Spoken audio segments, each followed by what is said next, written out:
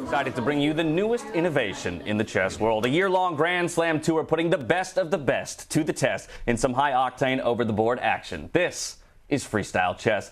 I'm James Dash, and I couldn't be happier to be sitting alongside some brilliant chess minds in Judah Polgar, Peter Leko, and of course, Levi Rozman to kick off the day and preview all of the action.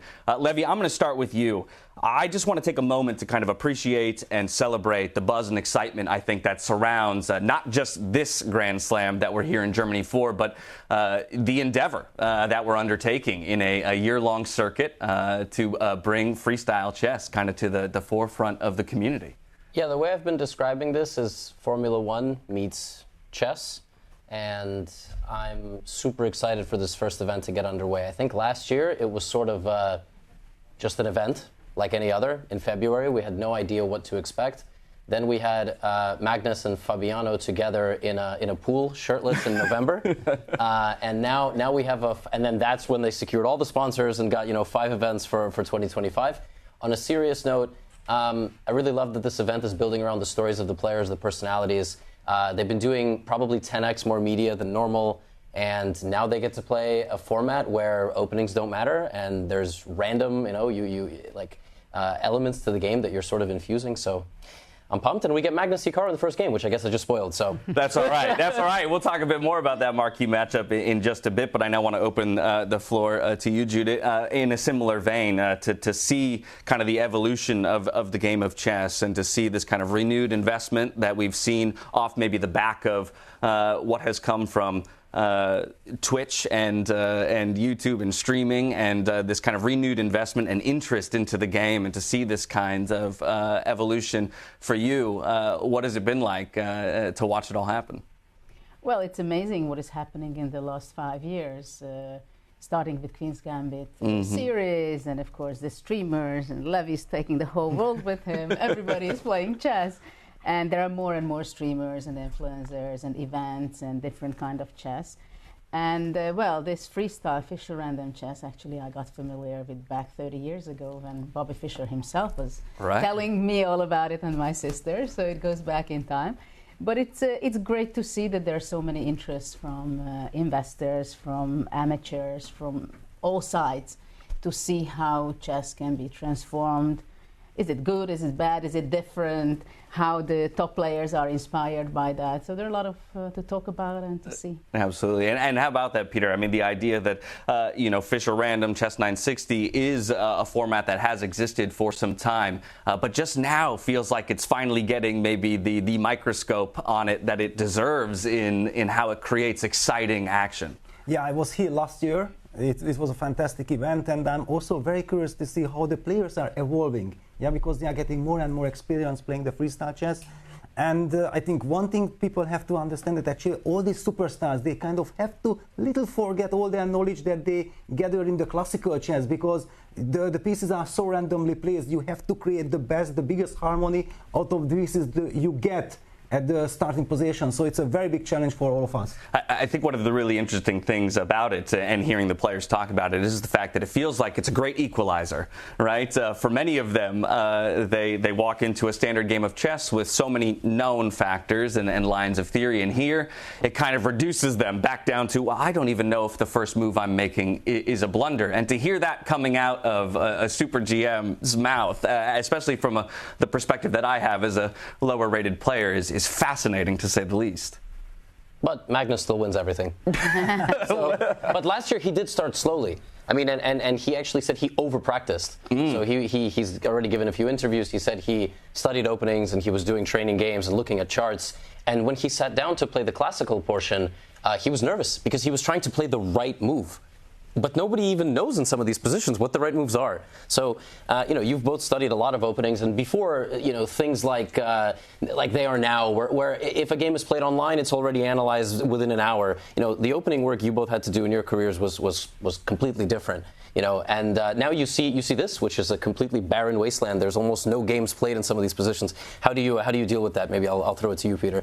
Yeah, it's a very big challenge. We have been discussing it, Tanya, last year. Yeah, we were kind of shocked. The players were shocked. Yeah, that the first moves are so vitally important, yeah, because these are brilliant players. If they get the advantage, and also this we have witnessed that whoever got to the worst position, they were in a very difficult situation, yeah, because normally classical chess you have kind of a defensive line, you know how to react, how to defend slightly worse positions, but here when you get the initiative, you get the game going and you are enjoying all the benefits of the freestyle chess, then it's so difficult to defend.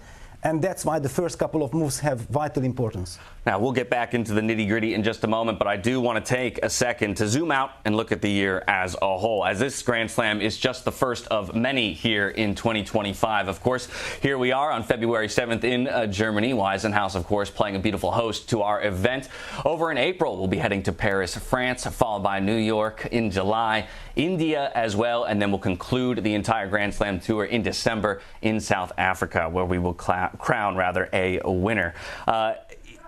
Again, what a spectacular, I think, setup for us.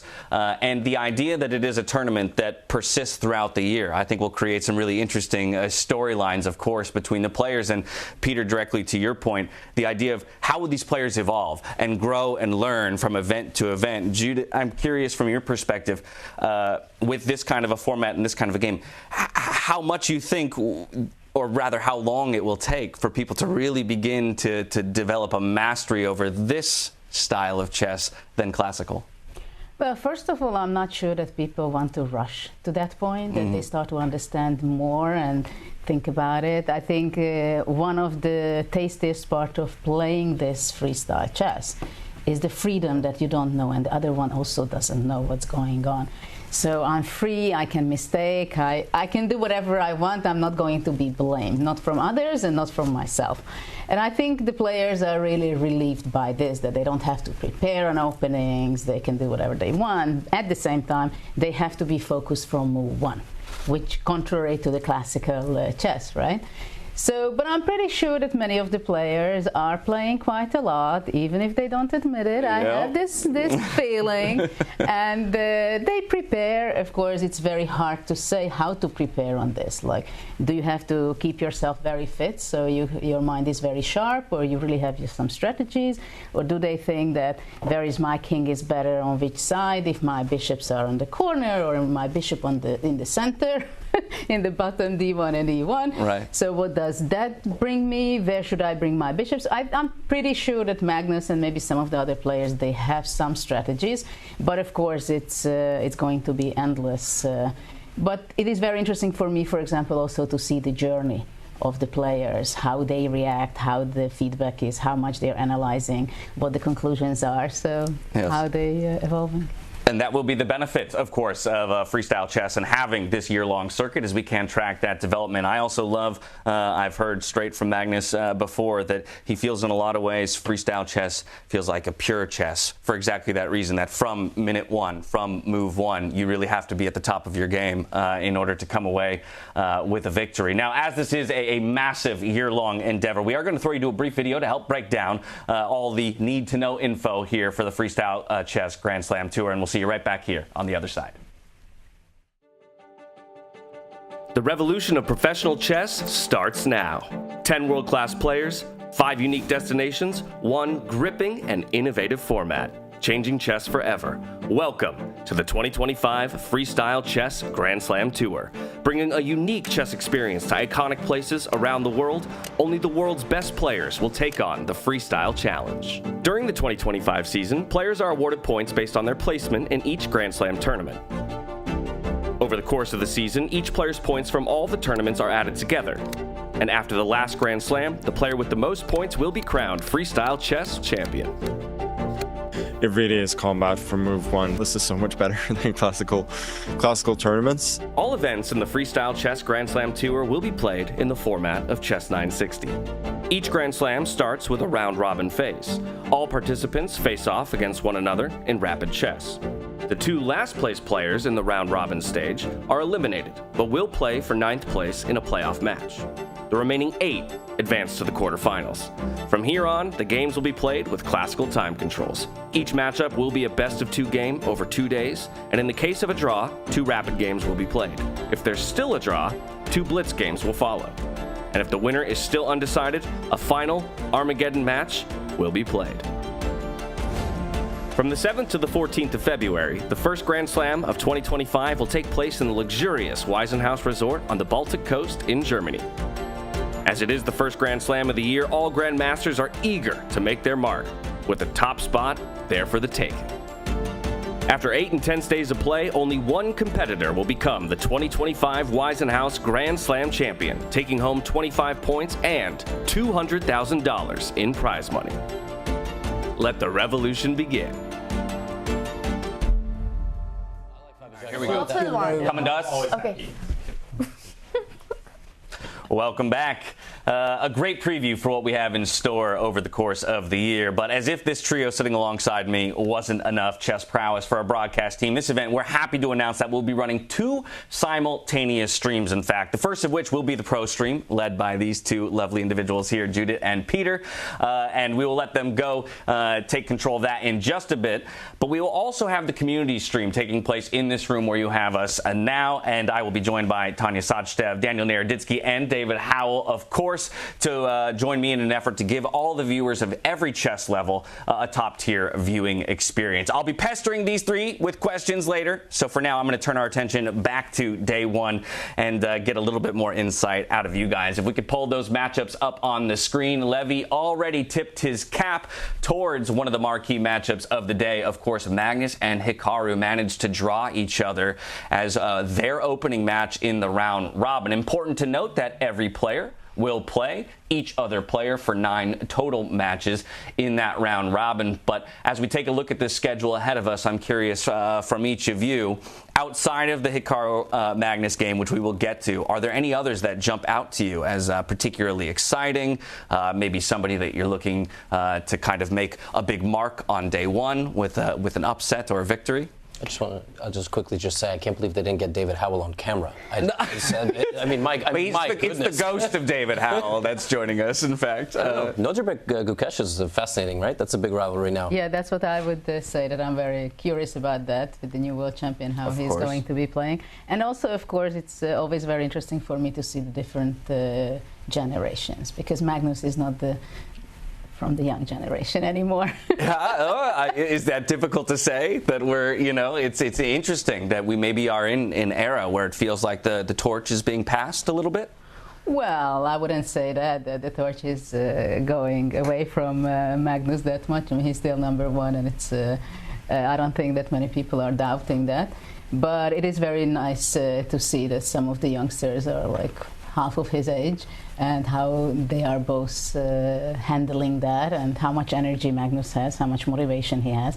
But I think he's also very excited when he's going to be playing the world champion, Gukesh. Yeah. Peter, I'm curious from your perspective, if you feel any of these players' styles is particularly suited to a format like freestyle chess as opposed to anyone else's? Well, I think people might not recall, but Hikaru, when he was very young and he was not yet a superstar in classical chess, he was about to get into the top 20. He was already one of the very best in Fischer Random Chess. In Mainz, they had these tournaments. So I think his style is very suitable. But at the same time, he's not the youngest, so it's also very interesting, like Judith said, this clash of generations. For example, Alireza Firouzja against Levon Aronyan, a very interesting matchup as well. Well, so, Levy, let's then use that to kind of preview even more so the Magnus versus Hikaru matchup. Obviously, Fedoseev Caruana, that's the one that That's the one you want to go to. No, I'm joking. But Fedoseev did qualify, right? There was only one qualification spot. Ultimately, we got the second one, Javahir Sindarov, who nobody's mentioning, right? Uzbek superstar, also is like undefeated in the Bundesliga this year. Literally, he hasn't made a single draw, so he's in great form. But yeah, I mean, look, Fedoseev was the qualifier. He won it. He also is one of the only top players that maybe aside from Magnus, that just very openly loves this format and is fascinated by it. I ran into him at a breakfast 2 days ago, and he said, I'm still thinking about the games from the event. Like, I'm still analyzing them, and I can't sleep. Like, it's keeping me up. Like, I have so much interest in this format, so curious to see how he does against Caruana. And as if this event wasn't scripted perfectly enough, we get Magnus Hikaru in the first round. And I don't know. I mean, it's the round robin. You have to play 9 games. But how much does that set the tone? I will see. I think that it is a good point, right? While you will have the opportunity to play everybody, there is something to, having a good start to your tournament and the psychology and the mental fortitude that will be required if you take an early loss, let's say. And so, of course, Hikaru, Magnus, no stranger to each other over the chessboard. But and may I just quickly jump in? I don't mean to interrupt, but it's a matchup of two world champions. I know this is a big controversy right now, but one of them is the official random world champion, and one of them is the freestyle chess world champion. So let's kick off the show with a bit of controversy. Hikaru is the lineal champion. He's the last one to win the world championship in the previous format. And with that, I will hand it over to the legal department on a joking matter, obviously. But we'll wash our hands of that. But yes, it's a very exciting matchup. And Hikaru won the last one. Magnus won this one. And, well, let's see what happens. I'd like to get a little bit more into maybe the approach that some of the players will take. We haven't yet seen the position lottery, and we will get to that. But maybe to develop a bit of an understanding for our viewers in terms of preparation and approach to a game like freestyle chess. Obviously, chess 960 possible positions. We've eliminated one of those positions for the sake of this tournament, which is position 518. That's the standard starting position. So players have elected not to random themselves into that. But considering this wealth of possible starting positions, what could preparation even look like? Or if we begin to talk about what that 10-minute period after discovering the starting position is, where do you even begin to assess what your strategy will be as a player coming in? Well, probably I'm not the right person to ask this because I don't have too much of experience of commentating, playing it, and I retired from competitive chess and classical for more than 10 years. So, well, what I would do probably just to get familiar with the pieces, where they are, and then, of course, the first big strategy of dilemma I would have, if I don't have so much practice, do I go to a strategy where I want to see my pieces similarly as in classical game, or I say, okay, forget this whole thing. This is what I got. I get the best out of this, and I have a completely different strategy and approach to it. So... But one thing is very different, of course, that from move one, you're in the middle game. That's the approach. Do you feel like any of the core chess principles change in this format, Peter? Is it still, fighting for control of the center and developing our pieces? Does piece strength change in your mind based on where they start now on the back rank? Well, you could certainly have to try to create as much harmony as possible at the beginning. The big challenge is, however, that if you try to optimize one of your pieces, it usually comes at a cost that some other piece will suffer. Yeah, so that's why it's an art, that's why it's kind of a big challenge on the players. But coming back to the preparation, I think the most important factor is a very good sleep. Yeah, that's a very good sleep, that's the fundament, and have a good walk, make sure that you come with a clear mind, and preparation starts exactly at the moment when you get the fresh position. So preparation before the day, Levy, once we get the position, I had the opportunity to watch an interview with Levon Aronian from last year's event here, and one of the things he talked about was first looking for all of the points of symmetry and where symmetry would end up in an imbalance for his opponent, and to largely look to attack those lines of symmetry. Do you feel like that's a logical approach? Yeah, sure. I mean, if a player who is Levon Aronian says that, I'm not going to argue with it. But I will say, sometimes in this format, you find that actually with white, you are almost winning because you just have like the first move, and then you can play a move like in a format, for example, atomic chess, which I'm not going to introduce yet another variant to the audience, but the one where capturing pieces kind of explodes others around them. Sometimes going with the first move just wins you by force at times. And here you do have moments and positions where black has two weaknesses, and just a simple knight jump is already a huge problem in the beginning. On the flip side, you get positions with black that the second that white moves, they get something, but you immediately have a counterattack. I lost the game in 7 moves, which says much more about me than the format, just recently against the Grandmaster because I made the wrong first move as white, and I was just much worse. And I played the move, and I realized right away, like, oh, I should have played this other thing.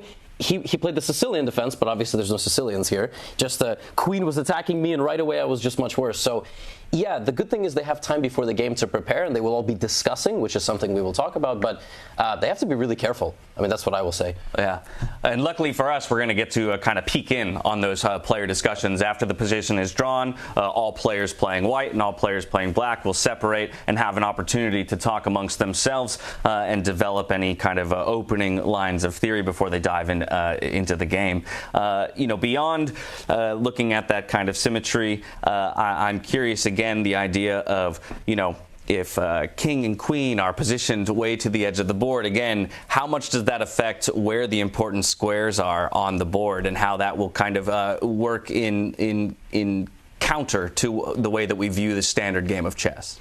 Yeah, it's clear that it's a very special kind of moment, that where do you castle, when do you castle, because once you castle, you determine the position. Yeah, then you cannot change it. But as long as you keep your king, for example, intact, and you have options of going short castle to the king side or to the long side. Sometimes it's even confusing because depending where the king is, but it can also happen that you are kind of provoking your opponent to attack your king, and then when your opponent believes that now I got a real attack going, then you suddenly castle to the other side and say goodbye. It's fascinating. I'm curious if you guys have overall expectations for this tournament, even this specific event here or for the year as a whole. Do you feel like any of these 10 players, or maybe a player that didn't qualify for this one, might insert themselves into the conversation as time goes on to be a top contender? Hans Niemann. Let's see it happen. He almost made it to this one. He is, of course, he will bring some more journalists into the press room should he qualify to Paris. But no, I'm not interested in any let's say one particular player. Right. Like Judith said, we have a lot of young players who are eligible to play. Basically, every time you put an event like this on, you look at the fans and they say, "Where is Eric Eissi? Where's the second player? Where's the third player? Where's the fourth player?"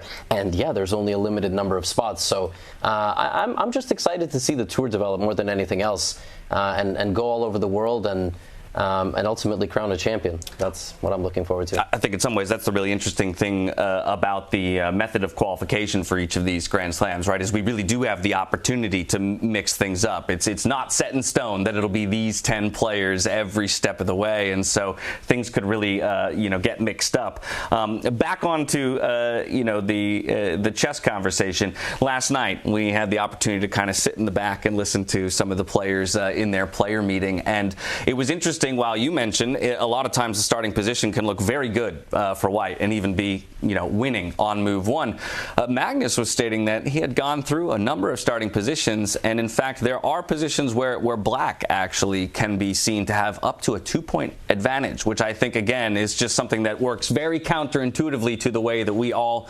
understand chess, where it feels like white with the initiative should always have the advantage.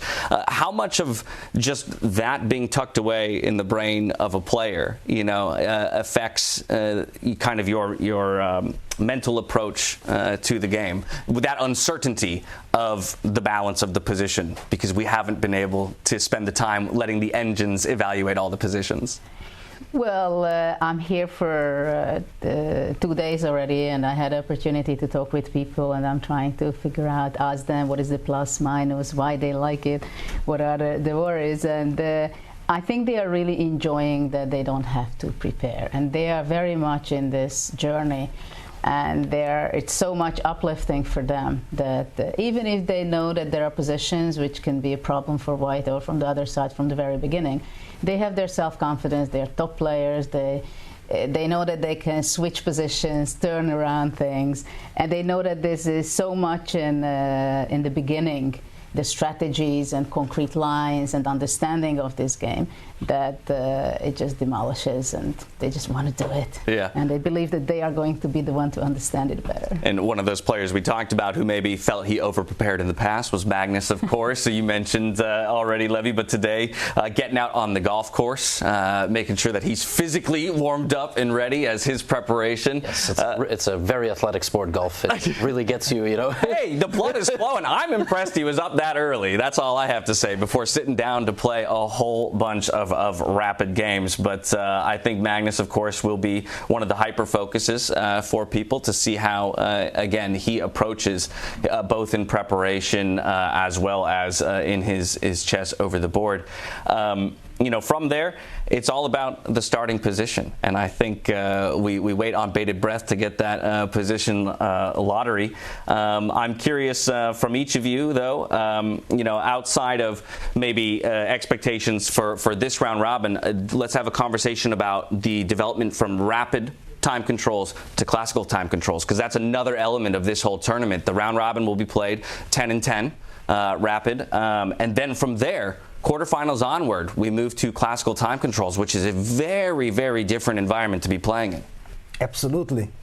It's a completely different challenge, because we have been talking about that actually you do have to spend time in your first couple of moves. They are essential, but when you have only 10 minutes on the clock, I'm pretty sure that the players will have a clear strategy during that 10 minutes when they can discuss the position that, okay, this is what I'm going to do. You have to keep the clock under control, but in the classical we will be seeing much slower players like Magnus Carlsen. Last year he impressed me. He took like half an hour for his first 3 moves and he got the essence of the position, and then it was so much easier for him to play. So everybody has his own strategy.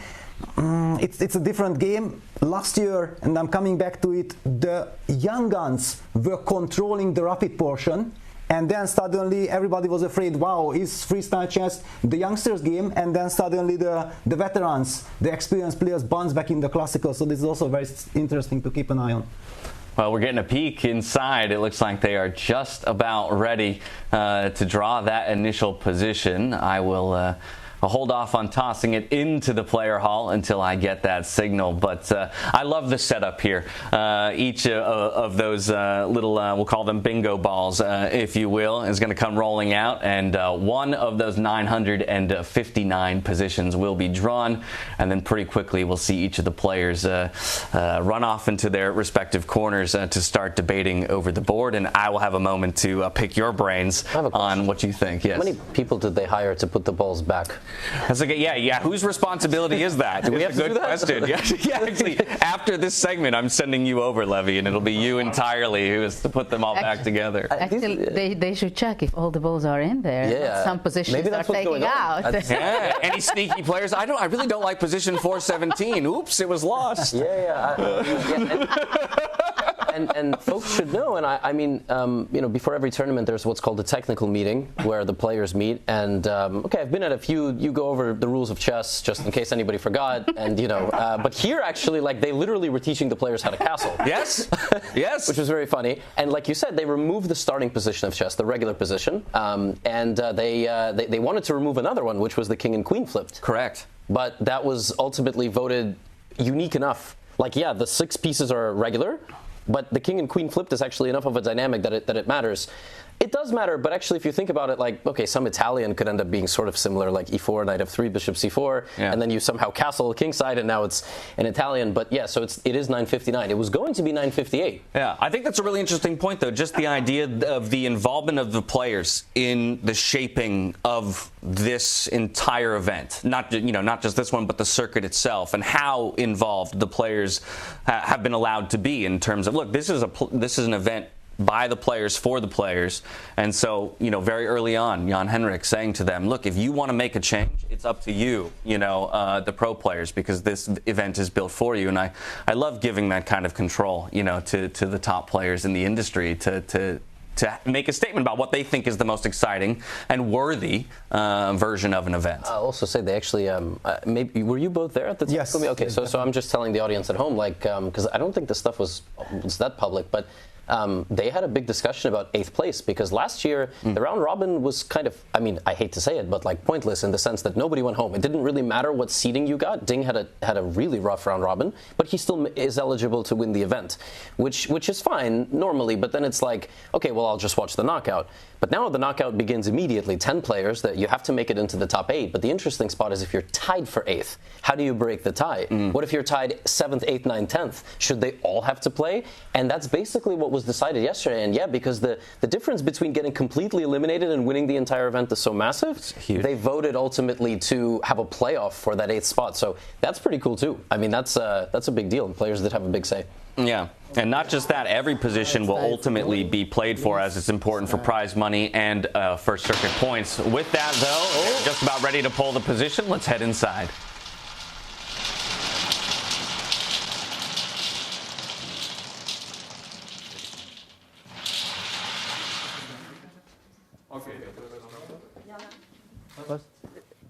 First number is 906. So 906, just a few seconds, and we will have here the first position. Okay. Now, players, you have 10 minutes where you can consult. The white one, please go on the right side, the black on the other side. And after, we will meet in 10 minutes for the first round. Let's go.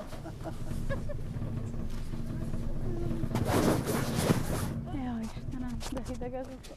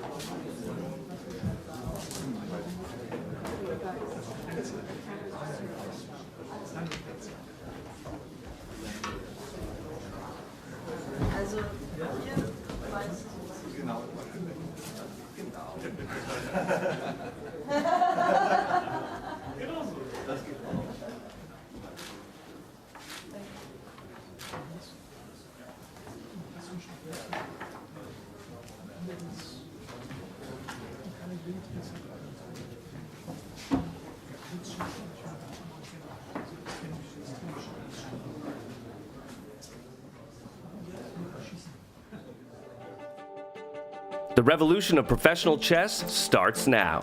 10 world-class players, 5 unique destinations, 1 gripping and innovative format, changing chess forever. Welcome to the 2025 Freestyle Chess Grand Slam Tour. Bringing a unique chess experience to iconic places around the world, only the world's best players will take on the Freestyle Challenge. During the 2025 season, players are awarded points based on their placement in each Grand Slam tournament. Over the course of the season, each player's points from all the tournaments are added together. And after the last Grand Slam, the player with the most points will be crowned Freestyle Chess Champion. It really is combat from move 1. This is so much better than classical tournaments. All events in the Freestyle Chess Grand Slam Tour will be played in the format of Chess 960. Each Grand Slam starts with a round-robin phase. All participants face off against one another in rapid chess. The 2 last-place players in the round-robin stage are eliminated, but will play for 9th place in a playoff match. The remaining 8 advance to the quarterfinals. From here on, the games will be played with classical time controls. Each matchup will be a best-of-2 game over 2 days, and in the case of a draw, 2 rapid games will be played. If there's still a draw, 2 blitz games will follow. And if the winner is still undecided, a final Armageddon match will be played. From the 7th to the 14th of February, the first Grand Slam of 2025 will take place in the luxurious WEISSENHAUS Resort on the Baltic coast in Germany. As it is the first Grand Slam of the year, all Grandmasters are eager to make their mark, with the top spot there for the taking. After 8 intense days of play, only one competitor will become the 2025 WEISSENHAUS Grand Slam champion, taking home 25 points and $200,000 in prize money. Let the revolution begin.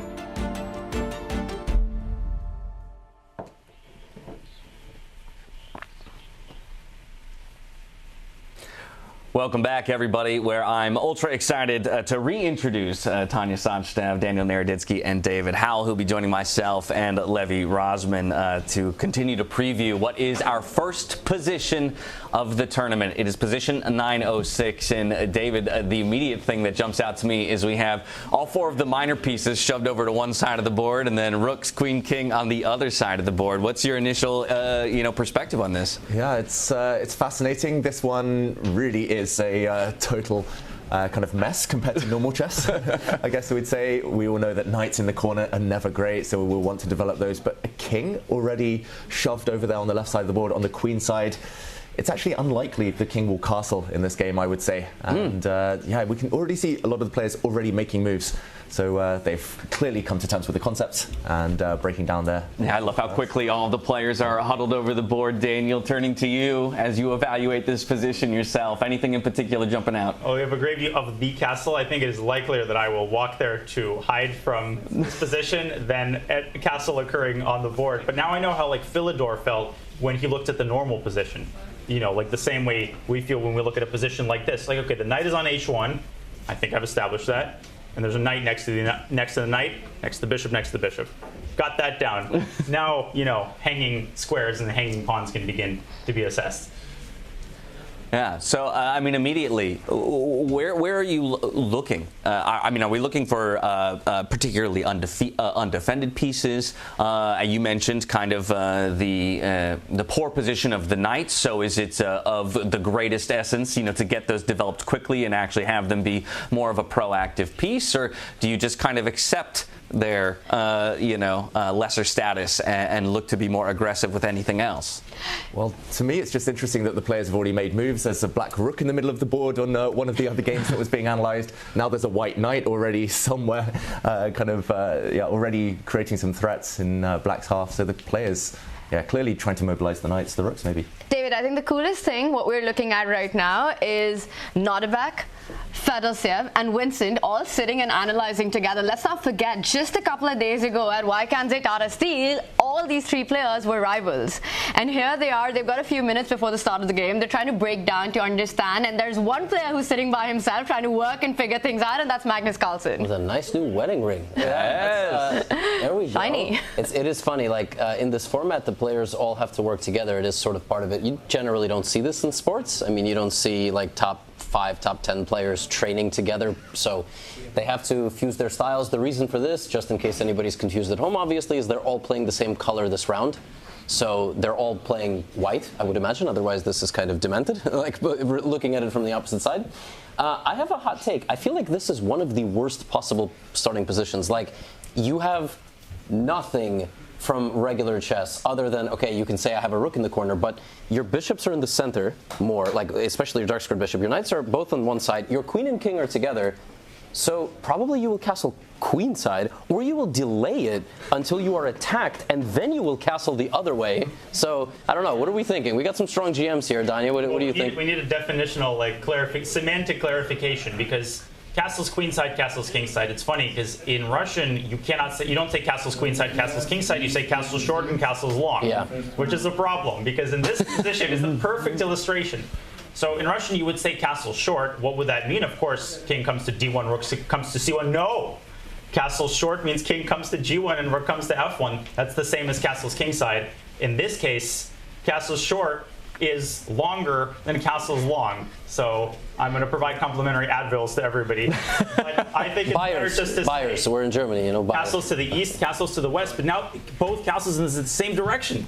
I think this position, I couldn't have asked for a better one to kick off the tournament, because it almost feels like we're bound to have a bloodbath. I do want to take a moment, though. As I mentioned earlier, we are going to have 2 different streams running. This stream that you guys are hearing right now, of course, the community stream, but Judith and Peter as well over on the pro stream. So we're going to take a brief moment to separate those streams, and if you're interested in hearing the insights of Judith and Peter, you can go find that pro stream before coming back to us. It looks like we're already diving into some moves. We are live.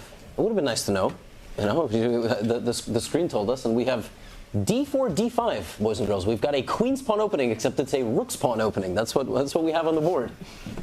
Well, immediately, I think this is interesting just based on the comment that I talked about earlier from Levon Aronian, where one of the things that he's definitely looking for first is how symmetry plays out in any position, right? And so immediately, we have that symmetry met with the initial pawns, but I'm looking for where that symmetry might break for the first time in this game. I'm looking for a board. You know what I'm saying? Like, I'm looking for, I hope we get that one soon. We do see Hikaru now spending 30 seconds of an allotted 10 minutes on the second move, guys. Do we like that? Maybe, like, it's rapid. You can't really spend all that much time, but the move e2 to e4 is coming, and it's going to give some queen's pawn, like Jabava London vibes. I know we've got a Jabava London expert here. Daniel, I'll let you take it away. I prefer bishop c1 to f4, but bishop e1 to g3. It's even hard to say some of these things. It'll do, and I think that it's definitely, you see a lot of the minor pieces competing for the same squares. There's just, it's a studio apartment over on the king side, and you got one chair and one desk. I think the bishop's going to take g3 over the knight. But that's the thing about this format, right? In freestyle, you've got the pieces shuffled up and rearranged at the start, but the general principles of the game still remain, where you still want to capture the center. You want to look for ways of opening up those diagonals and those lines. And that last move by Hikaru, a very strange move, because usually the king from e8 does not arrive on b5. It does stop the immediate idea of the e-pawn advancing. Prophylaxis. And one of our boards might be connected to the game review, but that move was already given a huge question mark by the game review feature. Maybe because the bishop will be a target, but I have no idea why. It's rare you get a question mark on move 2. Well, there you have it, targeted by that pawn over there on a4. Just slides the bishop back for safety. Onus back on Magnus. I think the time conversation is interesting. Obviously, Hikaru is not a player who's uncomfortable with low time, right? Definitely a player that's happy to play fast. But I think we go back to kind of Peter's comment on the couch from the beginning of the day, how much he feels those initial few moves can be in terms of importance. And so perhaps spending the right amount of time, while yes, landing on a question mark of a move there on the bishop, trying to make sure that he's setting himself up for success as quickly as possible. And it's clear both sides have survived and are likely to survive the opening few stages, but it's just about how much of an advantage you can obtain. And I have trained a little bit with Magnus in freestyle chess, and he likes to kind of surprise his opponents by not castling, by doing something a bit odd, by maybe castling the long side as late as possible in the game.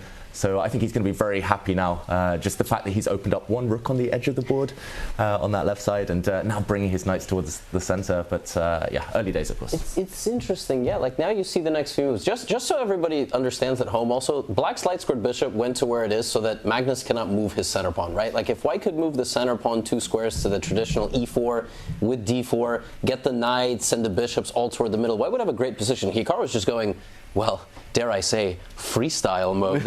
And he's like, I'm developing this bishop to an obscure diagonal, and it's actually kind of annoying for White. Like, I don't exactly know how White untangles here. Will he push his g-pawn and move his light squared bishop the other way? Is that an idea?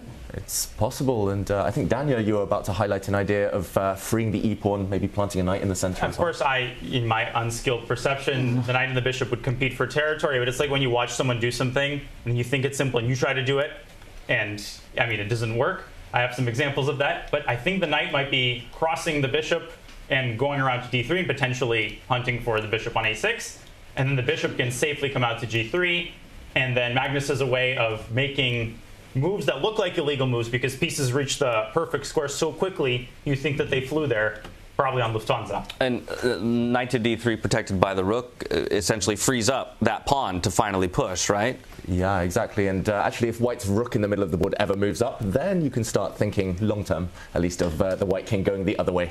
Kind of, you switch the switch the focus. Yeah, you don't want the other way, David. What way? I was going to say to the right, castle king side, but here it is a bit of a mind melter, right? So having seen a few of Magnus's game from last year's GOAT Chess Challenge, I think he does this really often. When there is a setup, a starting position with the white rook in the corner and the king next to it, instead of finding a way to actually castle, which in freestyle would be king to g1 and king to c1, he just decides to develop the rook from the starting position, which in this case is that a1 square, by pushing that a pawn 2 steps ahead. So the idea was not only to push Hikaru's bishop back to a slightly more passive situation, but also at some point looking at a rook lift. as James Canty would say, do you even rook lift? Magnus loves doing that in freestyle chess. Can James Canty bench more than all of us combined? 100%. Almost, yeah, undoubtedly. I'm at 185. I know you've been big on this. I'm adding 5 to that. All right, 190. We're at 190 pounds. I feel like David, you know. 1.85, I can. That is a great suit, by the way. I'm just while we're here waiting. This is free. They're going to think for 20 minutes, so let's just all compliment each other while they. Yeah, I think that's actually the fashion at these events is going to be something to track all year long as well, right? That's because the players are being forced to wear those suits. They got zero fashion sense. Which is great. Not all of them. Like it is, except Levon Aronian. Yeah. Is beautiful, all right? And Ali Reza's not here, but I would say Ali Reza might have something to say about it. Who's our favorite suit color? You were saying Gukesh, right? It's got to be Gukesh with the red on. I'm going Fabiano. I love the purple. Okay. I love that deep purple. Danya has looked at no one. She has no idea. They got Magnus. I'm still thinking, will Hikaru take on D3 and play E5? Oh, and there's your answer. And I don't mean to be the party pooper who's talking about the math homework while you're talking about your after-school plans. Somebody has to keep us focused, so I appreciate you for that. I'm going to the movie theater. I'm going to my friend's house. Hey. What'd you get on the test? Well, they got Magnus in a Cuban Dawn white suit. That's what the ivory. He's going to show up with a cigar. By the way, what is there to think about here? This is actually quite fascinating. You could take 3 different ways and imbalance the game every single way. Yeah, I mean, my gut obviously says that the rook should slide up. I mean, in essence, we're developing the piece. Your gut is right. Let's go. Your gut is right. One for me.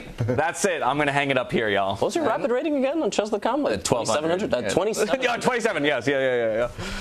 There we go. And E5. Danya, you were right. Starting to get really fun, right? Black's the one that breaks the symmetry and gets that center break in, and there we have their head-to-head, very lopsided. Wow. They're 14-1. This is what they call, no. This is what they call cherry picking.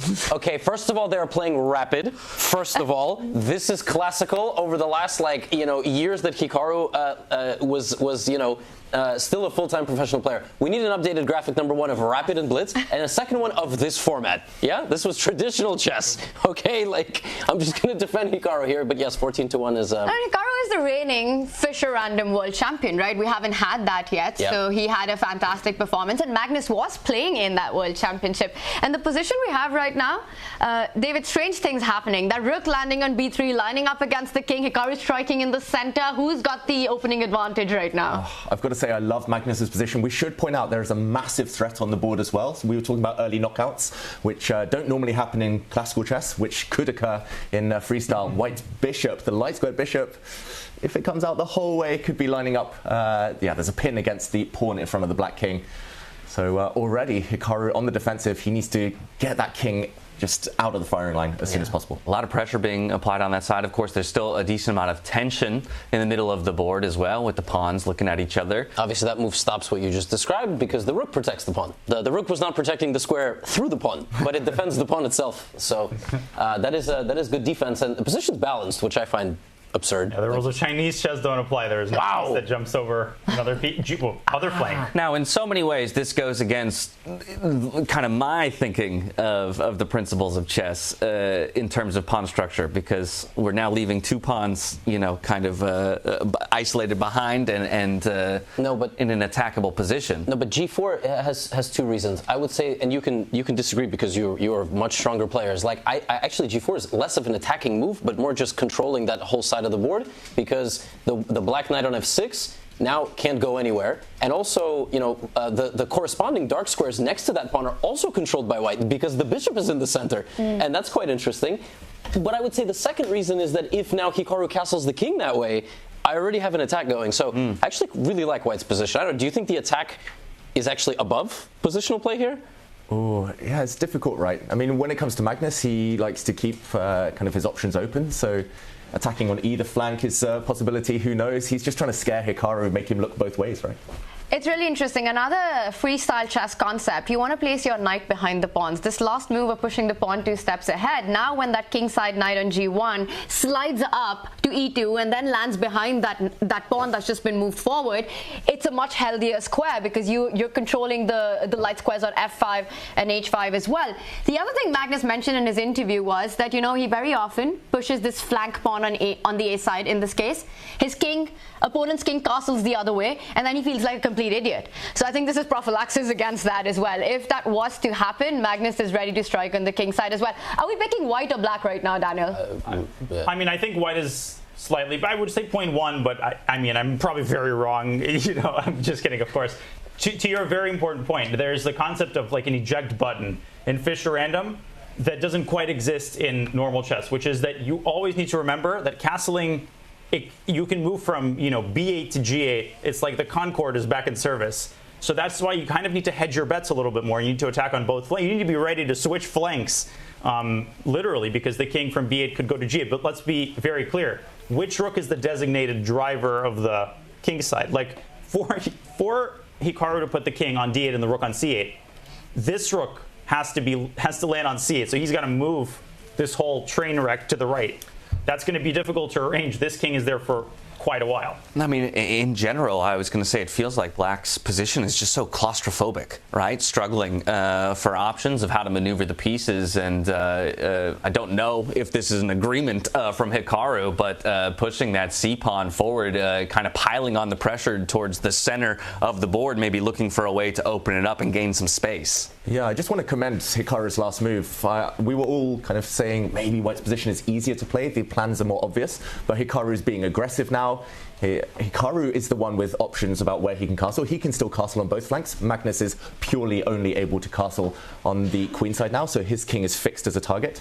And Black controls the center after all. I was also just going to say that, you know, I forgot that when David speaks, the camera pans to us. I just looked extremely disinterested, but I was just writing to the producers. I promise I'm not texting or betting on the games or anything like that until we have a partner for the tour. So, yeah, I was really shocked by the move c5. But I guess it makes sense because if Hikaru just sat around, he would just get overwhelmed by space and two bishops and all the traditional things that apply. And in chess, there's this, you were supposed to be the community stream, but statics versus dynamics in chess. And obviously when, you know, the other opponent has certain advantages, you try to be dynamic. So c5 is a perfect solution. And now he has a lot of space. Good central presence, too. Well, we may be the community stream, but that's the perfect place for us to learn, right? I think very much. You're welcome. Yes, thank you. No, that's, again, like, I think I've said it to all of you. I've said it to all of you at some point. One of the things I'm most excited about being involved in this event is to kind of do my best imitation of a sponge and absorb as much information out of all of you as I can to apply to my chess games in the future. So two options to take, of course, on that trade in the center of the board on the c5 square, and Hikaru opts for the queen. We'll see that knight developed, of course, to the e2 square that you had mentioned earlier, Tanya, perhaps looking to maneuver behind that g-pawn. And now the bishop develops here for Hikaru towards the center of the board. How dare you develop a bishop? I mean, from f8 to d6, no. We don't do that here in the cool boys club. But the thing is, even normally, when I see a +1 evaluation or whatever, it can be very difficult to say why. There's different types of +1. There's like, oh, I have the bishop pair and more space. And then there's positions with a very concrete idea that the advantage hinges on. And in this type of chess, like, you could tell me black is much better, you could tell me white is much better. I will believe basically any evaluation within reasonable limits. And so I don't think the players are sitting there thinking, oh yeah, white's playing for the... This is just survival. Like, I want to survive 2 moves without blundering anything. And Magnus still has some... That bishop is still on f1. You know, maybe the knight can come to g3 and f5, like Tanya mentioned. Tanya, that knight it needs to be there. I think your positional senses are, you know, screaming for that. Yeah, we've seen him do this so many times. And I want to also talk about this rivalry in front of us, right? It's sort of like the modern epic rivalry of chess. It's the Federer-Nadal or the Frazier-Muhammad Ali. And then this isn't the only one, because we've got more games going on, guys. We've got world champion Gukesh here. He's playing against a very big rival of his own, Nakamura Abdusattorov. That's more like the Alcaraz-Sinner rivalry, building up to be a big one as well, James. And I know this is exciting, but should we check in with the world champ, guys? I think that's a good idea. We'll come back to this one to see how the game continues to develop before anything's decided. But on go-kart, it's like I thought I was behind the wheel, but I'm turning the wheel. Nothing's happening, so. But yeah, perhaps we can... Aronian actually just... Oh, night. Whoa! The game is over.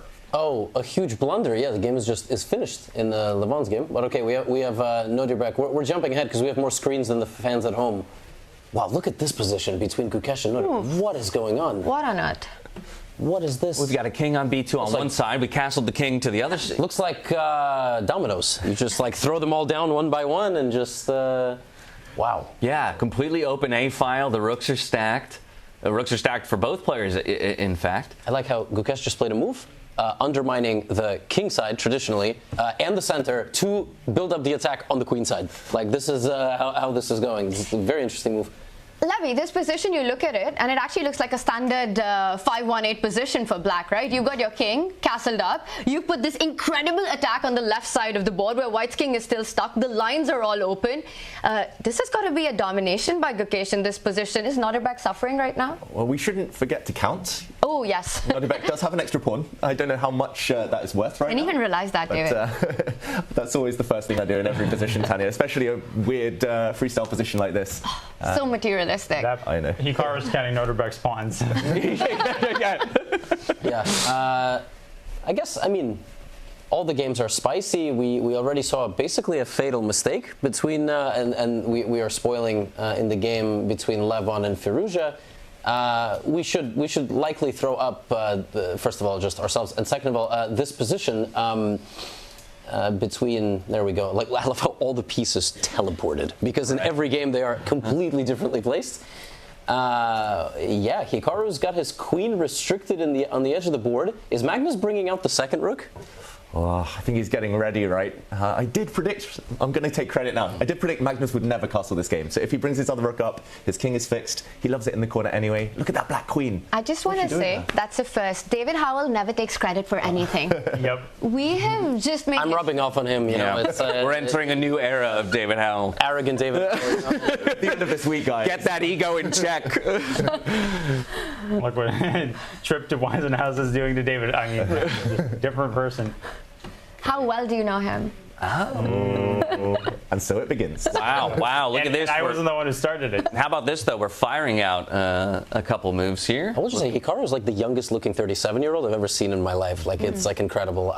He shaves before the tournament, and I'm like, oh, it's like a college kid. By the end of the tournament, he looks like, you know, he went through House of the Dragon or something. But he's always got the swagger. He's got the ring, you know, always, you know, little lip scratch, making a move very suave. And they got him in a nice jacket as well. There's that little hand thing. I don't even know how to describe that, but you know, that weird finger moving thing. Yeah, like yeah, you know what I mean. I don't know if it's after he moves or after he makes a move he thinks is good. Like Kasparov used to screw in the pieces. Yeah.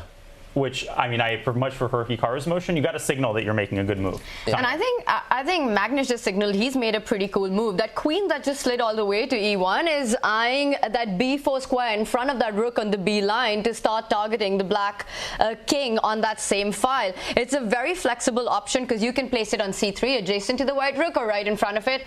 I'm liking the way Magnus is trying to build play against Hikaru's king here. And Hikaru has the dilemma. I think he's just wondering where to castle, what to do with his king. He's delayed it so long. But he cannot castle here, right? It's elite. Like the rook on d8. It hasn't moved.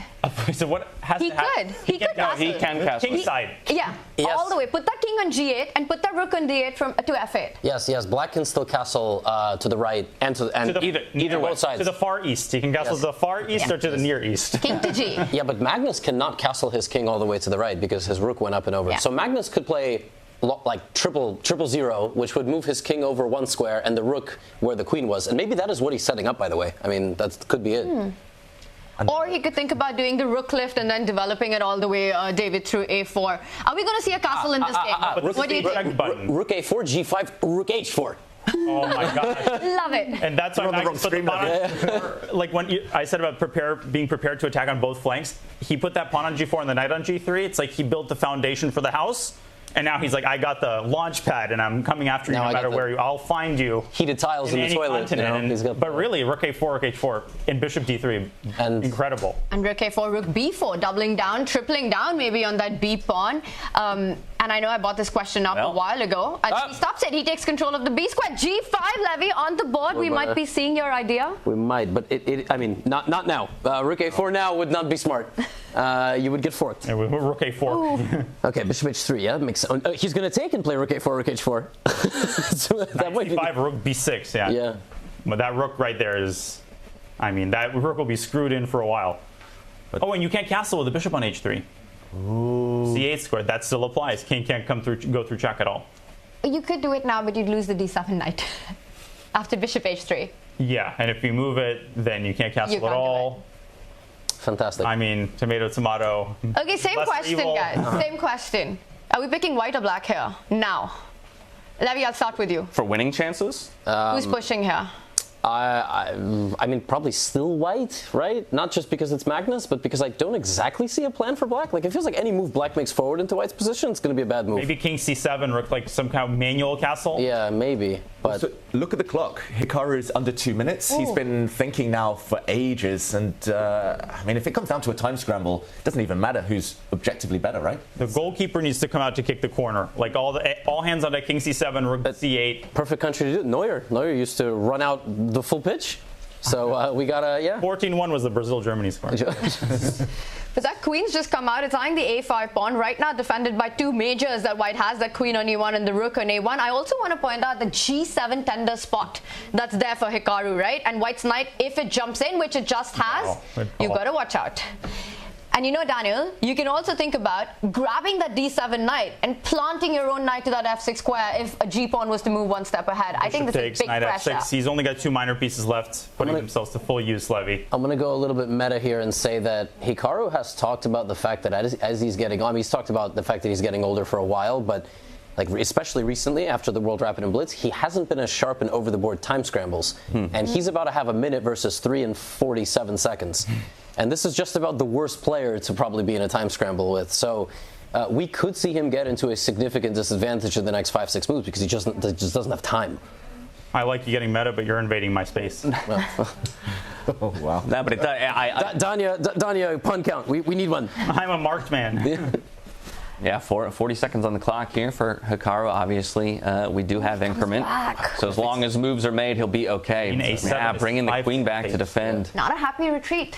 Yeah, but the best move? Maybe the only one. Yeah, straight up the best move, by the way. Knight c5, and it's crazy. I mean, it's... Yeah, Hikaru has this incredible ability to find the absolute best move in a position, even with little time on the clock, and he does it over and over again. So he's the most resourceful player in the chess world, the hardest to beat, the trickiest, really. Except the guy against he's playing. Like, I mean, probably the only player to do it better is... It's true. Like, even Magnus, really resourceful defender. But, yeah, that's how you get good. I mean, it's amazing. And we'll see if Magnus can get... Does Hikaru save this one? I mean...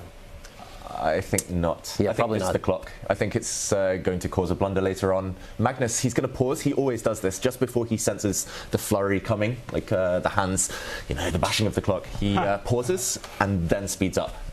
So he kind of keeps his opponent's heart rate going up and down. Queen c3, very tempting to threaten the knight on c6, but Magnus has this extra. He just slow down, look for the best move, and he'll often find the counter to him, but maybe he'll go to g3, and he'll throw his opponent this wrinkle. Do you allow the black knight that the bishop is targeting right now do you just let it move? I mean, like, your bishop's fantastic, but if that knight goes to c5 and then black starts unwinding, it's coming. I don't know. How do you even stop that idea of that knight getting active and hitting that white rook? You take it, but maybe you basically are like, I don't care. Like, I don't care if the knight is on c5. And also, like, what do you do with your center pawns? Do you play f4? Like, just to keep the tension? He's going to lift the other rook. I mean, knight on d7. David knows Magnus best. Bishop d7. Oh, okay. He played f4. That's what I said. I mean, it's just a move. Like, it doesn't do anything special. It's just like making black think. It's a little massage on the dark. Before queen c3 will attack g7, just letting you know. Taking that back, I think Levy knows Magnus best and not David. After all the millions of videos, Levy knows his mind. Parasocial relationship, and David has a personal relationship, so which one is more impactful? We can swap. Knight c5. Oh. Yeah, there we go. Draw. Knight d7. Ooh, a repetition. I think then he takes. Oh, yeah. Then he definitely takes. Wow. Oof, brave. Ooh. It's on the precipice. And tucking the king away there on a7. I mean, it just feels like a full defensive mode here for Hikaru. King a7 is an aggressive move, no? Now maybe time to bring that other rook is like, I want to get in the party too. I would say he has been, but suddenly he's sensing that Magnus kind of doesn't have a plan, Yeah, notice how the two knights are controlling the squares on the b file for Magnus's rook. It doesn't have an easy path to double down on that. We see some trades in the center, so Magnus trying to resolve the tension there. And Hikaru slows down. He does pick it up with his knight. Is it time to get the queen into the party? Do you jump in with your queen just yet? Oh yeah, queen b4. Like rook takes a6, queen b6 becomes a pattern. Oof. He's reaching up. Yes, David. Oh, he's trapped his own rook, though. What happens if the black knight comes hunting? If knight to c4, there's some tricks. Wait, what did he play? Queen b4. Queen b4. It just didn't update yet. Yeah. Now it's on. Knight to c4, you can maybe leave the rook on b6, go like sack rook a3, sack the other exchange. Something's about to happen to that black king. You can feel it. It's in the air. With the majors there, the bishop lined up on that diagonal. It's messy. Ooh, and something has happened. Wow, what a sack. Well, not a sack. I think 7? Temporary. Half a move. But the bar hasn't moved at all. Queen takes c5, and then you can't go back to d7 because of that bishop. So knight c6, counter-attacking the queen. Goes back. He's going to go back to c3. Defend that knight. Keep an eye on the c5 knight as well. But then knight e4. Even queen a3. Yeah, I like queen a3 more. I think queen c3 might walk into that knight jump to the center of the board. So it might be the best move to retreat to the other side. Or d4 and like rook takes and rook d1 check. Like suddenly you're under some... Hikaru's like in Star Wars when they take... Wow, there it is! Oh, there it is! C4. Oh my god. This is crazy. Is this turning around? Is Hikaru back? Wait, can white castle if there's a rook on d4? Yes. As long as you don't castle through check. Oh, so Magnus castle? Yeah, yes, ED, rook d4, long castle, and you offer a rook trade. Oh, but then your king is in the center. Oh my god. It's illegal because d1 is covered. As long as your king doesn't go through check. That's the key. It would be here, king to c1 and rook to d1. Goes to c1. Sorry, I forgot the rules of chess. So the long That's why I was distracted in players' meeting. I was playing Blitz. Yeah. So white can castle here. The shortest long castle ever. Put that king on c1 and the rook on d1. Probably a terrible move, but it'll be super cool, right? Yeah. Also, rook a4 is an idea. It's crazy. Oh, now rook d1 check. Hikaru under a minute. The rook could go the other way. Yeah, Who's getting attacked? Yeah. And suddenly Hikaru's Still complete equal. He's put a full stop on Magnus's attack, right? With the knight so close to the black king, defending it beautifully. Hikaru's getting aggressive with every move. I get it. Well, queen e3, I mean, still feels to me like something's going to give eventually. Oh, whoa. Yeah. Wow. To c7 he goes. Yeah. Do you care about the a5 pawn at all, which is being attacked by two of Hikaru's pieces, the knight and the rook? That's a great question. It might disappear soon. Rook takes a1, king takes a1, knight takes a5, no? I mean, it's a free pawn, but I guess it's just not good, somehow. Nervous. That's the big question. It will just restore the material balance. He is a pawn down, Hikaru. Magnus grabbed one earlier, so... Oh, the queen's coming. Opting instead just to trade the rooks on the a file. Oh, whoa! Last move. Wait, there's a potential discovered check, like queen e3, queen g1 maybe hit that knight? Yeah, I think you go queen g1, you just defend everything and you have this really aggressive plan to hit the king. Queen g1, knight takes a5, and then rook d6 and b4. That's winning for white, yeah. No, too much fireworks going on. Yeah, queen g1's got to be the winning move. Line up the queen against the black king on that diagonal. And then you're looking at the pins and discover checks. Is Magnus, he still hasn't made the move though. He's touching the 1 minute mark. And let's remind everyone, 10 seconds get added with every move. But that's just straightforward, and we will get arrows shortly. There it Queen g1, there That's it is. it. Yeah, that's Beautiful retreat. He's just winning. Oh, but queen d5. Is b4 absolutely nuts here? Queen e5 check. No, before you probably have to play. Like, it's probably just winning on the spot. It's either winning on the spot or losing on the spot, one of the two. Yeah, but there's only one check. Queen e5, king b1. Okay, like knight a4, rook b5 check. Like and you just win the queen.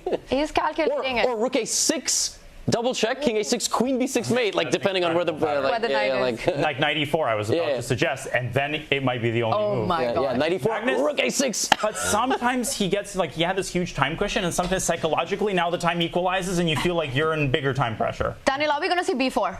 Yes. Let me try to get my prediction before he plays it. Oh, too late. And it's a bad move. No, it's good, it's fine. Our bar is just delayed, which is confusing. Now knight e4, rook takes a6, double check, and king a6, queen b6 mate. What an amazing thing. I don't see a move. Okay, that's a stall. That's like you go to grad school. Okay, now what? Oh, Magnus is going to play queen d5, king a3. Or b1, yeah. Yeah, but a3. Queen f3. Okay, repeat once. Looks like the clock won't play a factor, actually. I think it's just beyond that point for Hikaru. The time won't save him. Magnus admits to getting nervous these days a bit over the board in time scrambles compared to how he used to be, but it just looks like it's too late for Hikaru, who's going to gamble. Whoa, queen c5, knight takes b4 is still... So tricky. It's like a Title Tuesday trick, but queen takes b4, rook c2, king b1. He takes Magnus as like no calculation. Give me knight. Much safer. Give me That knight. is a fork, by the way. The bishop is hanging. I didn't like BC at all by Magnus. And now it gets a bit tricky, right? Because you've got this threat on the A pawn coming in with check. The black queen looks a bit dangerously close to Magnus's king. David? Bring the rook back. Good move. His king's going to go up the board. I think Levy predicted it. King A3. Small breath of life, though, here for Hikaru with some counterattack. Whoa. What is he nodding at? Yeah, did you see that? It's the nod that, hey, I'm back in this game. There are some tricks that you got to handle. That's the message I got. It's the invisible music that. And apparently that's a mistake. And takes A5, C6 check. King where? King B8. Maybe just we push the pawn for check here. King slides back. Oh, B6 as well. You're right. B8, absolutely. King Rook B8. takes B7, knight takes B7. Anyone's game. Oh, Magnus is. He's down on time. How? Check. Stops. Wow, incredible. Anyone's game. What a game. He's down a piece, but Magnus's bishop on H3 not playing a role.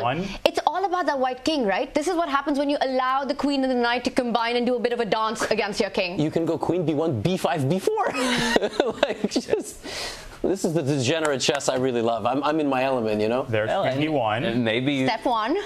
Wait a second. Queen takes C7 almost works.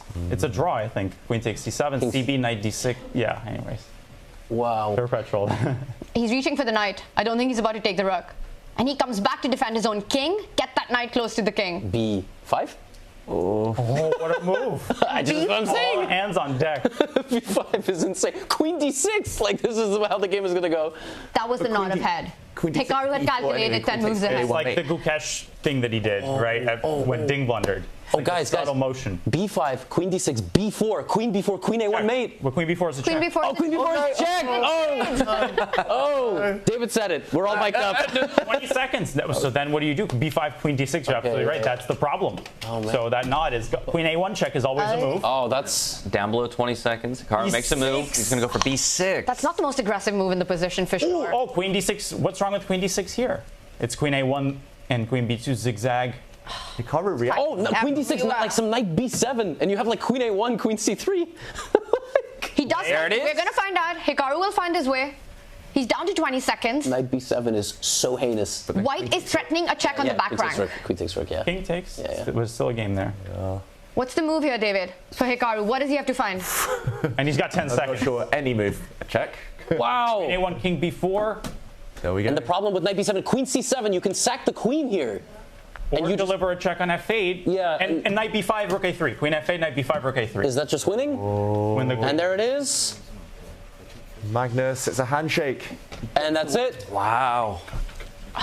What a crazy game and a crazy finish. You take that knight, you lose your queen. Every that was square is filled monstrous. on the king. Look, there's a piece on every square there. It's like Sudoku. tic-tac-toe. Okay, you chose the more sophisticated. Yeah, we end the game with a brilliant. I wish our board was showing it, and it's an amazing win for Magnus.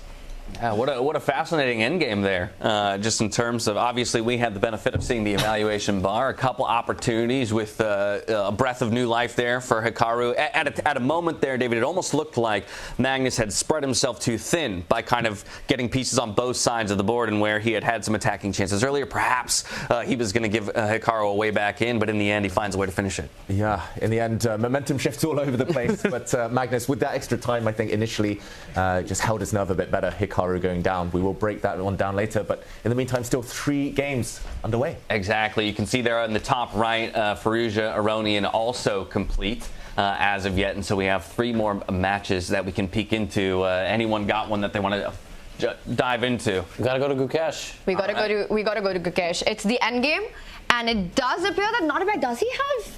He doesn't have a rook on the board. It's too far for me to see, but let's do a deep dive into it. It's an exchange. Yeah, it's a king, 2 knights, and 3 pawns for Gukesh, and a king, a rook, and a knight, and 0 pawns. Ooh. Okay, no, yeah. Or the other way. The other way. Game. Sorry, the other way. Nodzirbek is the one with the knights, and Gukesh is the one with no pawns. Does this give you their vibes of their like endgame and Tata Steel? It's like weird. It wasn't exactly the same, but very similar. Very similar. But in the meantime, I think normal circumstances, Gukesh cannot really win. His lack of pawns, it feels like he's fighting for the draw.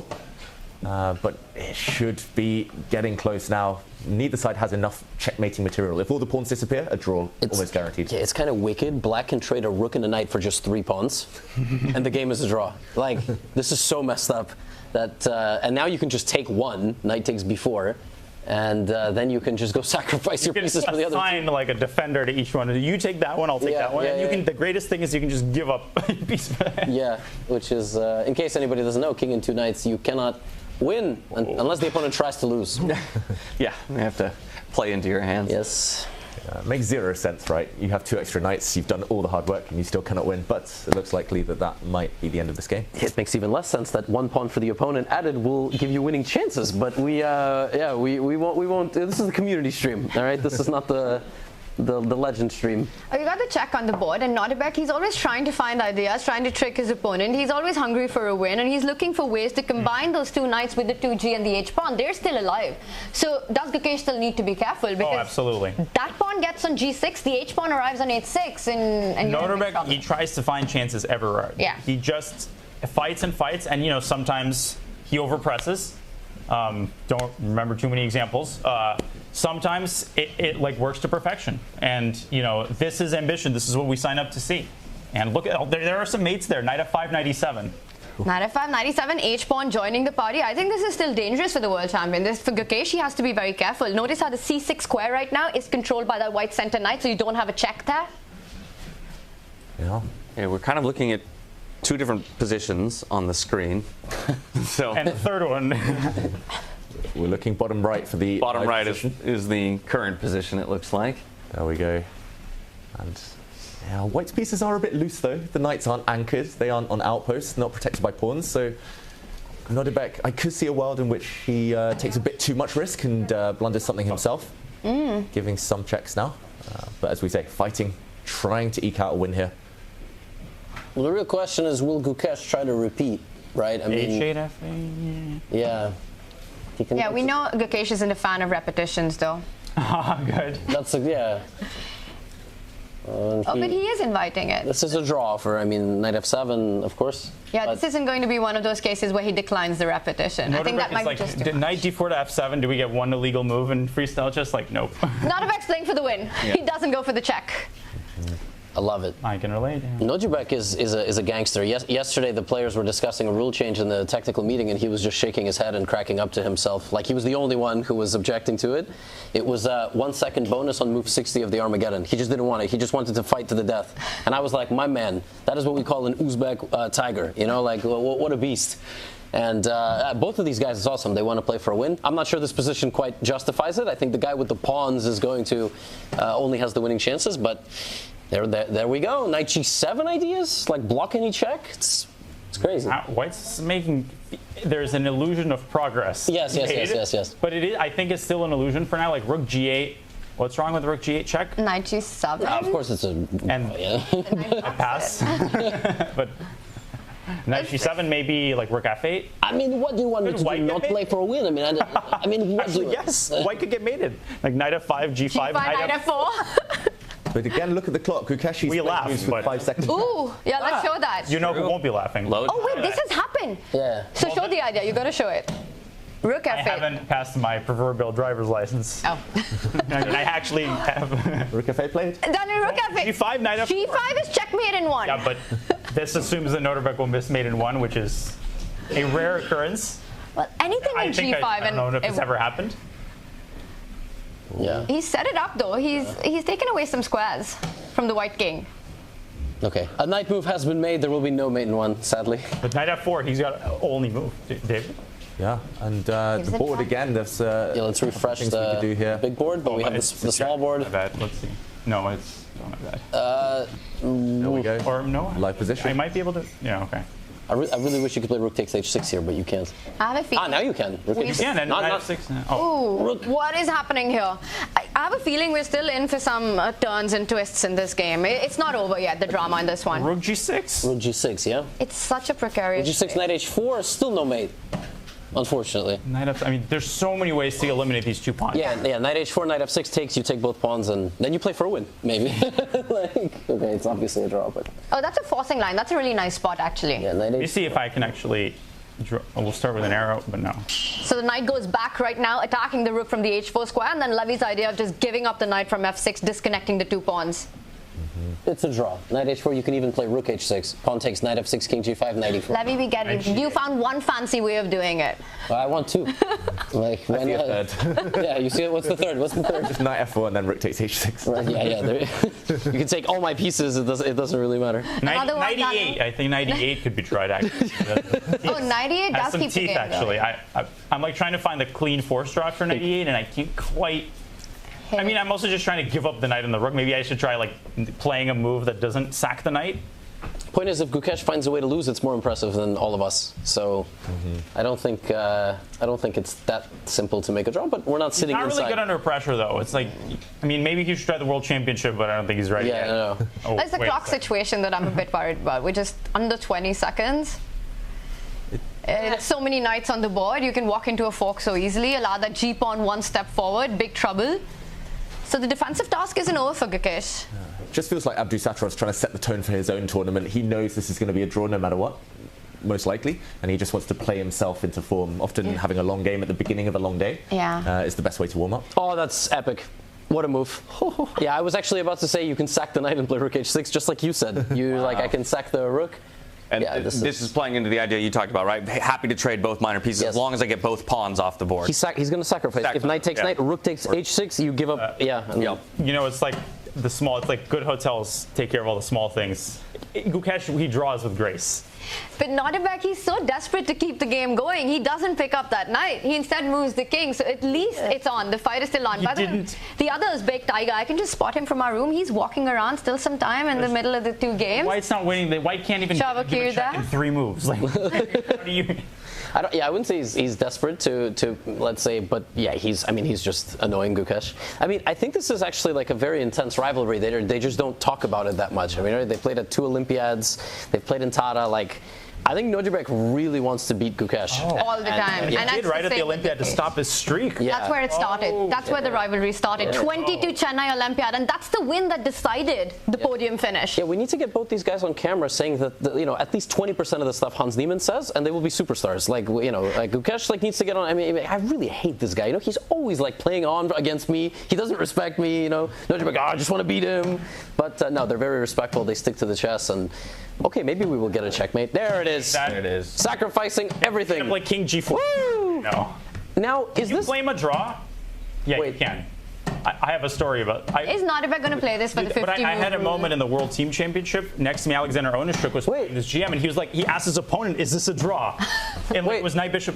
No, they have to stop the clock. This is a draw.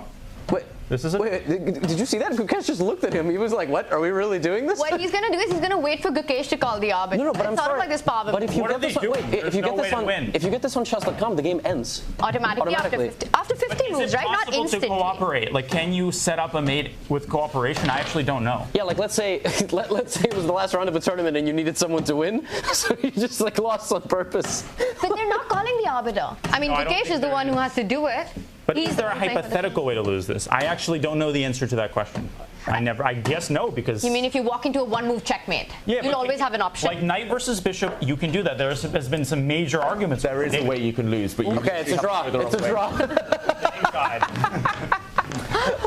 No, but this is what a rivalry. I kind of feel the collective panic in the room there around why are we still playing? So confident, like I have found the win in knight versus knight. Right? Yeah. He must know something we don't. And did you see Abdusattorov? He just marched off. He didn't even set the pieces up. He stormed out of his chair. He was almost one knight and knight versus king. There we got Gukesh. He's doing it for Nodebek right now. Regardless of what the result is, this is Gukesh every single game of his life. Wins, loses at any stage, he always sets the pieces before he leaves. This is also great PR, right? Like, because you already know the Chess Base India clip is going to be legendary. It's going to be like, tough game for Gukesh. Opponent storms off. Gukesh, what a gentleman. Always setting up the pieces. I love that about him, by the way. He's like... He's probably like the nicest of the next generation. He's like very humble, very, very nice. But you see Nodebek just like wants to kill. I mean, it's crazy. I don't know who made him upset, but... Well, I don't want to read into it too much, but to me it indicates that he felt he had winning chances there and perhaps let those winning chances go. And so maybe some frustration in ending up with a draw. Yeah. Or maybe he's just being practical. It is freestyle chess. You don't know how the next game's going to be set up, so why set up the pieces in the first place? That's a very good point. That's Very clever. And you definitely don't remember the starting position of that game. No. So, yeah, dear Lord, if I put a board in front of any of you and ask you to do it. All the games, bases are loaded. And there we have it, all the handshakes. okay. So round one complete here into our round robin. We've got 8 more rounds to go. I mean, what a fabulous start. We had some wins. We had some draws. I mean, I think obviously we spent most of our time looking at that Hikaru and Magnus game, and in very much Magnus fashion, he finds a win in the end game where both players, it did look like, had opportunities to maybe find their way to a draw. Yeah, I mean, Hikaru felt like he was about to turn it around, just didn't have enough time on the clock to work his way through that labyrinth. And I mean, there was a lot of content beneath the surface. Levy, you're going to have a fun time breaking down that game for sure. Yes, I will. I mean, the thumbnail's going to pop off. I was really hoping day one would be Magnus versus Gukesh, but actually, don't we play 3 more games today? So, do they play? I don't like the pairings are super random. So Magnus plays Gukesh in the last game of the whole round robin. Wow. Hikaru first game, Gukesh last game. I mean, come on, like, and this is not scripted. Yeah, come on, it's not rigged. Ending.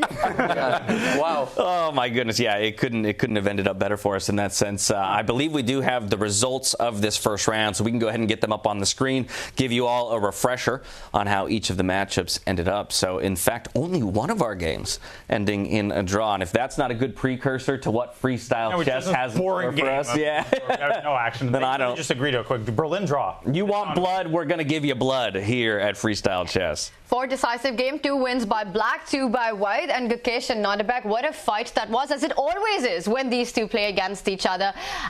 You know, we had an interview with Nodebek earlier, and he said he loves playing against the Indians. He loves playing against Gukesh and Prag and Arjun because he knows exactly their style and how to counter it. And I asked him what it was, and yeah, didn't get an answer to that. Last round out of steal, though, Gukesh. Are there more sports rivalries between Uzbekistan and India, like in wrestling or something? Like or is it just purely Nodebek versus the whole nation of players there? Like what? He's got a buddy now. He's got Javakir. Yeah, he's got Javakir too. Yeah, Gukesh is somehow outnumbered here, right? Like it's that whole storyline, right, Levy, with the India B team at the Olympiad, all the youngsters against the Uzbekistan team that eventually won the gold, all the youngsters again, and now every time they play, we get awesome chess. Yeah, it's not. I mean, there's nothing to make out of it other than the fact that it's competitive spirit. Like that's really all. Who's Uzbekistan? I mean, all the games and the players, they talk about how much they enjoy this format. They don't feel as much pressure, and I think there's some fear. Oh, that means they're just going to start blundering pieces. No, that means they're not going to blunder pieces, and they're going to take it obviously as seriously. It is okay to allow the players to enjoy themselves. This is what we get. We get high adrenaline action. They're trying just as hard. It's in their blood. They are not capable of not trying. Absolutely. Their whole existence. We got that bird's eye view of the results for round one. Let's see how that affects the standings. Obviously, plenty of room to run for all of our players with 8 more games in the round robin. But there you can see it on your screen just now. So it's going to be Fabiano, Magnus, Alireza, and Sindarov, who all came away with a win and are up at the top of the table with a point apiece. Gukesh and Nodebek, with that draw that we just witnessed, will be sitting in the middle of the board. And, of course, we're rounding it out with the 4 who unfortunately took a loss here in round number 1. Any key pivotal moments? Obviously, it's hard to track all the games, especially in a 10-10 increment, right, when we're firing around, and so perhaps later the Olympiad. We'll have an opportunity maybe later to dive back into some of those results. But of the games that we saw, any key moments, any pivotal moves that we felt either brought the victory into the corner of one of our players, or as an example for Gukesh, keeping him alive just to get to that draw? I don't know if we could do an action replay either of Levon Aronian blundering there, or that finale, that kind of grandstand finale between Magnus Carlsen and Hikaru Nakamura, because, yeah, as you say, James, so it's just these games, they're all such great players. They always hinge on 1 or 2 moves here and there, and in the end it was a couple of blunders that let it slip, I guess, but harsh to call it blunders, I would say, in such tense circumstances. I'm just trying to look. Non-ideal moves. Non-ideal moves. I thought the finish in the Magnus Hikaru board was really picturesque. It's one of those t-shirt finishes, right, where Magnus's knight jumps to a square, gives a check, no running away. Hikaru's pieces are boxing up his own king. That was pretty epic. Aesthetically, and it's a beautiful combination. It's a clearance, and it's just a combination where you can see the tactical theme very clearly, and I really like those. They're instructive. They're just lovely to see, and when it's the last move, it's especially impactful. great game, and good game for Hikaru too. I mean, that was a monster fight. Can we show that? Can we show that, Daniel? Just that moment I with still got to learn parallel parking. No, I mean, it would be nice. But we'll try to get that up for everyone. yeah, and it's worth it. It's worth it. It is. We're like the foreigners. We're like, we got an autopsy to do. Like, we got some dead people, but like, we got to show everything that happened. But actually, we got to talk about that, right? Because the whole format, 2 players will be eliminated after the round robin. We start with 10, and it's all about making it to the top 8. And it's so important to kind of have a good start in this tournament as well, David. Yeah, a good start is essential. Even if you do take a loss like Hikaru, you want to feel like you played well. I don't think he'll be too downbeat. He's got the hardest game out of the way. But yeah, of course, those 4 who did get the first win, they're the ones to watch. Despite Hikaru losing, I think we all want to see him make it through to the quarterfinals. We want this action more, right? So do the sponsors. So, maybe somebody can throw a point or two. Hikaru, if Magnus played Gukesh in the last round. I'll just jump in real quick because we're going to head into stage because we got to keep the ball rolling here as we learn what our next position will be here. Uh-oh. Quick reset as all of the... Count the M&Ms in the jar. Yeah, bingo balls didn't all release. We'll get that sorted momentarily, and then we'll dive in. But I mean, from position 906, I mean, again, just recalling the starting position, I feel like almost nothing can catch us as off guard as that one. There we have the release, and soon enough we'll learn what we're starting with. By the way, that position doesn't go back in the bucket. Correct. So now it's only 958 positions. Yes. Yep. For those of you keeping track at home. Yeah. 55. 55, and Levy has that memorized, so he'll go ahead and just go ahead and name the pieces on each of their respective squares for us. That's actually knight on A1, queen on B1, 55. bishop on C1, king on D1, rook on E1. I have no idea what I'm saying. That would be crazy. But I wanted you to do it because just imagine a world where you nailed that, man. That could have been brilliant. No, but you have to, people are already doing this. I mean, this is tough. Chess in 2025 is hard. I mean, you already have regular folks at home writing programs and saying which positions are good, which are bad, how the engines are playing all these things, and is Fabi the only player here who's with a trainer with a second? We've got Miguel with him from Spain. Batasev also got So they're taking this very seriously, yeah? They've got their seconds, their trainers on, they've got these 10 minutes to analyze. Well, the point I was going to make is we discussed this before the show, right? All the players here are happy not to prepare any openings, right? But all top players say 90% of their current training is opening preparation and opening ideas using computers and their own brains. So you're minimizing the workload of the players by 90% and tripling their overall prize money. Yeah, of course they're happy. Who would do 90% less work for 3 times the pay? Of course, they're all in great moods. You feed them great food, you pamper them, and yeah, hopefully they fight. And so far, we're seeing exactly that. That's fantastic.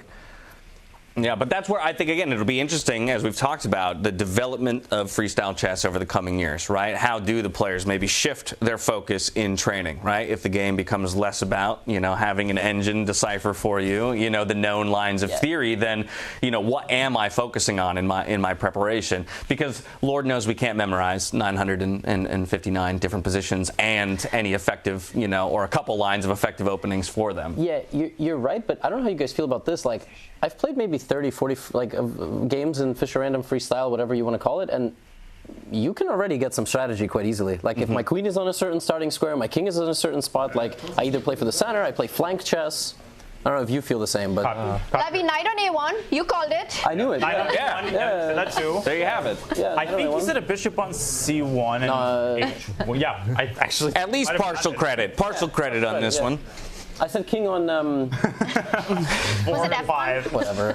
You make sure my professors are watching this. Yeah. Again, 2 knights in the corner. Exactly. I was about to mention that. So kind of of course, they're on the opposite side of the board this time around. But we have a more centralized king, queen, rooks as well, not shoved as far over. Can we hear in on what the players are saying? Is that possible? Because I really want to hear how they're breaking this position down. We do have audio. They're just talking rather quietly. I would have been able to tell you what Wesley's saying, but he's not playing the You have to be very rich to be in there with them right now. I think the VIP ticket is... I think they do allow spectators to watch these discussions.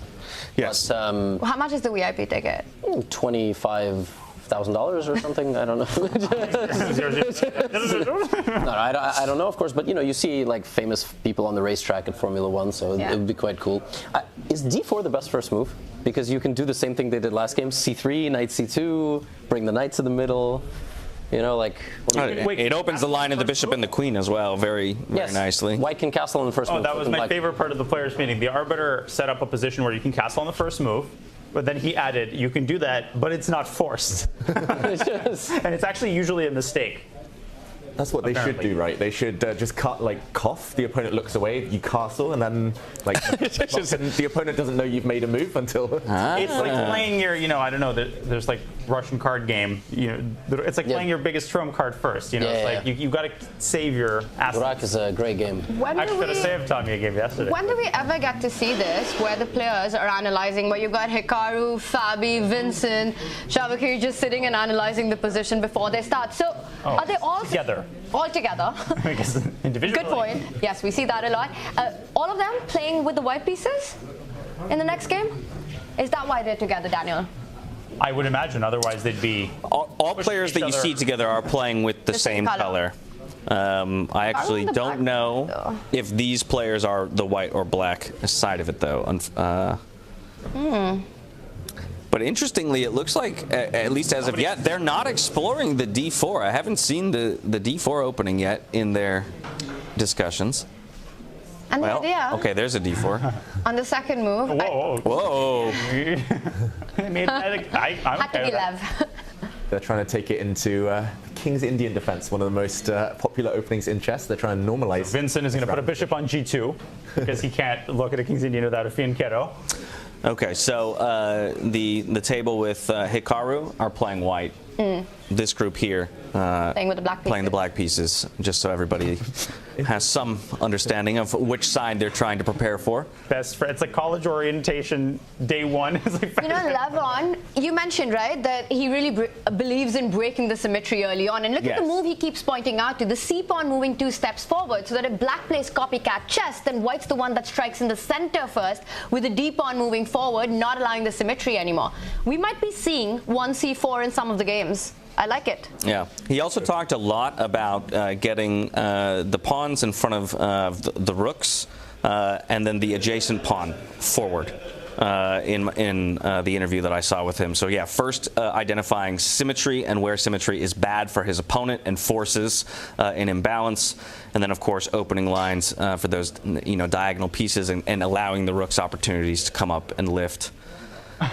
Well, fascinating. As they're analyzed, they're about 30 moves deep already. I'll just add quickly that something that has happened to me when I lose quickly in freestyle, I can blunder, of course, but also you can underestimate very easily how quickly you can get attacked. You might think, well, the knight's on A1, B1, I'm not in a big hurry. I can fortify my pawn structure, and suddenly, Fedorsev has opened the center and all his pieces are attacking your king. So it can come really fast, and the fact that you can castle and rearrange the king and the rook, it's sort of a futile, it's a pro forma. I'm making my king safer. No. One of the things about freestyle chess that you need to notice early on is which are the undefended pawns in the position. And I can spot 2, right? To your point, just to follow that up, Daniel, you've got the A pawns that don't have a defender and the H pawn. And very often, the knights can actually jump really quickly and start targeting those pawns. In this case, that B1 knight landing on B5 could actually come in with a double attack. Knight C3, knight B6, knight B5, 1-0. Yeah. And while, perhaps not an early opening idea, but it just feels, I'm looking at the king position, it just feels like such a natural fianchetto for that, white squared bishop, right? And then you can castle the king and the rook, and you've basically created a nice little pocket for your king, very, akin to a standard game. Yeah, I think I would start that way, but these players are much more creative. They do kind of hate the symmetry and kind of double fianchettos where both sides fianchetto their pieces. They just, as an analogy to normal chess, they do become a bit drier, a bit more dull, and I think especially in the rapid, we're going to see the players try to be a bit more creative here. So, yeah, interesting to see them go for these complicated positions already 3-4 moves in, judging from what we've seen on the camera. Yeah, really interesting stuff, right? Levy, you know Hikaru really well, and he's just out of this really complicated, crazy game against Magnus, getting ready. What do you think is going on in his mind right now, and how's he feeling about this position and his just the next game coming up? No, I think David knows Magnus on a much better level than I know Hikaru. I would just say that losing to Magnus is not like it's not sounding the alarm bells. Losing one game to start an event definitely sucks, but okay, 3 other people just had to do it. The most important thing is just to continue to score some points. You can draw games, but you just can't keep losing. If you start 0 out of 2 or 0 out of 3, it very quickly spirals out of control. I would know. It's happened twice to me in tournaments now, and somehow you just like can't play your way back into it. And the problem here is, in traditional chess, let's say you lose the first game. Game 2, you just make a draw with white. Stop the bleeding. And here it's nonsense. You could be just dealt complete nonsense every round and keep losing. Then that's the problem. But I think Hikaru played very well last game. I think so as well, and I think it's also important to take that step back and kind of remind ourselves of the overall format of the tournament when it comes to the approach of the players, right? This is just a group stage where top 8 are going to qualify to the bracket. And while, yes, you'd love a higher seed, have that opportunity to pick your opponent and everything, end of the day, all you have to do is beat 2 people to book a spot to the quarterfinals. So I don't think we're sounding any 5 alarm bells just yet in taking an early loss. Still plenty of room to go for each of these players. It seems like a lot of focus around C4 and D4 in these discussions by a lot of players. Yep, that's how it happens in normal chess too. I mean, English or D4 are usually same thing eventually. Speaking of alarm bells, absolutely, just 1 game down, but he is playing Notterbeck in the next round. And that's a great matchup, and not an easy one to face as well for both these players. Again, what do we make of that? Hikaru versus Notterbeck. I mean, what I make of it is just the way that the Notterbeck game ended, and it feels like he's out for blood, right? He always is, James. Yeah, but that's what I'm saying. He sensed blood in the water, maybe felt like he had that win, and so even more, maybe, he's going to come in with some aggression. Especially really in rapid chess. He really goes after you. I give you my moment. I'll stop, I promise. I had a funny story. So rapid chess used to be called, when it was introduced in the time of Kasparov, quite recently, it was called active chess. It still has that, you can call it that in Russian, like aktivные шахматы. It's like my old coach would refer to it that way, and I remember it's like, I don't know what to compare it to, some old name for something. Don't they call it быстрое, like fast? That's the modern, yeah, but like Sakis would say можно в активные шахматы. Like, what? Oh. You're speaking Middle English? Is there even a word for rapid? Homework, I promise. Is there a word for rapid? I guess rapid. That's what the young guns say. That's the cognate, like literal, yeah. So Kasparov had a famous saying, he was initially skeptical of that name. So he said, active chess, does that mean I play passive chess? And everybody had to laugh because Kasparov made it. Okay, this is play the laugh track. Well, we've got Shavakir Sindarov, he's up against Levon Aronian. And speaking of matchups, we've got the 2018 World Championship clash as well in round 2. It's Fabi versus Magnus. How do we even pick a round to focus on? What's our marquee matchup in this one? Yeah, I'm not sure I like that responsibility of having to choose. I think... Try a GM. It's ironic, and I have had to deal with this. You don't want to cover Magnus every single game, but if you don't, the fan base will just tell you to cover Magnus every single game. It's a community. Why are you covering? You know what? Community stream levy. Community decides. Yeah. How about that? Yeah. Let our chat Let's make them vote. No, that always on YouTube, probably, right? The YouTube. You're the king of YouTube. Ask them to vote, and we follow what they want to follow. Perhaps we can get some input from chat, but in the meantime, I'll just make a declaration and the community can come after me if they don't like my choice. I'd like to go to Sindarov and Aronian because we haven't yet seen either of them up on the big screen for ourselves, and I'd like to see what their opening ideas are. We'll start there, and the community can maybe direct us if they have different ideas. Your wish is my command. Let's go. My command. Commands anything. You just want to know if it's 1c4. That's exactly it. It's 1 d4, d5. It's the queen's photo. No matter what they gravitate toward. I did say that. Yeah, d4, d5 again. Look, I'm learning from last game, right? You have 2 knights in the corner. Knight c3. Okay, not c3, but knight c3. Mm-hmm. Okay, knight c3, knight b3 is pretty standard when there's knights on a1 and b1. Yeah. And bishop f4, g3. So it's here. I think it's quite easy to get your minor pieces out, and then e4. But then you'll have to deal with the center. Do you open it? Not. Yeah. Yeah, we're gonna get our boards updated really quickly. We've got the players, their live cams, but the games from the previous round. So let's have that up, and then we can jump into deep dive into the board, our community picks. Who looks happier on camera? They do. They all look pretty content for now. I'm there. Shut up. Thank you. Yes, we have it, Daniel. They were not. Okay. Fantastic. Okay, yeah, we're in. excellent. We're taking a look at Magnus and Fabiano. Also electing to go for that D4, D5 opening. B6. Very odd move. There it is. Yeah, we see the setup for the fianchetto on the black side, and now the bishop slides out in development, putting pressure onto that pawn that's undefended on C7. Or no, it is defended by the knight. See, there you go. Already. It's tough. Piece placement. Going to play tricks on us. Knights in the corner do have a purpose. They do. Yeah, they do have a purpose. It might never move again the rest of this game. Magnus's knight. But Bishop A6. yeah. I was going to say B6 is an odd move if he's going to fianchetto that bishop behind his central pawn, but clearly this was his idea, Magnus. And, okay, I just realised that both sides have indeed castled. We missed that one. Pin count. So the kings, they're fixed where they are. We don't need to worry, at least as opposed to the previous round. Don't need to worry about all those long why not? castles. Wait, can't white castle? No, white did castle. They have castled already. King on G. Oh, I was inverting the king to F1 and the rook to G1. Yeah, I guess Imagine if you could do that forever. I guess they both castled on move 1 for the memes. G3, yeah. So our community has spoken. Long cloud of freestyle. Sorry, go on. No. It's like the equivalent meme move. Yes. Which they know is not good, but you know. It's funny, speaking of the long cloud of freestyle, if the king and queen switch up in the starting position, we might see that, the e-pawn moving. But we'll get to that when we do. Right now, the community wants us to get to the Hikaru board as well. No surprises there. All right. Everyone's. Are we allowed to say everyone's favorite streamer with Levy, you being around him? I'm not a streamer. The same way Hikaru says he's not a chess player, I say I'm not a streamer. He's a streamer and I'm a YouTuber. You know, that's. I don't stream at all. I don't know like where this jargon is like incorrect. Danya's a streamer. I feel like he streams like every day. You know, I'm sorry I have to demote you to such a professional title, but you know. I did stream yesterday the last time, and it's always 5 a.m. in New York, and I'm like, is Danya streaming? What's going on? But I feel like you've had like a lot of battles late at night. There's a rook on d4. What is happening? Yeah, I was going to say, the community's wish is our command. We're over to the Hikaru and Noterbeck game.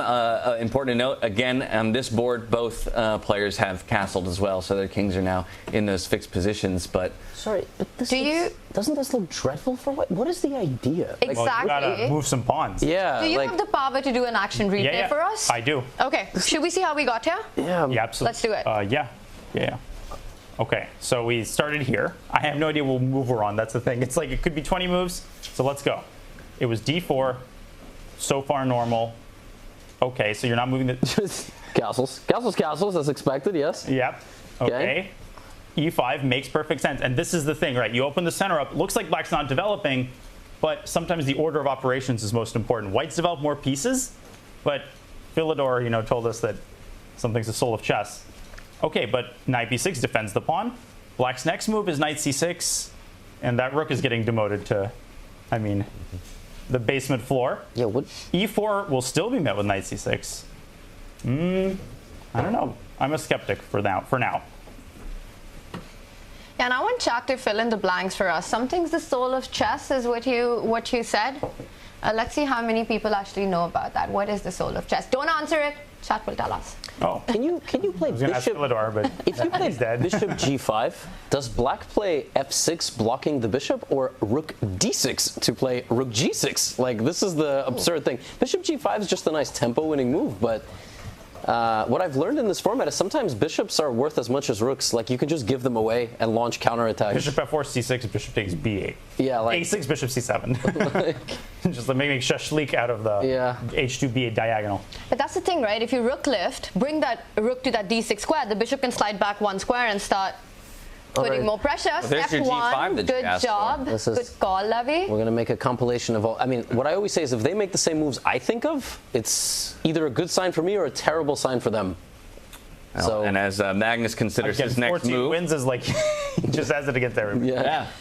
That's his marker against everybody. I don't think it'll surprise anybody that Magnus comes out on the winning side of these head-to-head graphics. Judging by the smirk, it certainly doesn't surprise Magnus. He's like, I know what's going to be displayed. Yeah. It's another question. Rook d6 or F6. The rook d6, bishop slides back, hits the rook again. C7 tender as well. But same with F6, bishop F4. Yeah, that was sort of my question. And then that bishop on H8, by the way, let's not forget. But then maybe sinking deeper. I have a feeling you can play F6, and then later you can play G5 and F5 maybe, and just go completely control White's center with your advanced pawns. I don't know. Noterbeck going ambitious ideas. No, I mean, knight B8, by the way, can also come out to A6 to protect C7, and then that would also prepare C5. So I've been fixated on the knight coming to C6 hitting the rook, but also knight A6. Also, I just realized we've got the wrong players in front of us. I want to see Hikaru and Noterbeck. We've got that position on. If we switch up our cameras to them, maybe we can get a body language read. Who is the body language expert in the house right now? Definitely not me. Chat. Chat will tell us who's sweating and who's not. There's an account on Twitter that I really enjoy, which always shows face-offs of UFC fighters, and then writes a detailed breakdown of everything they did as they looked each other in the face. And it's always complete. Like, it's sometimes nonsense, and sometimes I'm like, do they know what they're talking about? So, yeah, guys, I don't know. Body language. What are we thinking? And where they're looking. I mean, and we still need updated boards on this screen, please. All the games are over. This is. But that's not even the big. Like, yeah. It's a beautiful display, but all the games are the wrong games. Not spoiling any results there. Those are the previous matches. We live in the moment. Back into the. We can also. There we have it. The game and the players. Yes. Okay. This is what we love. Yes. Oh wow, they're twinning each other, by the way. Mirroring. Head and hands. Lot of head and hands. That's a rare pose. David, what's your pose? Should be that one. I mean, I realised if they're doing it, it must be working for them, right? I realised a few minutes ago I was sitting the same as you, so I had to switch it up. Yeah. I don't know, I really like what Hikaru's done, actually. Like, despite the fact he's not playing with pawns in the center, which we were saying maybe is the recommendation, especially for those new to freestyle chess, try and find some landmarks. Here, he's at least trying to play actively, trying to kind of force himself to get some juice going after that defeat against Magnus. And F6. There we go. Ooh, wait, did someone say a bishop? What bishop? That H8 piece? It's dead for a while. Just wait. It's cryogenically frozen. It'll G5 and F5. It'll eventually have its moment in the sun. Yeah, that's true. He did kind of lock that H8. I don't think Bishop. E4 is going to happen anymore. Maybe G3, and it's in Hikaru's interest to keep the center closed. Just because Noterbeck's pieces have a lot of spring potential energy. Like the knight comes out quick, D4 can happen. It's still precarious for White, but I mean, maybe White shouldn't even engage in a fight. Like maybe White can play somehow E3, but you know Black's knight is going to come to C4, and how do you defend your pawn? Back it up, bishop back to. Maybe you just don't defend it. Maybe you just give it up. Like maybe it doesn't matter. Bishop C1. Yeah, bishop C1 maybe. Mention, but don't play it. Yeah. I mean, wow. Like look at this. Just looks absurd. Well, he's playing against that knight C6 jump, and maybe wants his own knight to land on the square, which has just been vacated by the rook. Levy also, yeah, E3. Bishop just control the square. Bishop F5. Knight D4. Yeah, like you can slide and then you can try to play C5. Maybe like I guess the knight is just in time. It feels like White's position is not that great, but yeah, he somehow holds everything. Bishop F5, Knight D4, Bishop G6, maybe G4.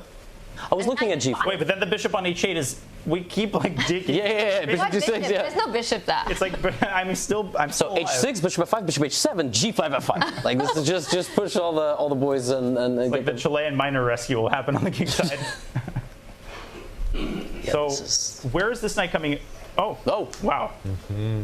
There we go. Oof. Wow. Tanya would never. G5. Yeah. It's just not. It's not the move we. It's the first move I thought of because I was like, me attack bishop. I wouldn't be shocked if the bishop stayed on this diagonal because allowing F5, no meme. Then Knight C4, that bishop on H8 gets into the game. It's unpleasant. Bishop C1 to me is the most natural move. And then Knight A1 and Knight B1. Or even Bishop E3, by the way, is not that dumb because Knight C4 still maybe Hikaru will calculate. I'll let him do the hard part, but D5 will hang. I will say just how incredible it is to me that we have 7 pawns on the white position still sitting in their original positions while black is just flinging all of their pawns down in the frontal assault. Yeah, but that's a great point because White's bishop, the rook, no open lines right now. He's got to start moving those pawns. The bishop does fall back to E3, so also be careful of that A7 corner pawn that black has, which is kind of X-raying. This last move by Noterbeck, it takes away a key square for his own knight to jump to. Yeah, I don't know if I'd rather be white or black here. Levy, you said I would never play g5, and that's true because it's a pawn in front of my king. I want to keep everything safe and solid. I don't know how many of you know, but Levy destroyed me in a match well, I now want to say years ago. It was like 5 years ago, I feel like. Went all out with the attack. I tried to stay solid and nothing worked. I think I beat you in bullet. It's nothing impressive. Like I think I was probably losing in the blitz. I think I got flagged in the few games where I had a decent position. It's fine, Levy. I'm over it. But you don't have to make me feel better about that. You lost like the equivalent of just like some practice session, and should we ever play classical, I'm sure I will lose like 80% of the games. So, it's just, I mean, my style of chess is conducive to there being no time for the opponent to think, and in this format, it's amen. Yeah, like amen. This is 2,600 feet, just. Have you and Daniel ever had a face-off? Like in fighting or chess or what?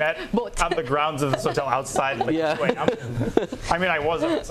But okay. A chess boxing match. Who wins between you and Daniel? I don't know. Like I've had some training. He's bigger than me. I don't know. Yeah. Who's gonna bite? Who's got the reach advantage? Yeah, he's got a crazy reach. I might have to dirty box. I actually got an entire studio to train, but I forgot to pay my rent the first month. I got evicted. Well, while the jury's out on the head-to-head between these two guys, let's maybe check in on the head-to-head between Nodirbek and Nick. For the record, we did not pick that fight. No, it was thrust upon you. Wow, both of these guys just can't win against each other, huh? I know. What a struggle. Yeah. Searching for that first victory. I think they've played like 3 games against each other. I think they'll find Bobby Fischer before their first win. Yeah. Different generations, right? Yeah, but they've never played. Yeah, they've never played.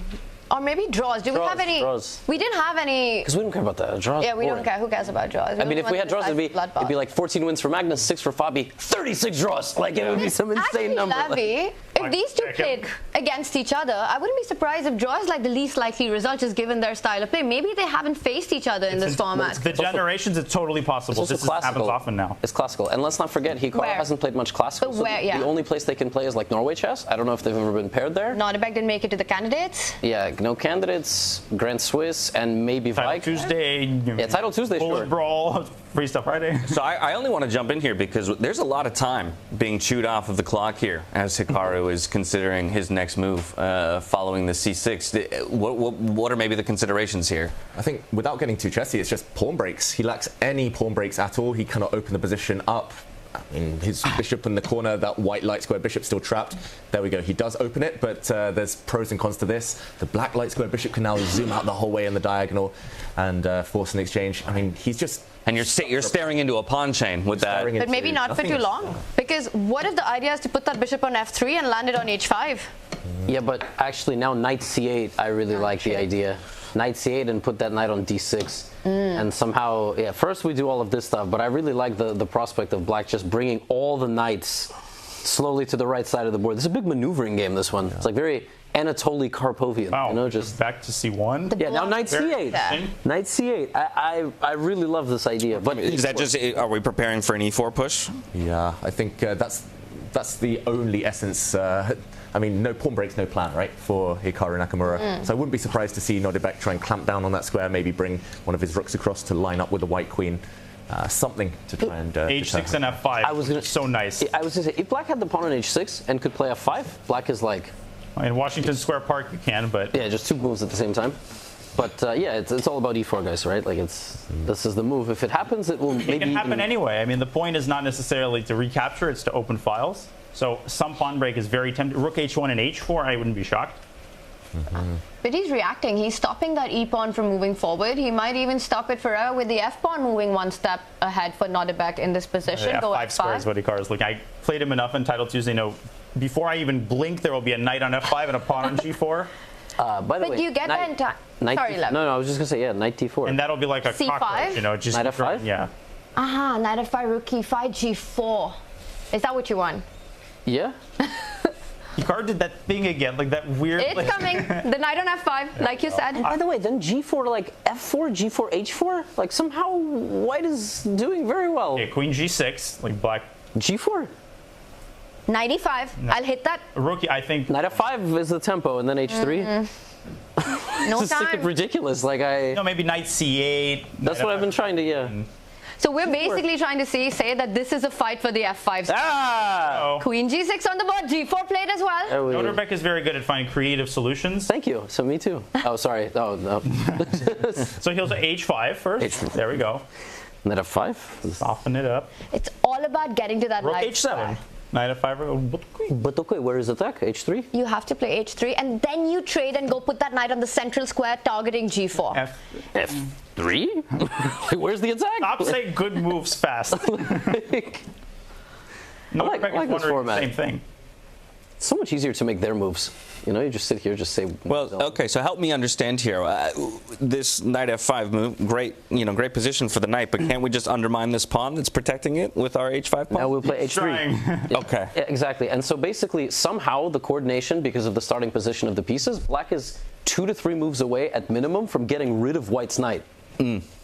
This was the entire risk of the strategy that Noterbeck played with his 2 kingside pawns, which is what we said Tanya wouldn't play. Because Tanya has a sense for stuff like this, and she would not subject herself to this.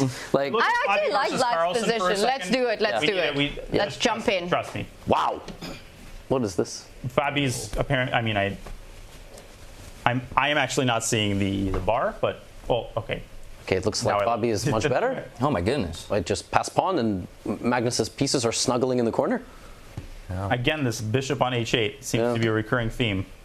I mean, 1 bad piece is enough, but Magnus has 2 bad pieces. We joked about his knight in the corner a few minutes ago, and Magnus just forgot to develop that piece. He's on the brink here. Yeah, like they are minor pieces, and he's not up a piece. Like the first thing you think when you look at a position, like, okay, he's up a piece. This is some positional sack. No, both sides have in fact 3 minor pieces. Not even up a pawn. What's Magnus cooking up here? Because Fabi's thinking in a position where I would have. Well, okay, CD knight takes. What's the big deal? You've got this tricky threat of G5 in this position, hitting that knight on A1 and the bishop on F4. You have to watch out for that as white. Rook E7 is also a move because somehow the d pawn is held by the knight on A1. I'm not talking about the stake sauce. Then maybe black can play like C4, C3, D2. Yeah, it does feel like the kind of position Magnus could turn around. Like momentum, if Fabi lets one of the pieces out, he might get a bit upset, a bit triggered, and then things could spiral, right? So you need to keep control here and now. Yeah. David, he's not actually going to let that d pawn stay alive. I mean, you have to trade, right? Maybe, there we go. Or not! Or not! And then think. Wait, G5, bishop F6? No, there's the bishop from H1 will come to F3. Unbelievable. Yeah. Wow. I kind of still like, I mean, what else can you play except C4? Dynamite move there. That's what they were analyzing at the start. It was actually this position, C4. Yeah. Okay, but you guys got to break this down a little bit. Why is our evaluation bar giving such a huge advantage to Fabiano? I think just Magnus's pieces suck. And Fabi has a actually much more dangerous pawn. Because the D5 pawn. Yeah, because it's got a lot of support from the bishops. And, there's a plan. Yeah, there's a plan. I think it involves eventually having a queen on the board. I think we can all get behind that. Which is why I keep saying C4, because I don't see another move for black. Right. Yeah, and that is a dead knight over there on A8. Can we take a 5-second look at Gukesh? Just to make sure we're just not missing any big moments. I sometimes have a 6. Without looking at the board, I just have a feeling it's in the air. Something's in the air. He has a great opponent for it too. Firouzja's always down for a fight. At any hour of the day in time control. So white's got no pawns on the left side of the board. That's 2 extra pawns for black. But Gukesh is playing for piece activity. Is it enough compensation? Is Alireza's king in any kind of danger here? When you're playing Gukesh, it's like Bogolyubov, the world champion challenger, had a famous quote. When I play white, I win because I play 1d4. When I play black, I win because I'm Bogolyubov. It's like, he doesn't have pawns on the queen side, no worries. Neither do you. Gukesh has picked up one of them, and the queen is also eyeing the other one. Needs to stay connected to the knight on b3. Just the casual hanging rook. And a casual hanging knight in some positions. He doesn't want to give up the file. Also, black is a pawn up, just low key. I would. Super low key. It was 2 before the last move. Yes. It does feel like the kind of position, though, that Alireza can just give back his extra pawn at some point, consolidate, trade all the pieces off the board. Pretty much everything will just be played on one half of the board, and there we go, rooks exchange. You've just described my 10-year life plan. It's like... By the way, Hikaru's under a minute. If you want to step back to that one, as this looks like Gukesh will pick up the 2 pawns, David. Yeah, this is sort of unstably stable, but this is unstably unstable. Wow. 45 seconds in this absolutely insane position. No sacrifice. Kind of. What? Wow. Pawn takes knight.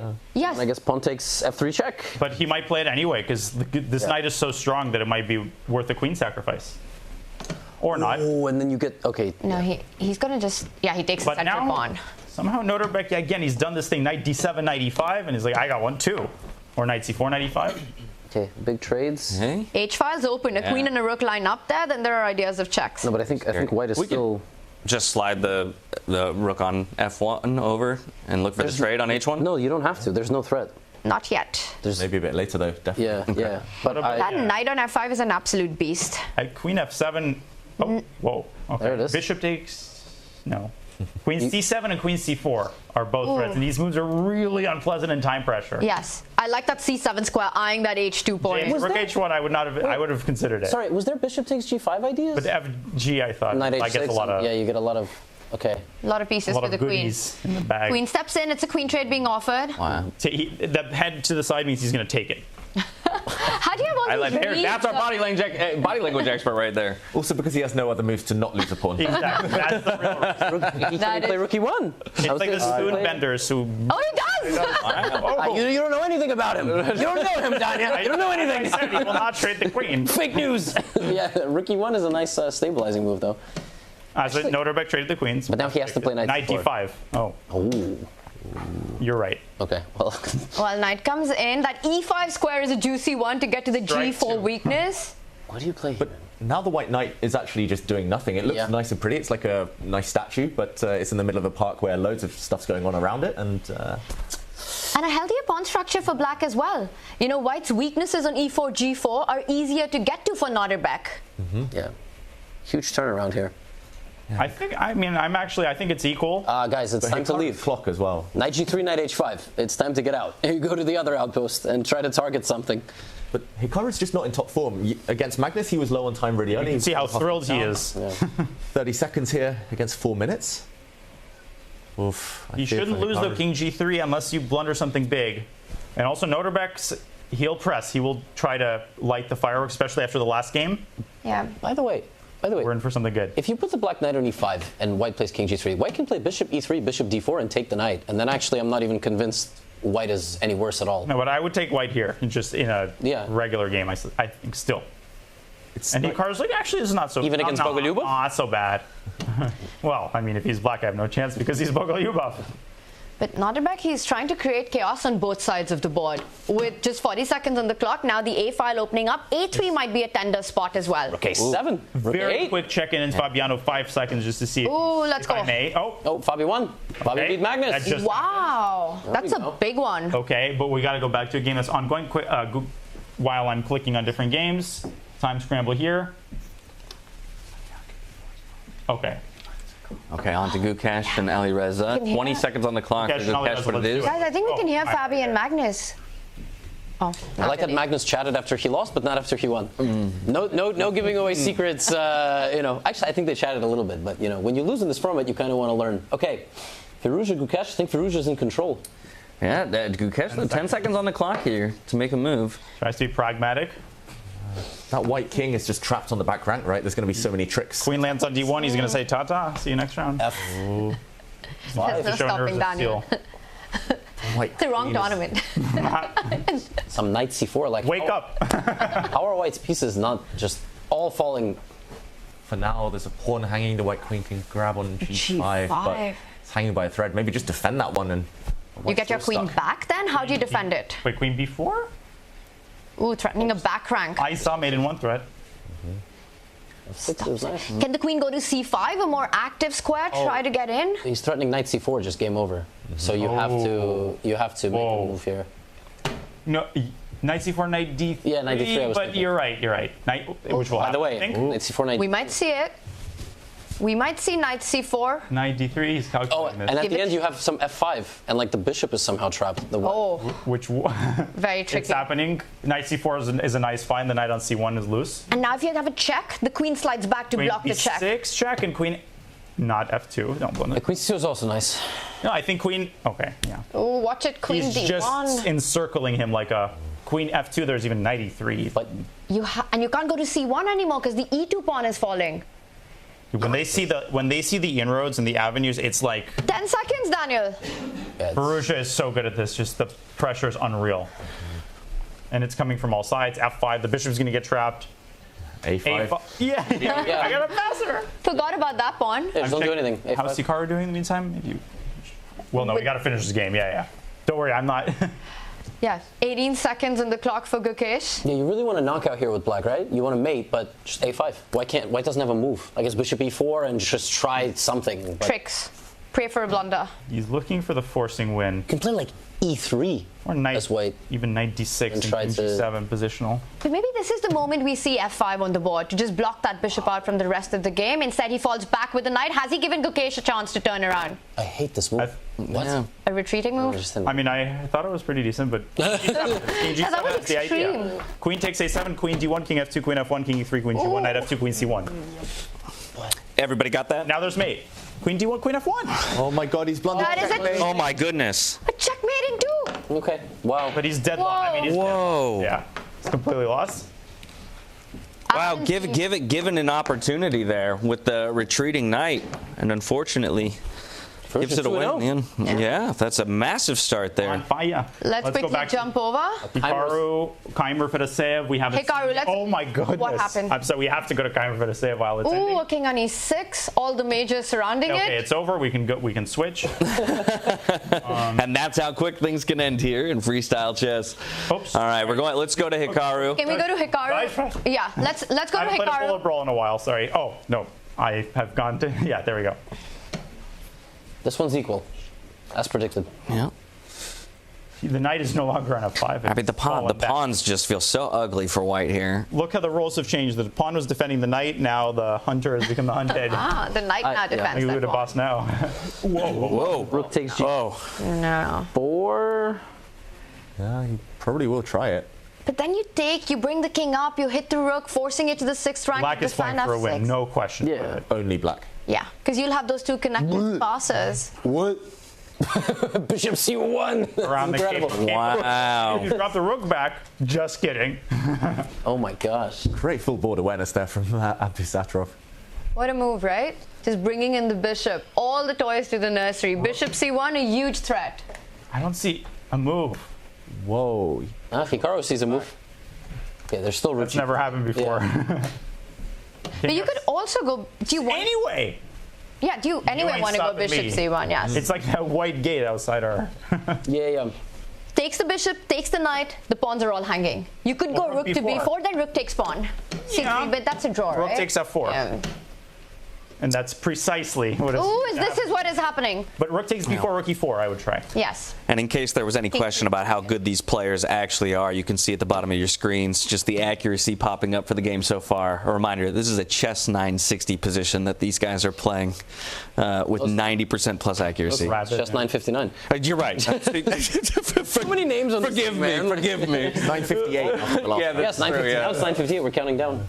By the way, Nojibek is not setting up the board after this game. He's but he's still, I mean, this is very dangerous for white. No, for sure. Double rook end games are underrated how dangerous it is for your king.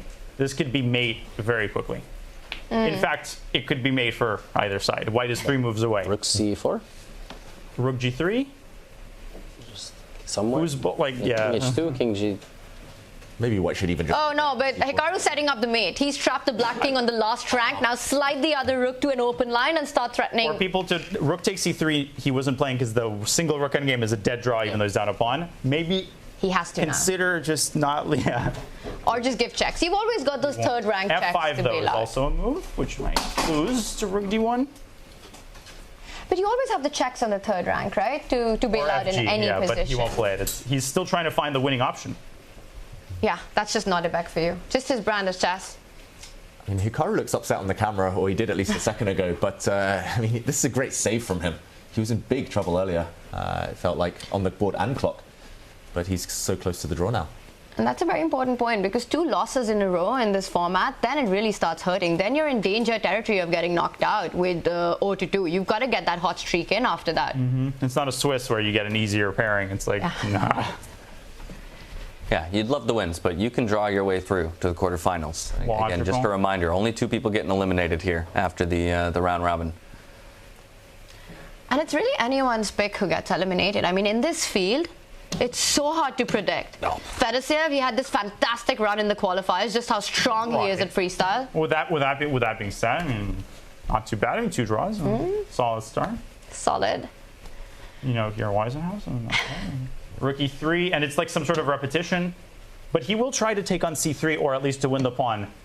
That's going to be the last stage of the torture. You know, like, this is the last thing to exhaust before agreeing to a draw.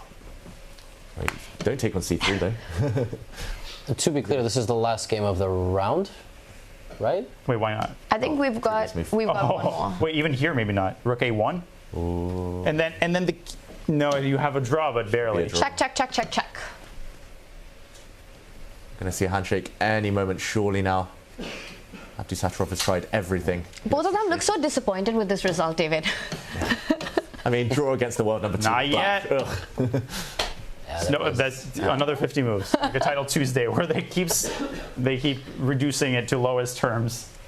This is a very easy draw too, and just so folks at home understand why, the Black King, first of all, is completely cut off on the last rank of the board, and second of all, if Black's rook attacks the pawn, White's king just slides forward, and if the pawns are traded, can you take on d7? Yeah, I was getting there. You know, Hikaru's not going to trade the rooks because it's probably losing, but maybe even that is a draw.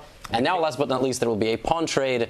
Rook and pawn versus rook in this type of situation is 99% of the time at this level a draw. Does it make Hikaru mad that Nodebek is pushing this position? Probably. Yeah, for sure. Because Hikaru would, in a Title Tuesday, he would agree to a draw. I mean, there's a famous clip of Hikaru, but it's in reverse. It's like the clip where Kobian grabs the queen that he's going to promote, and then Hikaru goes, "Really? Are you serious?" and just like destroys him. This was like vintage Hikaru. So here, you know, imagine Nodebek Hikaru 2 knights versus king. Like, Nodebek has been in some heated matches. He was in wait. If Gukesh had flagged in the last game, is it a draw? It's a draw. So Gukesh could have sat there and stared at Nodebek and ran his clock to 0, and it would have been a draw. But I mean, that's the most non-Gukesh thing to do. His father would have made a move for him before he let that happen. And then would Gukesh have lost if that happened? If that's parental interference. FIDE rules. Yeah. It's possible checkmate. It's legally possible to checkmate with 2 knights if the opponent helps. But yeah, I don't know if we're playing FIDE rules here. Of course, controversial topic. Who? Which rules? Yeah, I don't think so. I mean, I saw a few players in jeans earlier. Yeah. Okay, this one should be a draw. No pass pawns. But Nodebek doesn't stop playing. He's gonna make Hikaru sweat it just a little bit more. He's gonna push that F pawn, create a passer. Yeah. It's like it's untranslatable, but it's a perfect word. Like to squeeze something, or to like stir a pot endlessly, but without achieving anything. This is what he's doing in this endgame. Look at Hikaru. Sassy face. Yeah. He's deciding to move. Son, we both know how this game is going to end. Yeah, still some maneuvering happening. If we feel we know how this game is going to end, I believe Sindarov is still in play. Yeah, we should go check. Oh, never mind. He lost. They just ended that game. Oh, sorry, he beat Lavon. Yeah, Sindarov just took the victory. Wow. As we were mentioning it. Javahir is also 2-0. Or right? Yes, I think so. Wow. We'd have to pull those standings back up as soon as this game ends. We'll have an opportunity to do so. Okay, so underdog and reflect. Second place in qualifiers, but what a monster! And the chat's going to say Uzbek Sila. That's what they're going to say. They're going to be spamming that. So I always love like Uzbekistan in fighters. Kazakhstan, like the fans are super passionate. Very amazing cuisine. Charlotte just got a Uzbek ghost kitchen, and I have been a frequent patron. Okay. Of the place. Get some shashlik and. People always are surprised. It has more than just fried chicken. Yeah. All right, Daniel. Please continue the conversation. Yeah. About food. Unfortunately, the position isn't too. No. I mean, after I made a joke in a interview in New York, but I don't know if I should repeat it because it was the most obnoxious thing I've ever said. Then you got to say it again. And I was regretting it the whole day. I promised the last time I mentioned this, after a certain game of the World Rapid, which I will not say, I had dinner the previous night in an Uzbek restaurant, which was very good. There was actually one near the hotel. I ate there like every night with friends. And I said to the interviewer, I couldn't stop myself. I was like, oh, I had Uzbek food last night. As a matter of fact, I just had Uzbek food. It's anyone's guess who he must have played against. Don't remember. I can't recall the name. I mean, too many Noterbecks. This game's still going on? This game is, so what are we, I mean... back to chess now. Yeah, what's happening? What's going on? So speaking of food and how hungry one might be, well, Noterbek, he's always playing for the win. Is there anything that White needs to watch out for? What are the tricks for Black to try to push here, David? I think you either trick your opponent into exchanging rooks in a bad situation. King E3, it's a draw, I think, right? It's a draw, I think. Or is Capablanca going to... It'd be a huge flex to trade the rooks here. Or you accidentally allowed the black king in around the white pawn, which you should never do. You should just keep the white rook on the 4th rank at some point, or keep checking from the side. There you go. Now looking for repetition here. This is instructive for people at home. Like, sometimes you can trade the rooks here, but you would be deranged. Like, there's no reason. I mean, for people at home, I would not be surprised if any of them traded rooks. Like, people should play this on. I should mention. Like, very good. Maybe you win this 1 out of 100 times, but that might be the one that gets you. At my level, somebody wins this 100% of the time. But James, this is never a draw at my level. But this is the thing. Like, if you want to improve, White wins. Set this up and defend it against the computer. Like, as a newer player, and it sucks, yes, but you want to get better at chess, like, try doing this, and people will find that, like, the computer will beat you sometimes. Even, like, I will lose this sometimes to the computer. It'll find the one trick, some crazy maneuver, and you'll at least learn how many rich resources there are. But this is why we love chess. This is a nice defensive resource. This is not happening here, however. Yes, this is a nice defensive resource because Black's king is now completely cut off from the defense of the f6 pawn, which means that it is now, like, completely a draw because the black rook has to play defense, and this is completely happening here. So I'll need a couple. Hikaru's moving his king for the rest of the game. Hikaru just grabs it off. Hikaru's ready to go. The best and the most instructive way to hold this position now. The king steps on the right side of the board, so it's cut off and far away from the black king. No way to set up checkmating ideas. The rook on f5 planted on that light square is beautifully placed, stopping any creation of a passed pawn. How about the other pieces? Oh. They don't exist. And Hikaru actually put his badge back on. He was like, yeah, I'm done with this. It's the Kasparov watch situation where you signal to your opponent. Or against Sevian, Kasparov extended his hand, but he wasn't resigning. He was merely... That was legendary. David, you said, you know, how everyone should continue playing these positions. There's so much to learn. But at this level, does it start feeling somewhat disrespectful for Hikaru that Noterbek, he's still pushing? How angry is he getting? I think he'll pretend he's calm, but inside Hikaru, he has to call the arbiter to count the 50 moves, right? You don't just get to stop the clock randomly. Or you make 80 moves until you're sure. Yeah. No, but I think inside they added screens so the players can see the move count. So Hikaru, if he was sharp, probably looked, but I don't know. He doesn't care. I think he's just, he doesn't care. He's just like, I'm not going to claim a draw. At this point, it feels like the black king is swimming laps in a pool. Just touched the other side, now heading back. I really don't see Hikaru offering a draw or claiming a draw in this one. No. I don't think it's going to happen. Here it is. Yeah, he might just do it right now. As I say, he's going to put the kings on e4 and e5. He's got a smirk on his face right now, Daniel. Did you see that? There it is. Yeah, Noterbek had to be the one to shake hands. No. Hikaru should have declined the draw. That would be hilarious. In round 1 of a title, I'd love to see it. Would. Yeah. White. That would be amazing. Let's analyze the rook in game. Well, that's 10 minutes of our lives. We're sorry. They're doing the rest of the players a favor and giving them a moment to breathe before they have to dive into a third rapid game of the day in a brand new position. In no other sport do we have situations like this, which makes chess very unique. You know, like in all sports, right? Your prediction. How many moves was this game? I think we can hear them. I see. Wasn't so sure, but I also had no time. Okay, well, here's a bit of a look back. Player faces, interesting perspectives, all of them toiling over what their decisions will be.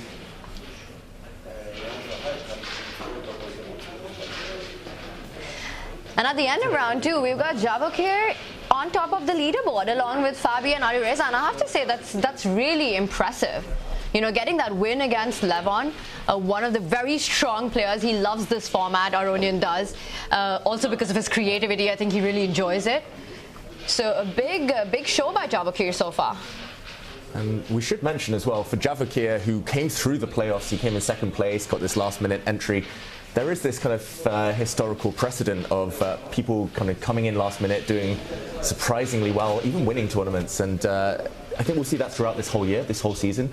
Just playing these kind of play-ins is going to give you extra practice. The likes of Magnus, he doesn't actually play too much freestyle, we shouldn't forget. It's only these tournaments, but Javakir, he's got the extra match fitness now compared to the others. Dude, speaking of planes, guys, guess what? Today is Freestyle Friday, so I think this is the perfect warm-up for everyone watching to actually sign up for that later on chess.com. That's a really good point. Yes, you can get some practice in yourselves at home by loading into those Freestyle Fridays. With They're like, don't let us spoil, all the GMs of V Pranav and Bordnik. They're like, no, it's okay. You can keep analyzing.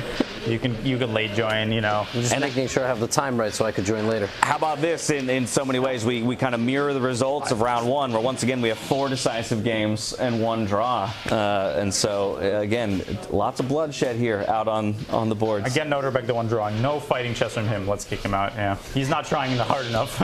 Yeah. Well, but as we mentioned, right, in a lot of ways, Hikaru should be happy with that draw, getting half a point on the board after taking the loss in round one. Soon we can get an updated leaderboard. You already mentioned that we have Sindarov sharing the top position currently, which is a fantastic start for our most recent addition to the tournament. Here they are now. Of course, now we've reduced ourselves to 3 players here, holding the top position in a tie. You've got Caruana, Sindarov, and Alireza Firouzja, Magnus Carlsen, Vincent Keimer, as well with 1 win apiece and a point. Of course, Noterbeck with 2 draws also shares that 1 point before we close things out with the final 4. Still 7 rounds to go. A few more today, and we'll close out that round robin tomorrow. And 2 players not with 0 points. No wins, no draws. They got to start getting those points in if they want their hope. How important is this next round for Levon and Fedosiev, right, to keep chances alive? It's still only game 3, Levy, but time slowly and surely starts running out. Yeah, for sure. At least they have to make a draw, right? Well, which is convenient if they play each other. Do they? I don't know, but it would be great. Yeah, of course. 0 out of 3 is. Yeah, look, you just have to get. Not last. I mean, you have to be in the running, and then ultimately, if you tie for 8th, we know that there's a crazy playoff for it. So it's not the end of the world yet. They still have a lot of games. I mean, 7 games is a lot of games to score points, but you were right. I mean, you get into this here we go again mode, and it cannot be underestimated because you think these players have supreme confidence, and they do, but they're also human. I mean, we recently found out Magnus was human. He said he starts getting nervous. I was like, whoa, you're not made of, silicon? When Magnus gets nervous, his heart rate monitor from 70 would go to 73. That's like his margin of nervousness. From a percentage standpoint, that's actually pretty large spike. Yeah. Quite bad in terms of the heart rate. Has the knowing smile. Yeah, I've measured it. But I think it's a really good point, right? I'm less concerned mathematically, like with what players need to get done here in round 3, right? Every single one of these players still very much alive in the round robin, but I think it is the mental aspect that you start to consider, right? Because as you said, Daniel, and we're all human, and at the end of the day, you start taking a couple losses, maybe some doubts start creeping into your mind. You're looking at the opponents ahead. Maybe you have matchups that you wouldn't consider to be great for you, and that can really start to take a toll on any competitor in any sport. Yeah, especially when the breaks aren't even that long. Right. It's pretty much a sprint today, and they're still finding their footing. Some of the players, it's their first time here. Well, and how about this? There's not even really, and correct me if I'm wrong, but it feels like there's not really even much of a chance to learn because you're going into a brand new position, right? So it'd be one thing to be able to come out of this round and say, okay, well, let me now study the position for a rematch or for a go again. But no, you're going into something entirely different, so it's almost hard to take learnings from game to game as well. All gas, no brakes. All gas, no brakes. Great Best way to play chess. Great channel.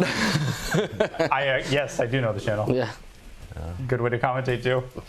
And I just want to say, Sindarov might be the player of the moment right now with this great start, but Fabiano Caruana, that was a model game, I'm going to say, for freestyle chess. Just kind of showing that bad pieces that start in the corner, just never getting into the game, as Magnus has never did there. That's one to play through for everyone at home a bit later. Yeah, maybe we can do a quick action replay on that. Absolutely. Daniel, it was a big clash. World number 1 against now world number 3, James? It was a big clash, but I do believe we might be setting up on stage to receive that 3rd position for the day. You can see the players taking their seats. and waiting for the... Magnus looks very unhappy right now. It's almost like he lost to Fabiano last round. Yeah. He is... Wow, he is really... He's very grumpy right now. It's also, you know, mood lighting in there. It's giving him a darker look here, but soon enough. And the last year's GOAT Chess Challenge had Magnus versus Fabi for the finals. Yes, I was going to say, you know, there's so much focus on Magnus, but we should not forget that Fabiano has been nipping at his heels in the format of Freestyle Tennis in 2024. 903. 2016. 903. It's going to appear so just on the 3 board less right than our now, first position of the day. Is that a prime number? As every year. White over there. I'm not doing that. Divisible by 3. It is, yes. And all the I think best. we can hear... Oh, wow. 903. Position reveal. Drum rolls. I mean, again, I would normally turn to Levy for him to go ahead and lay out the piece positions for us. But are the numbers random, or like is 903 similar to 906? It's going to be very similar. So a lot of the same pieces will start in a lot of the same squares. They're both divisible by 3. And it's not rigged?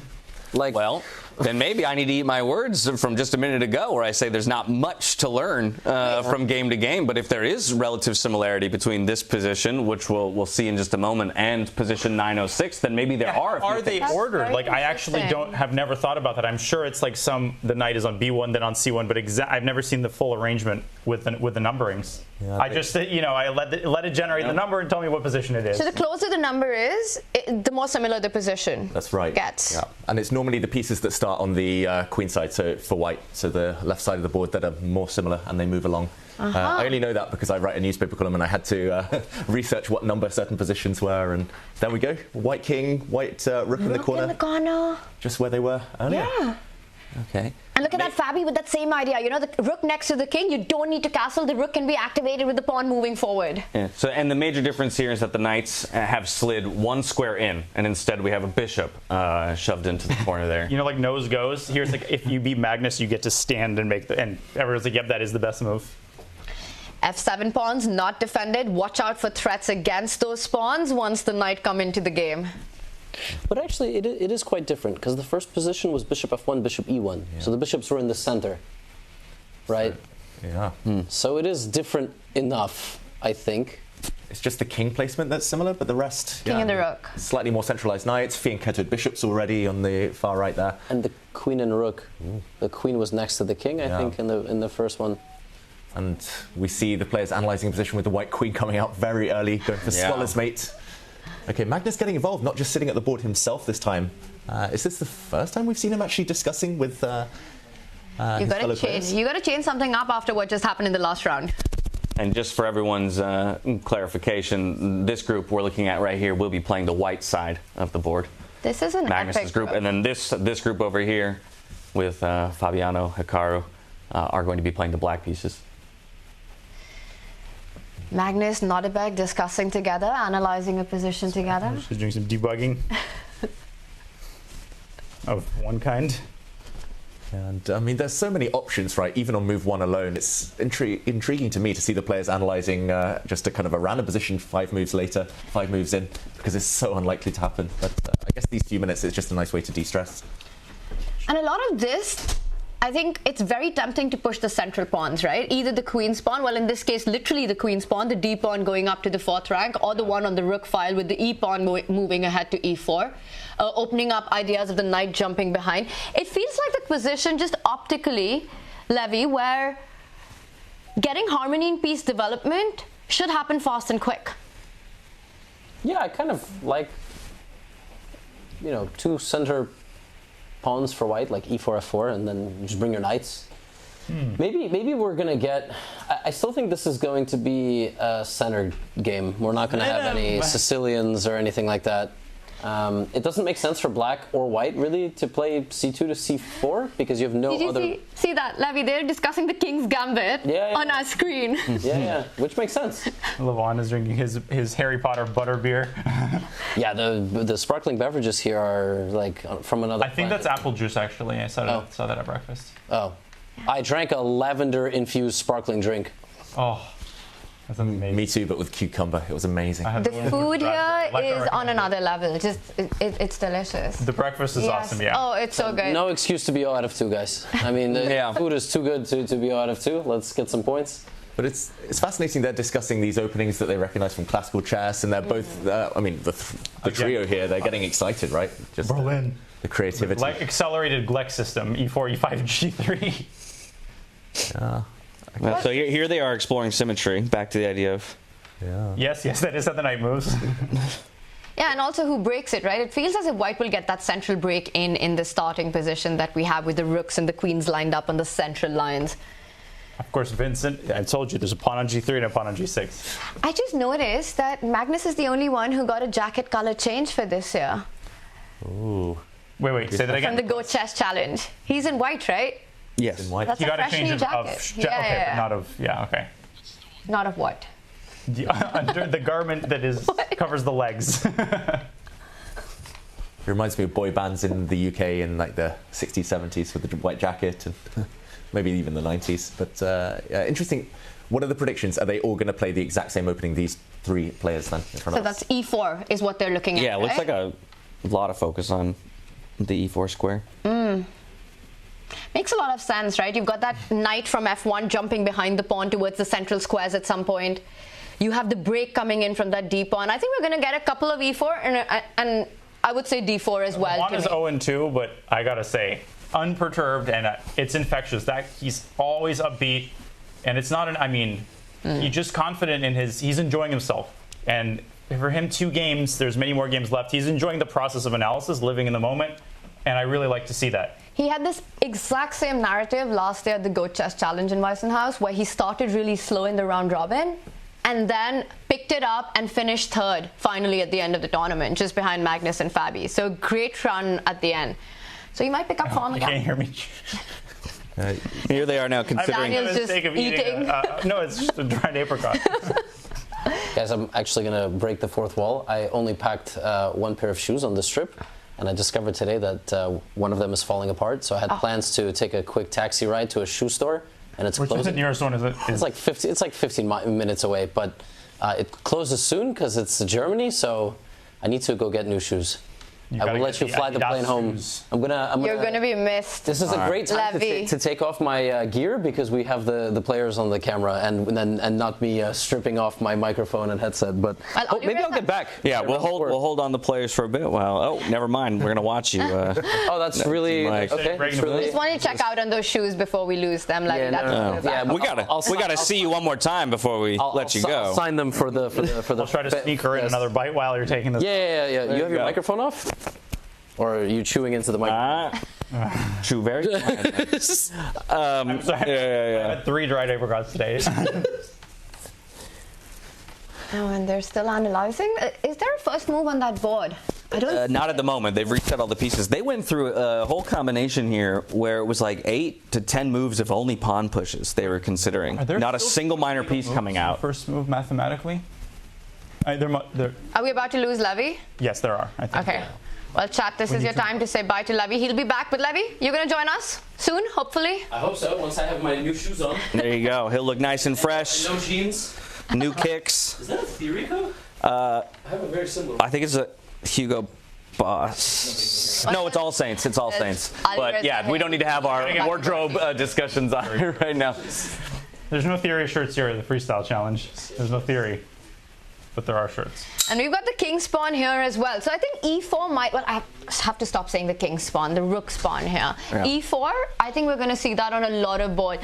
And look at that, what Magnus just did there. David, did you catch that? He always wants to place the knight behind a pawn advance. Always. Hikaru is on record that saying actually bringing your knight out too early in front of your pawns is a big mistake. Not just a small strategic thing, because if you develop your knights before pawns, then a knight on your 3rd rank can be dominated by an opponent's pawn on their 6th rank. Ooh, so, more so in regular chess, bishop comes out to the 3rd rank. It's bad here more so the knight. Sorry. Well, no, I was going to say, I imagine made all that much worse in this position because that knight's not only blockading your own pawn, but the rook behind it, right? You know, and so now you've got 2 pieces that are going to struggle to get out if you do bring that knight out early. You lose a lot of flexibility. Speaking of flexibility, did you see Fabi there getting a leg day in, the way he was sitting and analyzing? you need to work out. Get your 10,000 steps in during the games. Seeing the way Magnus is moving the pieces, I got to get at least one blitz game with him over the board and on this trip. And still analyzing. Getting really into it here. You're like, nah, it's not gonna happen. Well, so we as well as the players putting a lot of focus on e4 initially, but how and when does the D pawn come into play then, if e4 is the way that we open up? Because obviously we still want to find a way for our bishop to get involved, and that would be one of the ways to open the line of the bishop if we're not going to choose to push the pawn in front of the king. Yeah, I think white would love to get e4 and d4, as you say. Both. So basically, black's reply will be to try and stop d4 for white. That's hence the symmetry that the players were discussing on that practice. I'm glad he's playing the white. Gotcha. well, the jacket. That's an interesting way to hang the jacket, right?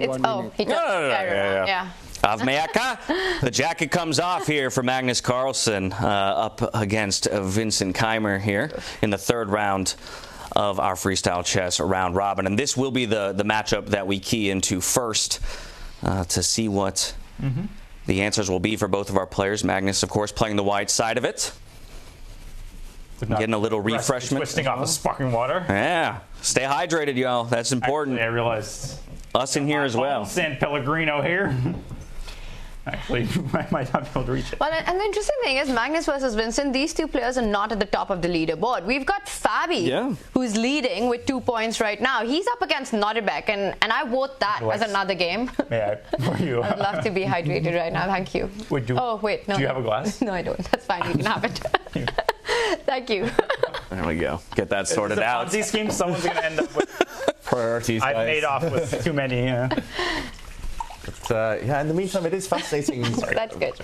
Okay, we will be starting with Magnus Carlsen against Vincent Keimer, it looks like. And for Magnus, James, I just never see him lose 2 in a row. Okay, all right. So if you're a betting man, it's got to be on Magnus in this one.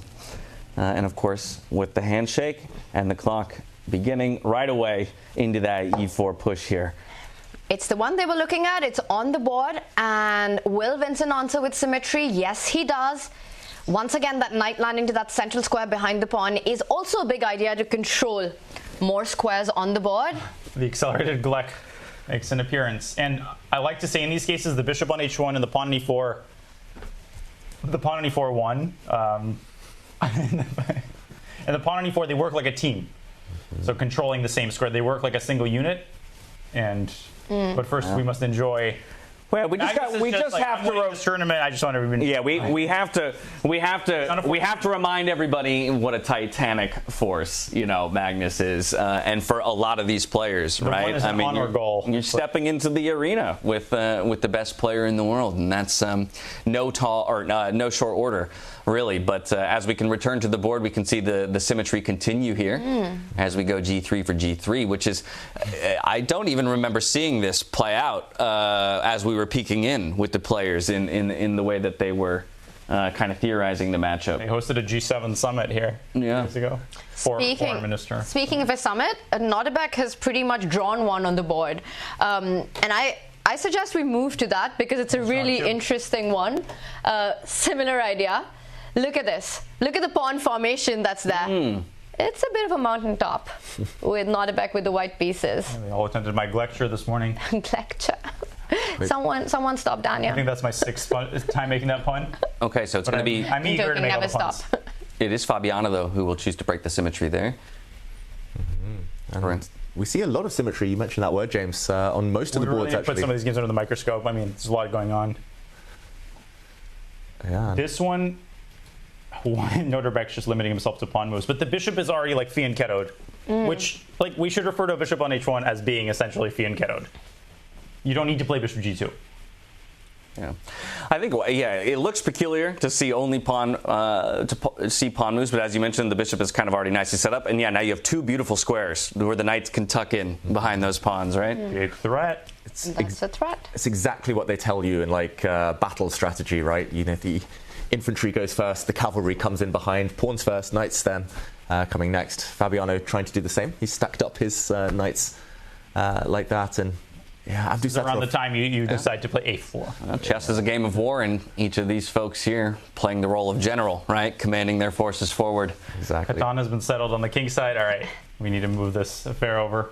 I wouldn't be surprised at a4. We've discussed a4, rook a3. It's not a troll maneuver in freestyle chess at all. You need the space again in case the battle transitions to the queen side, which it might, which is, of course, in this case, the king side.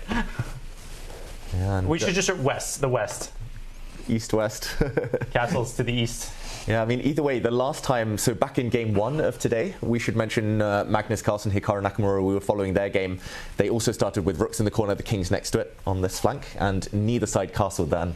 So I don't expect us to have to worry about castling the kings anytime soon, but you never know.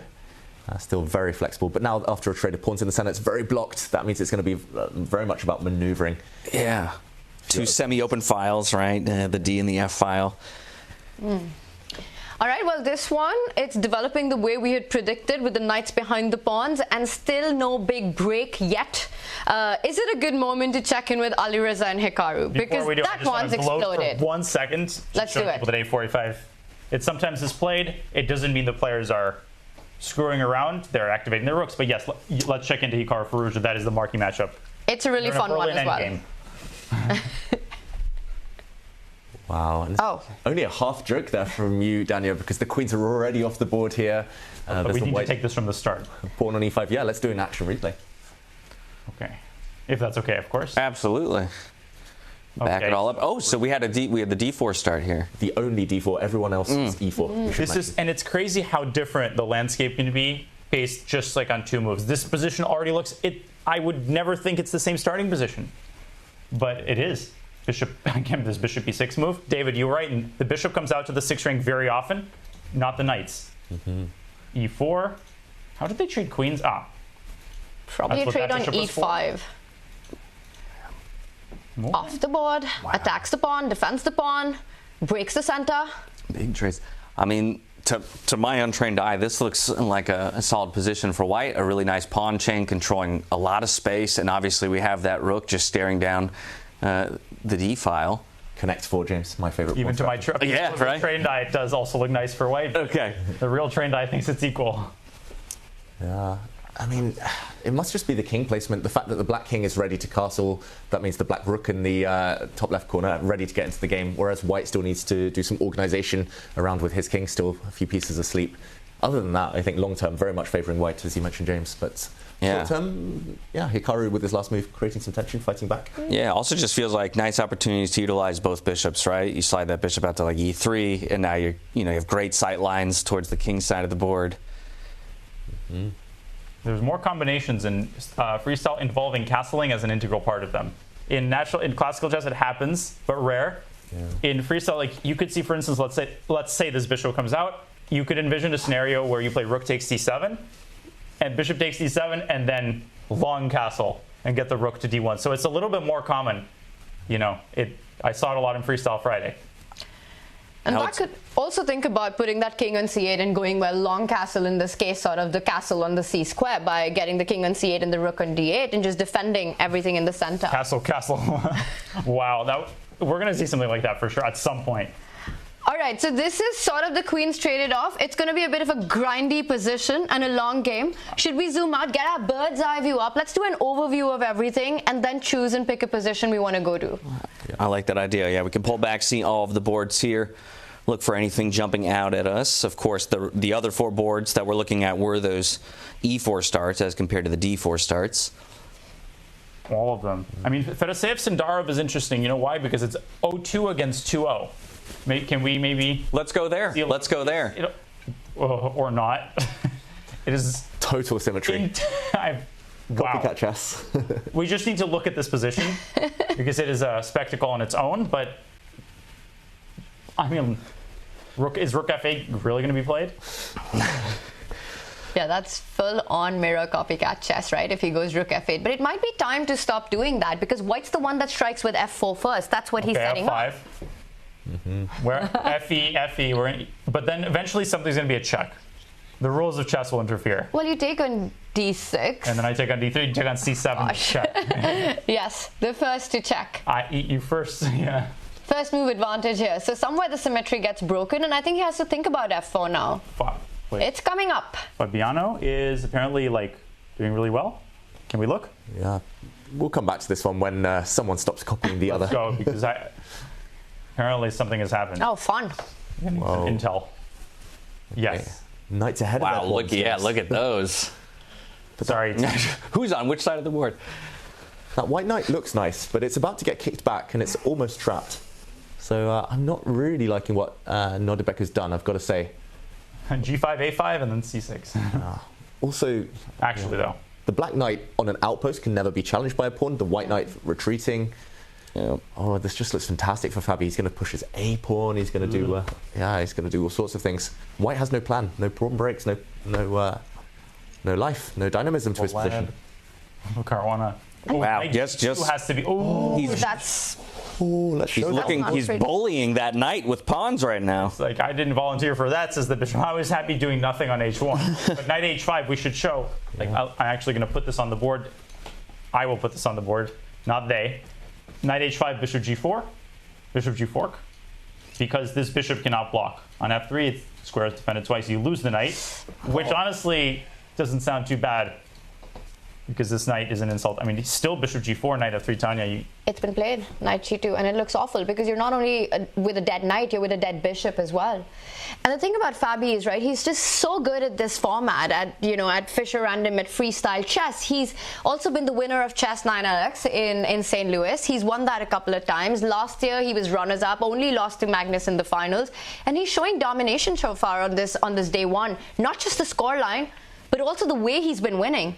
It just feels very strong chess, a very strong freestyle chess. He's been, he had a bad Tata Steel, but chess fans love to, if one tournament erases like 2 years, you can be in good form, tournament after tournament, one bad tournament, yep, Fabi's not the same, it's just not the same Fabi, I think he's washed up. No, he's very confident, he's done all the diagnosis that he needs. He's in a good mood this tournament. I can see he's just feeling the vibe. He's locked in. Look at that. 95% accuracy through this point in the game.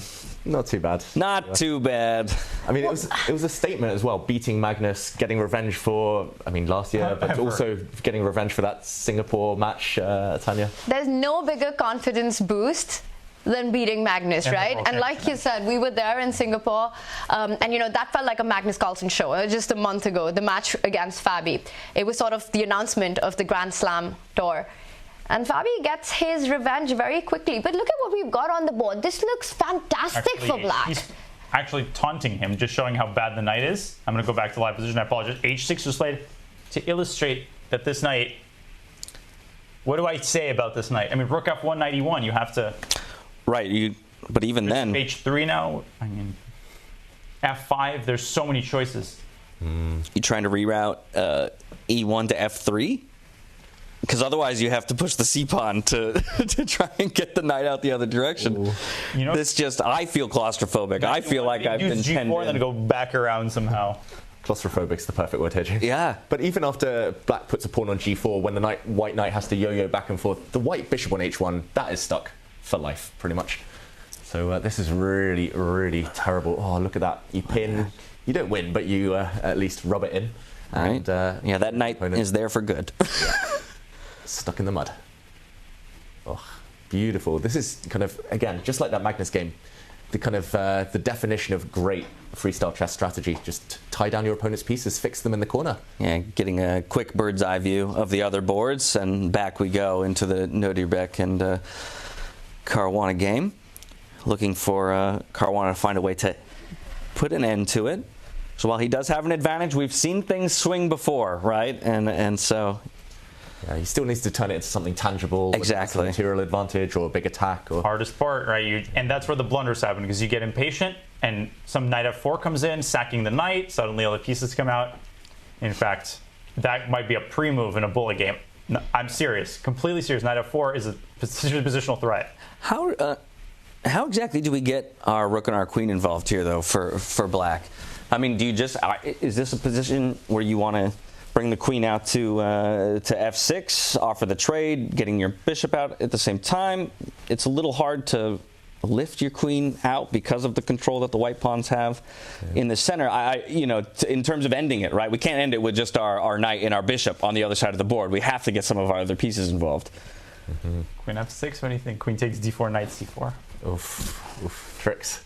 Yeah, I mean, the black queen can just move 1-2 squares down, d7, d6, and then just castle. Just get the black rook in the corner into the game. Everything's mobilized then, and then you decide what to do later. Gotcha. But yeah, I mean, Knowing when Fabi, he's to a more trade direct queens, player. one of the most difficult skills. The trade can be a weapon when used in the right hands, or a great folly. Depends who's doing the trading. I would trade just because I'm boring and I like my endgames, but here you do have more space. They tell you not to trade pieces when your opponent's cramped and claustrophobic. Right, usually general rule, defending player is happy to trade off those powerful pieces, right, to reduce the threats. Just to free up space in their own camp. If It's also the kind of position that Nodebek hates playing, right? He's always looking for counterplay and counteractivity. And with the white pieces, where is he going to find it? That last move does hint at him trying to free up that knight. He wants to reroute it to that f3 square. Will he have enough time to get that piece activity before Fabi can, like you guys are talking about, get the queen into the game, get the rook into the game? Because Nodebek right now is not enjoying life. I think that's why Fabi's gone into a long think now. He's just trying to come up with that kind of 5-step plan. Knight f4. I'm just a broken, Well, how about that? Because now we maybe look to offer that f6 queen trade, and instead it's the rook sitting on f6 as opposed to the bishop. It would be insane if knight f4 happened. I mean, what are the chances, David? Just offering a free piece. It's not but changing the dynamics. I mean, is this? But knight f4, GF actually looks. This is why I confine my activities to the bullet arena, but it looks pretty good for white because the bishop on h3 could get trapped. Now maybe knight f4, rook f6 is being planned.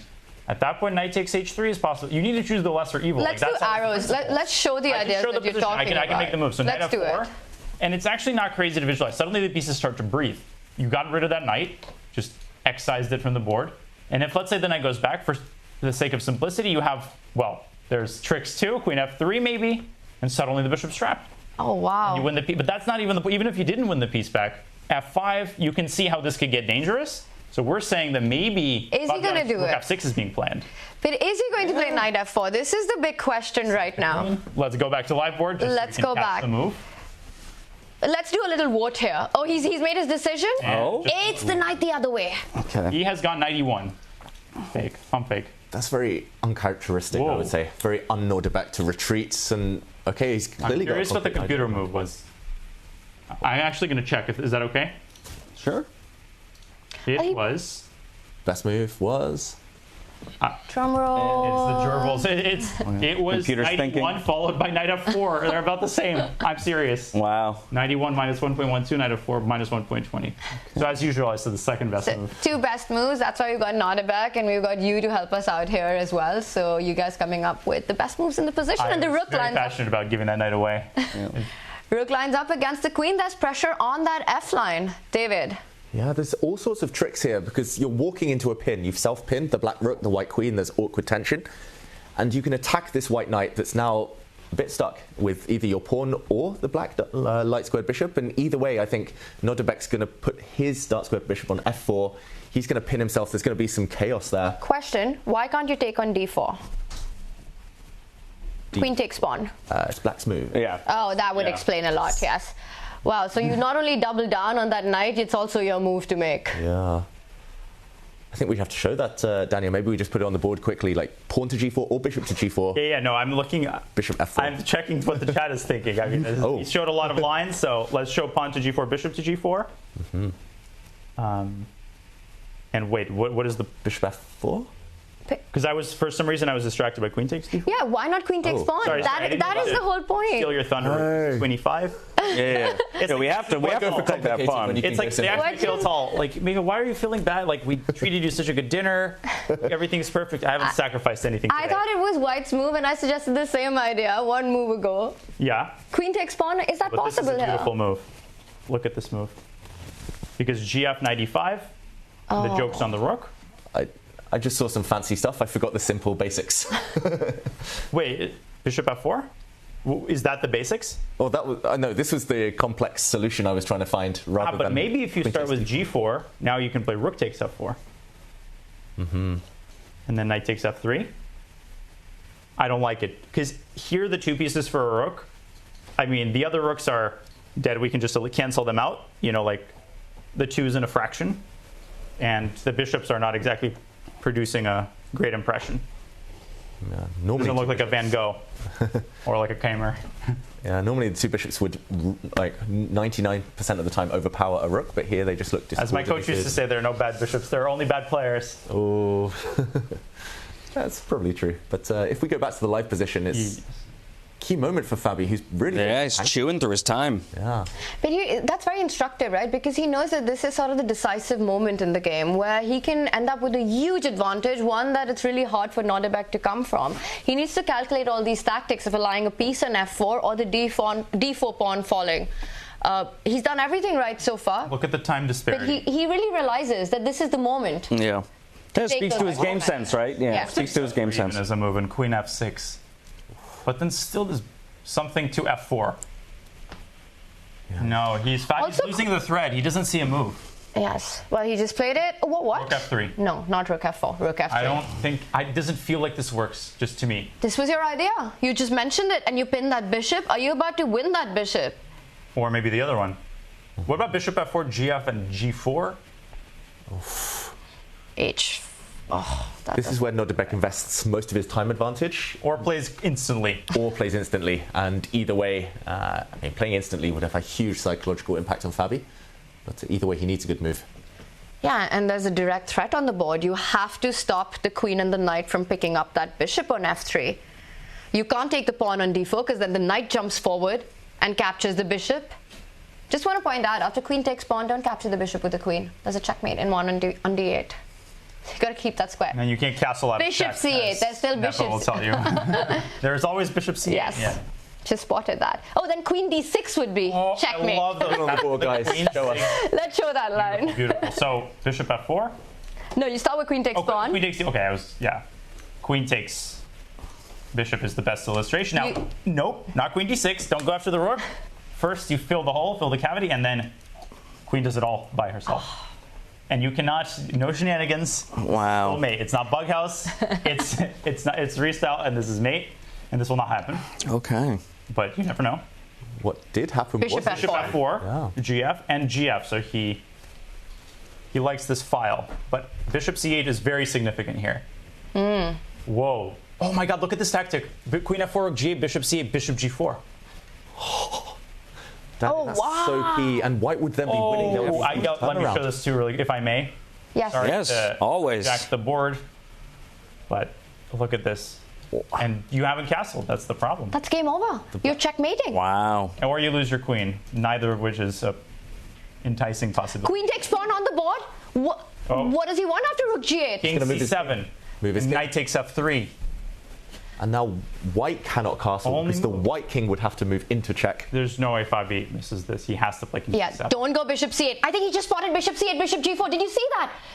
But king c7 and he pauses. Is great for black. But he paused. His idea was to go back with the bishop. Did you see that? I think black is winning here. This is the cruel joke because knight f3 threatens knight d2 and black's going for mate. Wow. Knight d2, knight b3. You have a draw in your pocket. You can trade off the queens. You can pocket that rook in the corner. Bishops versus rook. Oh wait, the bishop in the corner is hanging as well. Bishop on h8 is hanging. Yeah, pieces falling all over the place, hanging pieces left and right. But it's straight. Queen and bishop e5. Yeah, or vice versa. Oh, bishop c8 is very interesting. Bishop c8. And white will have to castle to get the rook into the game. So the shortest queenside castle, the shortest long castle, and get that rook as quickly as you can. Knight d2, king c1, knight b3, king b1. I don't have time to show it, but that might be a bad thing because two minor pieces are hanging. You can take one rook. Again, Mikhail Tal. I sack all my pieces, but you can only take one at a time. Maybe we do have time to show it. Fabi's thinking. I'm expecting to move bishop to e5 into the center. He does it. He does it. Yeah, he took over I was going to show a move. How dare he play a move with 1 minute on the clock? And we're going to see the line that you wanted to show. So the players are playing it out for you, Daniel. Bishop takes queen, stopping that castle, and now the idea of knight d2, knight b3 winning See material. this all the time. 3 pieces against 2 rooks, of course. I mean, it's freestyle chess. We normally see queen versus 2 rooks, and then there's always a debate. What's better? Queen worth 9, rooks worth 10, but queen's such a powerful piece here. The 3 pieces are worth 9. There's 3 of them. Only 2 rooks. It's phenomenal move. C3. So rare. Look at that. Opening the center, which is good for the rooks, and king c2. It's so much of this dynamic, David, the one that you're mentioning with 9 versus 10 points, right? Mathematically, white should be doing fine, but it depends on piece activity. And look at Fabi's pieces, all lined up against the white king. And not just that. I mean, I think as the game goes on and there are fewer pieces on the board, a piece number changes, in my mind, changes the valuation of the pieces. Yes, there are 3 points of material, but I now have 3 minor pieces with which I can coordinate as opposed to only 2 that have to get all of the work done on the other side. Yeah, those rooks, I mean, they're literally... And they're stuck. Opposite of coordination. There's mate patterns, 91, CD, bishop f1, but white plays a4. And rooks have a property where they always come in at the right moment and spoil the party. Like once they're in the game, they're sweeping all the pawns. It's far away though, right? And quality over quantity. Look at the quality of the 2 rooks and look at the quality of the minor pieces. Compare that and it's easy to see that Fabi's pushing, but he doesn't have all the time in the world. Now. I don't know why. King goes up, the rook comes into the game, and maybe it's not all that bad for white. Do you have enough time to put more pressure here is the big question. Fabi, he has to find a way. Or Nordebek equalizes. Not enough time on the clock, but he jumps in deep behind enemy lines here. He's going pawn hunting Fabi. He's going to try and at least win 1 or 2 pawns before the white rooks get out, into the beautiful tactics here. I mean, 3 pieces like d4. There's all sorts of moves you'd love to consider if you had more than 24 seconds. d4, maybe we will find out what the players are considering. Check or maybe we can see if there's any new results. Well, we got 18 seconds on the clock here for Fabi. I'm just looking to update anybody, but no, this is the most interesting game. Also, that knight just stopped the white king from coming to a very important square on c2.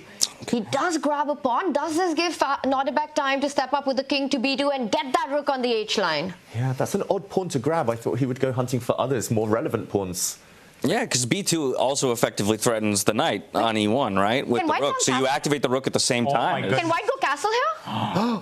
White can still castle. I completely forgot about that. I think the players have forgotten about it. Otherwise, that's a great move, Tanya. Isn't it? Put the king on c1, the rook on d1. No, I'm still, you don't understand where my brain is. I'm still like playing this move in my head, and I keep convincing it is legal. Yeah. There is still a bishop to f4 check, and it's still complicated, but are we going to see long castle here? Well, I keep calling it long castle. Are we going to see king to c castle here? No, it is long castle. Like, in Russian, you say long castle is the only way to refer to it. Yeah, I think the thing is you're asking these players in a fairly intense moment to even remember that as a possibility. So easy right? to forget. And I think that it would be very easy. It's on the board! See, on chess.com, let's go! We could put the king on the rook, and nobody will know you made an illegal move. Here. Wow. Unbelievable. Tanya, that was that was a great moment. That's going to be in the highlights today. Phenomenal. Yeah, knight now having to retreat. Obviously, these... Darn, the game is not over. No, it's not. Now that the rook is out, it's far from over. Nordebek is back in this game. How do we get we got to get the A8 rook involved, though, right? At H5. Well, and there you have it. Gets involved. Nice call. 2,700 here, James. I'm riding all y'all's coattails, let's be honest.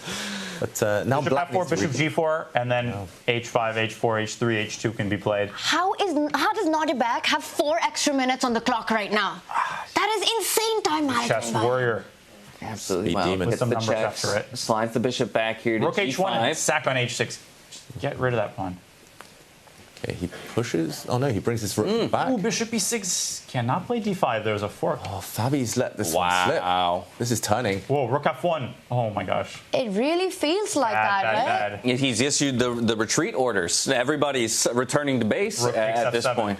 And white's passed pawns will prevail, I think. So if the knight moves back, are you expecting him to give up an exchange? Depends where the knight goes. Well, let's say h4. If knight h4, maybe first king d3, and then rook at some point, rook f7. It's an idea in the air, and it does go to h4. Will Nordebek rush with rook takes pawn? I don't think it's the time just yet. Get that king into the game. Fabi, you can tell he's feeling the pressure right now on the board and the clock. Good call. On the b5 and only now. Well, the a2 pawn is hanging as well. Completely forgot about that one. But now he's at c4, then I think would have blocked the bishop out. No, this is check. Now the white e-pawn will start running. The only half pawn. Still... Wow. I wouldn't put a4 past Nordebek. Or rook to g7, maybe. Either way, okay, he pushes his pawn. Fabi, just no time to think. I mean, he's still coordinating really nicely. Okay, he lost his initiative, shaking his head. 44 seconds. But that e-pawn, right, it's going to stop at on the 6th rank. You can't cross over just yet. You need that king to march closer towards the black pieces. And what's he worried about? King e4, knight e7 is some sort of...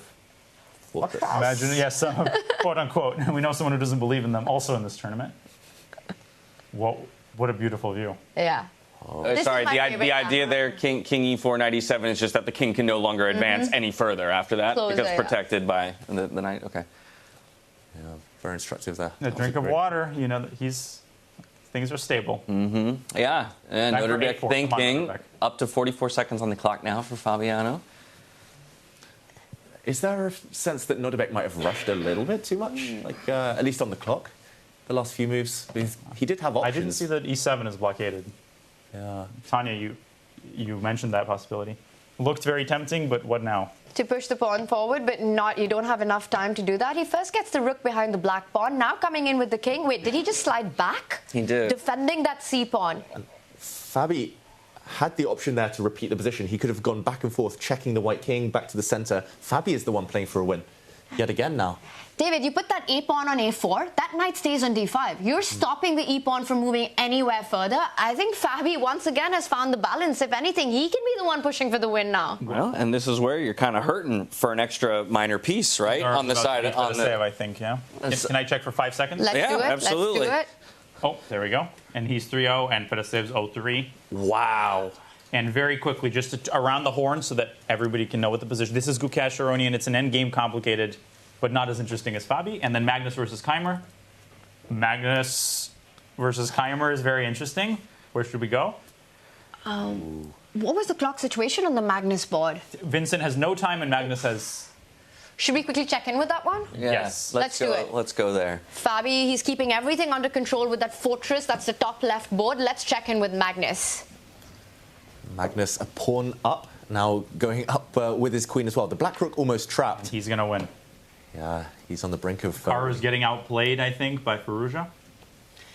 But we can go back to the Fabi game. There's nothing more dangerous than an angry Magnus, David. After last round's loss, he wants to come back with a vengeance. And you said it. Doesn't lose twice in a row, right? It was a sure thing. He goes up again. Still a game, though. Like I assumed rook e7 is over, but not yet. Queen c8, maybe?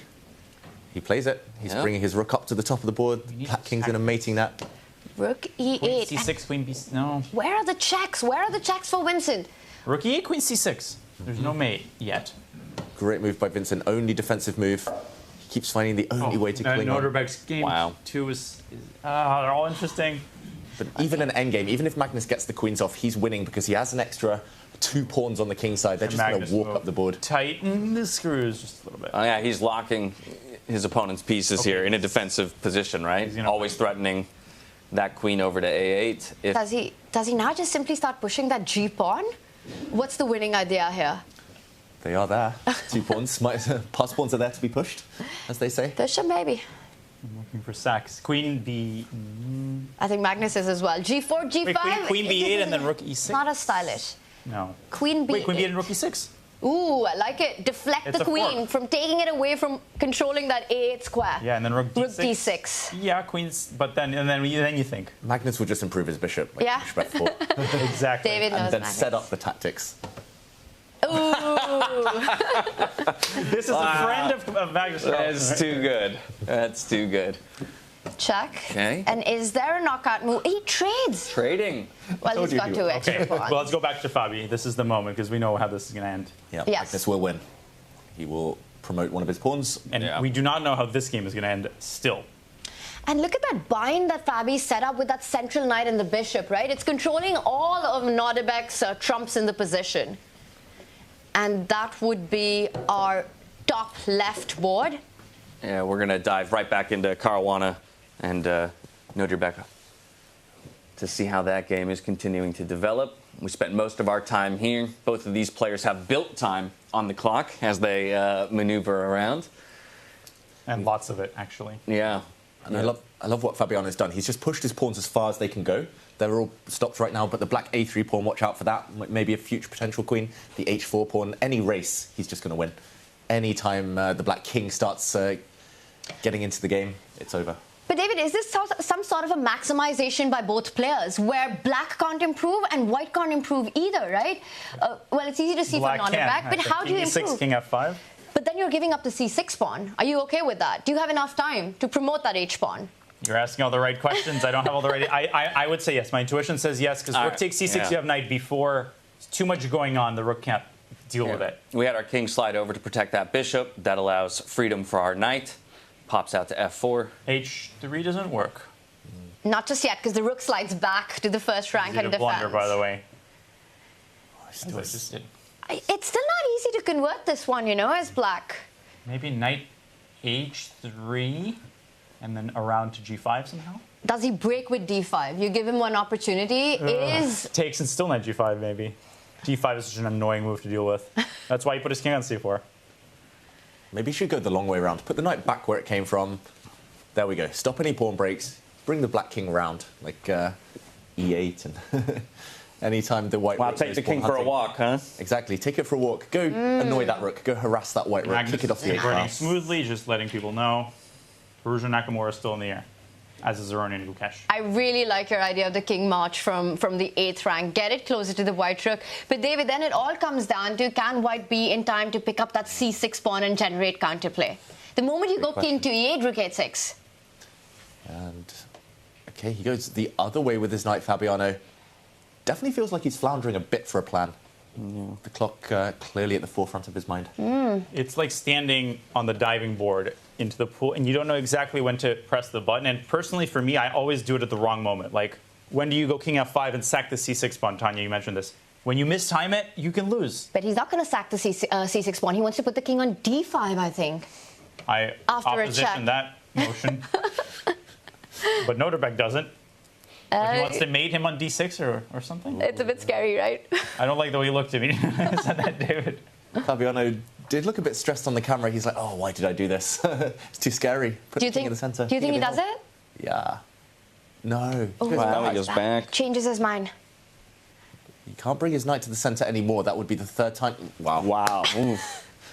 He knows he's playing freestyle chess. He's just setting up for the next game. Yep. Yeah, he's predicting the knight placement. Knight 8, knight c7.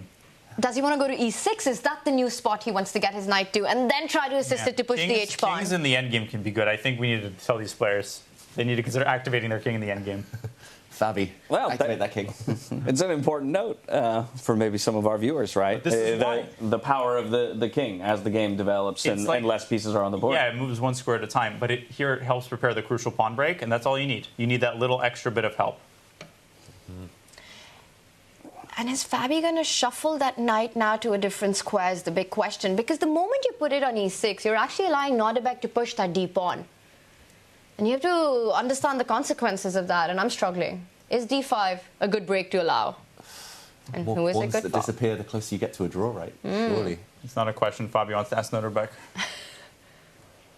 Or himself. He might have missed the moment, I think, Fabi, to start racing. Now the black knight is so passive. Yeah. Like running with the black king ever, it's going to be a bit of a stretch. What about knight a6 and knight b4? Has that been tried? Sorry, knight e6? A6. Oh, a6. Knight Aaron Nimzovich 6. Good question. Yeah, that's a plan. Yeah, but his knight was on d5. Why didn't...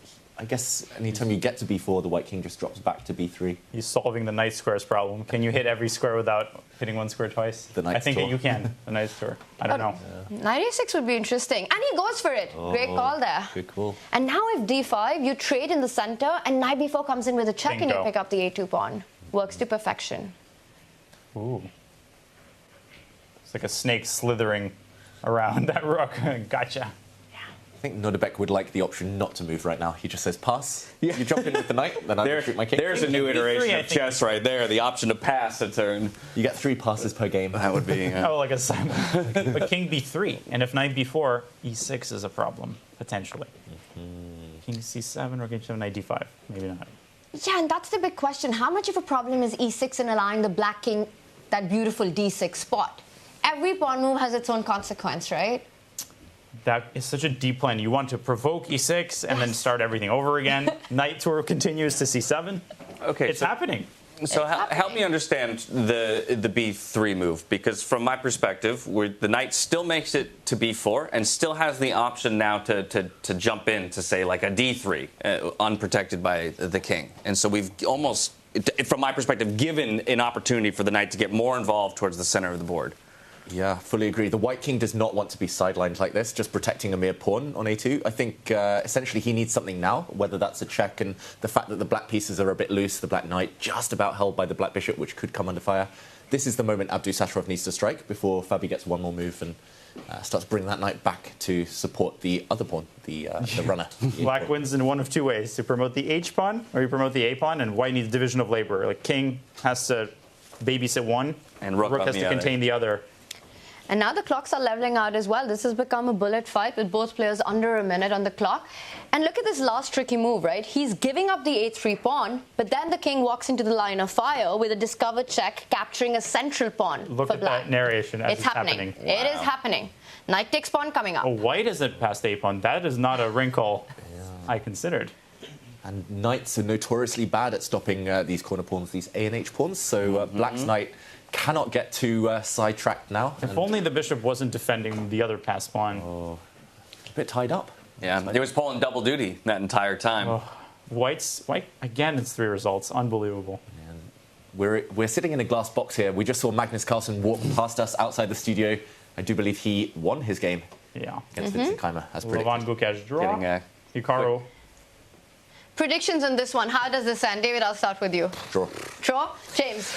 Before that pawn was vacuumed up, I would have given the edge James, to no black. dodging this one. You got to give me a prediction. I'm going to go draw as well, White unfortunately.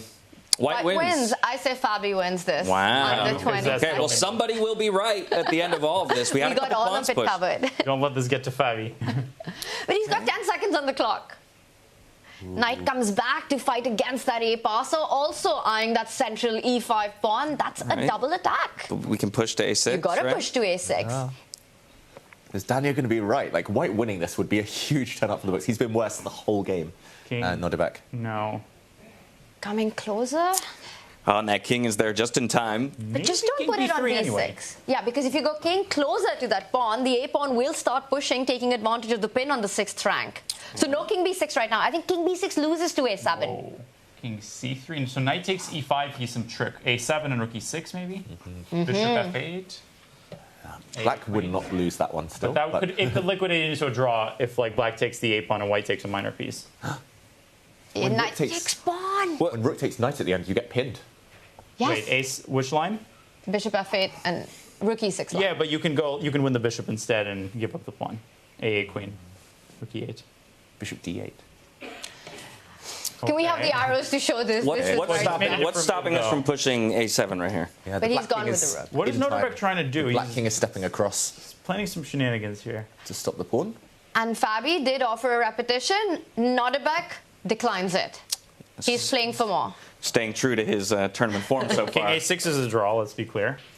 Yeah. A rook cannot beat a lone bishop or lone knight, so even if Fabiano is to lose one of his pieces and his pawns, he just needs to get rid of the white A pawn. Rook takes H4, king takes And Fabi rightly sidestepping the pin because once again A7 was a massive threat to just neutralize everything. How is Nodebek pushing for a win here? Well, the king comes in. This is getting tricky. He's playing for the win. He is. For the win, Nodebek. C6 under pretty dire threat. At A7, you can repeat, but using that as a weapon against Fabi, it's like that indecision. It's excruciating. Like you don't know, and then you make a rash decision. It feels like they're both playing for a win, right? But it should be a draw, but they're both So wanting someone's to win. playing for a loss. The rook can pin the bishop. Well, Nodebek comes back with the king, so he is offering a repetition. Will Fabi take it or will Fabi play for go knight more? C8. With just 15 seconds on the clock. Not many options for Fabi. He has to move his knight. His bishop's tied down. His king cannot go anywhere. His king B5, knight D6. There are tricks still. Maybe rook H8. Yeah, white needs to win one of the pieces, the black pieces, for the A pawn. Still hard to imagine Nodebek winning this one. How calm does he look on the screen, though? It's just, it's crazy to watch him. Just so in control. Scary. Both of these players, scary opponents. Very terrifying. He does pin the bishop. The black king can move forward closer to the white pawn. Oh. And you can give a check, but then knight checks. Yeah, it's king. I think it's still a draw, but suddenly it's getting a little uncomfortable for Node. He cannot just lose the A pawn for nothing. Okay, so H6 now the knight defends while checking. Even king A5 is a move. Ambitious. In fact, it might not be such a bad one. Brave In move. fact, I think he might play it. Yeah, being brave and ambitious in chess, it's like a double-edged sword, right? It can backfire. You can just push too But hard. he might play it now. He gave himself another 10. He does it. Game on. Fabi playing for the win. Yeah. The problem is, if the black king now grabs the white pawn, then black's pawn on c5 drops, also falling, and it's going to be a draw. Very, very. Count of knight f5 check, rook takes a6, taking the king. That will not happen. It's illegal. Yeah, the black knight pinned. So pushing the c pawn looks like the only way to try and win this game, but your pieces are hanging. Oh, okay, everything fizzling out now. Nodibek once more. Whoa, but this is looking very dangerous Rook f6, now. just rook f6, rook e6. And black is not in time to push the h-pawn and give up the bishop. Precisely what he wants Fabi to try. He's chasing that bishop. It's going to be a draw, handshake. There it is. Let's go to Ali Reza. Wow. Oh, never mind. Draw. What a game, though.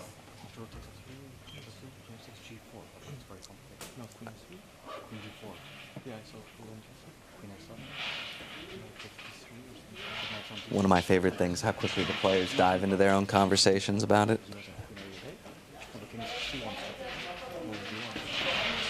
I think we're analyzing the endgame. I think it's quite a lot analyzing the earlier stages of the game. When the knight came forward to threaten a3. Well, there was that flurry, the 3 pieces versus the 2 rooks was the result, but interesting. The players, I mean, freestyle chess, blindfold chess, they're doing it all there, showing off their understanding of the game. Nodibek has to be the more relieved one, though. I mean, if you look at the start of the game, those 2 rooks versus those deadly 3 pieces, it looked extremely dangerous for white. Seeing, but that castle, by the way, because seeing a rook on A1 and A8 and locked behind a king, it looked really dire, but finding a way. Draws, tisk. For a player who barely ever draws in a tournament, right? Nodibek's the one who gives us all the decisive action. Yeah, well, through 3 rounds now, we'll get another quick look at the players' reactions as they fight for life here in the round robin. One Uzbek is 3-0, 3 wins, the other 3 draws. Wow. And Sindarov, I think so far, probably the surprise, if we're going to call anything, of the tournament, now sitting at 3 victories. And we'll refresh the standings as we always do following this replay so we can get a good picture of the standings. Still 6 rounds to go before any players are eliminated, and a couple of those rounds will be played out today. Second day of the round robin to follow tomorrow. You see head and hands, but of course always the handshakes and the discussions to follow. Welcome back. I mean, exciting chess, as freestyle chess always promises. Many decisive results, a couple of draws here and there. I think it is about time for us to check in on how each of the games resulted here. And this will be the first time we shirk the previous pattern that we were developing. Only 2 decisive games this time around, with Sindarov and Carlsen coming away with wins, while the other 3 matches will end in draws. Wow, so that means that Sindarov would be our only leader, the sole leader going into this next round. And to your point, not many would have predicted that. At least on paper, he's an underdog in this tournament. I really wish the tournament ended here and right now. Now, but slotting in last minute, right? Having played runner-up to Fedoseev, now gets the win over him. And so, again, what a confidence booster that must be for him nice and early. And from here, we'll pull up the standings and take a look at that whole picture. Of course, we won't be surprised to see Sindarov up at the top. And then you can see Fabiano and Ali Reza at 2.5 before Magnus rounds out the top 4. Yeah, Magnus bouncing back, but of course the main point of these of this initial, rapid portion, right, is to knock out 2 players essentially. And I'm looking at the bottom there, Levon Aronian getting a draw, so getting on the scoreboard, important. But Fedoseev, it has been a really tough start to his first outing here at Freestyle. Yeah, an unfortunate start for him, especially considering, just from my conversations over the last couple of days, a lot of people talking about, how much of a power player he is considered within, the Chess 960 format. One of the guys who has been a fan of the format long before, these last couple of years. Fischer was alive when he heard about it. I mean, he's, and justly so, not Wesley so, but we'll see how he reacts. But now is the age of comebacks, like lots of amazing tournament comebacks that I remember in commentating, like Vaishali and the women's candidates 5 in a row. Eric Icey, he took that tournament out of it's not going to be one of his best, but he beats Gukesh in the last round. Lots of amazing stories written in the second half of a tournament, but it's going to take a lot of willpower, and he's going to have to play better. Sometimes we forget to mention that, the moves have to be better. He has to win, and it's really, really hard. You feel for him. Lots of chess left to be played. Yeah, absolutely. Freestyle, fish are random. There's a reason why Fedosiev is called Big Fish. There it is. On chess.com, but I think now is the time. It's really gone beyond that moment. He has to not only stop the bleeding by a solid draw, but I think he has to win a game. It's also really important for your confidence boost, This is a tournament where no round is going to be easy. So there's no breather at all. He has to score a point in the next one to have any hopes at all. He can do it. He had a fantastic run at Tata Steel. Coming into that tournament once again as perhaps one of the underdog, and what a finish he had. He finished 4th, so incredible stuff. David, you mentioned this point, right? 2 eliminated going into the knockout stage. That's the big aim, to get into top 8. But there's also a lot of incentive to finish at the top of the leaderboard, because those finishing in top 4 will get to pick their opponents for the quarterfinals. So you want to not only fight to make it to the knockouts, but also finish at the top. Yes. They all got different goals. Like I said, win a game, win the tournament. It's don't draw all my games if you're notified. Well, and I think, that, of course, is the end goal in the round robin, right? Finish in the top 3 where you at least have some say in your opponent, because the 4th person will just get whoever remains. Yes. At the end of the day, I think you still have to put it together one step at a time. When I'm looking at somebody who's sitting at the bottom of the leaderboard, I'm trying to think how they can get themselves into a state of mental clarity, return to their fundamentals, and retain the confidence that they should have coming into this tournament. And with that, I believe our lottery is already taking place here for our 4th position of the day. That is my cue to use the loop, so I will leave it in the capable hands. The wheel. 200, position 200. Oh, 200. That's quite far away from everything that we've had. So it's going to be a very different position that's going to come up. And now we have it. I saw the queen at the corner white, of the board. Please deliberate on that I'm riveted by the action. I almost can't. Thank you so much. It'll still be happening when you get back. I think I'll make it for the game start. And just while we wait for the position to be shown to us, this is game 4, right? Sindarov on 3 out of 3. If he wins this next one, he's pretty much guaranteed he's in the quarterfinals. I think 4 points out of 9 games. Even if he loses the rest, there's no chance you get in the bottom 2. Yeah, so, I will tentatively say that that's a guarantee, yes. Because, again, all you're looking for is top 8 in terms of qualification. Yes, you want to push for more. But, again, what a weight off the shoulders that would be for, one of our youngest players in the field here. Yeah. And then for him to arrive for first place. Oh, goodness. Avoid relegation Goal first. 2. Avoid elimination first. Yeah. He's taken down Vincent. He's taken down Levon. Fedosiev. Guess who he's playing in the next round?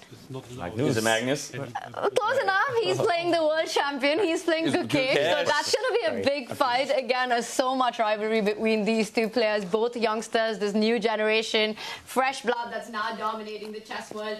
What storyline will it be in this one? Well, while the players, of course, are going to still take those typical 10 narratives minutes or so to evaluate the position, I think that's the board we should probably start with. We should start with, the tournament leader against the current world champion in Gukesh when we get there. But here we have the position up on our screens, position 200. As you mentioned, those queens slammed over into the left-hand side of the board.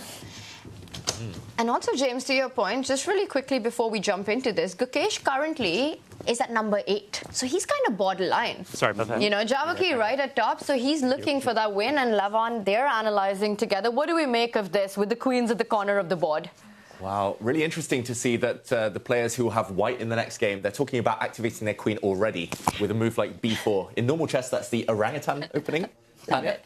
So, we played this head-and-hand game in Singapore where Magnus and I teamed up, and he gave me one advice at the start. He said if the queens are at the corner of the board, one thematic idea is to actually activate it on the very first move. And the reason for that is that black cannot answer with symmetry. If in this position, b4, the orangutan, if it appears, and black does mirror it, white will have an instant a4 break, breaking that symmetry and getting more harmony in the position.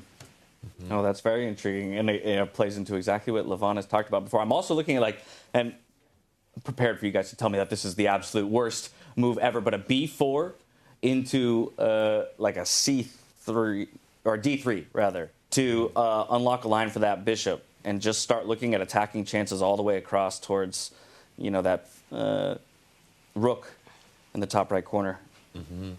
Yeah, exactly. Line up on the dart squares, get on the long diagonal. I like it, James. Yeah, I think that's one kind of paradoxical thing with freestyle chess. Queens, we're always taught in classical chess, don't activate her too early. You know, she becomes vulnerable. Right. She's your most valuable piece. Anytime she gets hit, you have to run away. You lose a bit of time. But activating the queen in terms of at least opening up diagonals, opening up lines, is such a priority in freestyle. If you don't get it done in the first 5-6 moves, you might not get it done at all. And a queen, of course, needs to play a part. All that said, it looks like we're exploring the idea of c4 here. The English opening, normally. Yeah. Okay, so this group, the players who will be playing with black, I believe, looking in a totally different direction. Okay, until this move, pawn to b4, eventually getting the queen out. There you go. Sooner rather than later. Well, they're playing white, actually. Oh, they're playing white? Javakir and Hikaru will start with the white pieces. Okay. So Magnus and his group actually predicting what the opponents are going to do against them. Interesting here. And normally chess is about the center. Here it might be a bit of wing play first and then a switch towards the center of the board. Hikaru found something there too that all of them agreed they didn't like in a response from black, so now they're looking at other ways to control the center here with the pawns. I love how the symmetry doesn't last too long. It lasted for 2 moves here. Some of the other games in the last round, it lasted like 5-6 moves, and then it's broken, and then it's chaos. But No, and that's the beauty of the format, as we've talked about, right? Very quickly, you can get yourself into a sticky situation. And then conversely, yes, you could go 20 moves with perfect symmetry, and nobody's worse. Yeah. We're going to see b4 on one of these boards at least. It's such a thematic idea in these positions, and it also makes, perfect sense once you understand these certain, well, there are no general principles in freestyle chess, right? It's like Fortnite without a map. Every position's new. You got to find your own way. You got to fight your own way without being familiar with anything. So I think b4 or c4, these are the 2 moves that we're seeing a lot in the analysis. What's your vote here, David? Before you guys get to vote, I'll say b4. What about you, James? What are we going to see more? I like the b4, but I'm calling that I haven't seen anyone theorize it yet, but I want to see the d3 push to follow, trying to find a way to get that bishop out. I notice a lot of them are also trying to get that the g knight out early.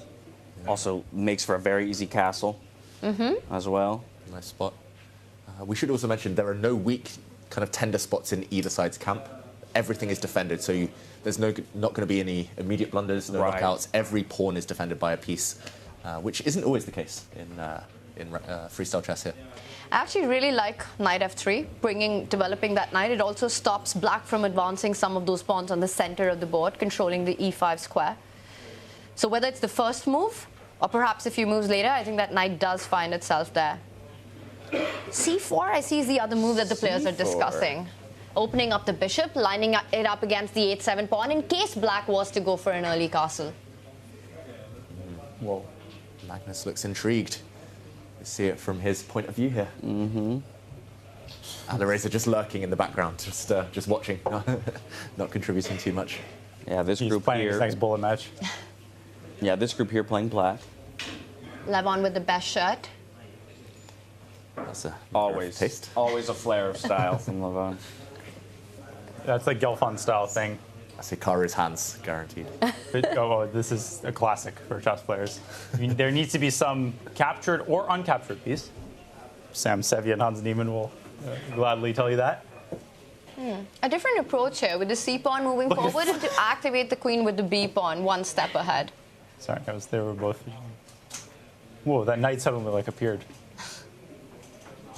Sindarov, I don't know where I would want to sit. Probably on this sofa, actually. Just pick Javakir's mind. Whatever he's doing, it's just... Something's working. The player stole my earpiece. I think it was Alireza. That's why he has that guilty look at his face. Yeah, and for those who are just joining us, Chess 960, as this is also popularly known as Fischer Random Freestyle Chess. Here, we don't have 960 positions. It starts with 959, removing the standard chess position, which isn't position number 1. It's position 518. Exactly. So that has been taken off the cards. Yeah. Or the shuffling as well as each position that we've played prior. Yeah, interesting because, this position 200 is going to be totally different from the others we've seen. We've seen a couple in the 900s now. We saw one... a double digit. Double digit, yeah, 55 or something like that. So this is going to be completely fresh. I'll be honest, I find it quite amazing that they're even getting this far into a theorized game. No, it's insane. Before you know it, they're on move 10. And then suddenly they're on move 1 again. It's like there's multiple realities. It's like Memento, you know, there are flashbacks and... I mean, look at that. Just one person. Right, yeah, and now we're back. And I love how they decide who's moving so smoothly. Like, one person is the designated mover. There's the guy sitting in the background, kind of like mob boss. Like, yep. I was going to say, the one thing they seem to all agree on is that knight is coming to F3 pretty early. Who's that guy with the white? Never seen it before. The one thing I will say is I've played quite a lot of Fischer Random, Chess 960, freestyle chess, whatever you call it, but especially in rapid formats, it's an advantage to start with black if you haven't analysed like this. That's why the players are sitting there analysing, because often as white, the pressure's on you to choose the pawn structure, to choose where you put your pieces. Black, you just react. So rather than kind of the clock starting and the player with the white pieces sit there for 5 minutes trying to navigate, you know, where giving the presentation first, you know, it's like exactly exploring D4, D5 now. Bishop B4. This one looks too dry. I don't think the players will like it. They take it back immediately. They don't explore it further beyond move 1. It's like wine tasting. It's like wood. It's like Cabernet. You know the Pinot Noir. Not D4. No. Too bitter. I love that in freestyle. You don't block the center. You leave the center open as the battleground for later. And so queen on A1, very important. You need to get the queen into the game, and there's 2 ways to do it: A4 or B3. Or B4. Move 1. What do you call that opening? How did you learn? Do you know what B4 is called? We were just discussing that. Really? Standard 518, it's the orangutan. Okay, in like the Russian-speaking world, it's Sokolsky. Because Alexei Sokolsky, I have his book on one. He wrote a book on 1B4. There was a crazy person once named Sokolsky. Okay, go on. There's a story, right, why it's called the orangutan. David, a player going to a zoo before a game. Can't remember which player. Yeah, maybe it was it Nimzowitz's story? I'm not sure, but a player it's always Nimzowitz. It possibly goes to the zoo right before a game and wondering what he's going to start with, and apparently an orangutan appeared and said, go B4. Wow. He went B4 and he won the game. Do we know what the official rating of that orangutan was? Wait. Say that again? It was the Bronx Zoo. Well, the players are up from their couches and getting into position, which means we're just about into the next round. I think we're going to want to start with the Sindarov game up against Gukesh, right? We have our undefeated player up against the world champion. Feels like a good place for us to start. Feisty matchup. Should be fun. Not argue with that. No, not this one. And if you had to break down their styles, I mean, Gukesh we've seen so much of. I think Sindarov's still not a household name, right? Like some of the other players here. How would you describe Sindarov's style? I mean, first of all, he's just very impressive, very universal. All the top players are. They're good at everything. I would say Javokir, he kind of blends the calculation with a bit more kind of bravery, instinctiveness than some of the other young players. I've only played him a few times online. I've never played him in classical chess. Oh, I had a very long game with him in World Rapid. E4, E5, knight F3, knight C6, knight C3, knight F6, D4. No, I think draw there. Bishop B5, draw. So I got a great sense of his style there. But he, by nature, is accelerated dragon and King's Indian are his main openings. Well, we have the C4, like we saw a that's number. what you're pointing at.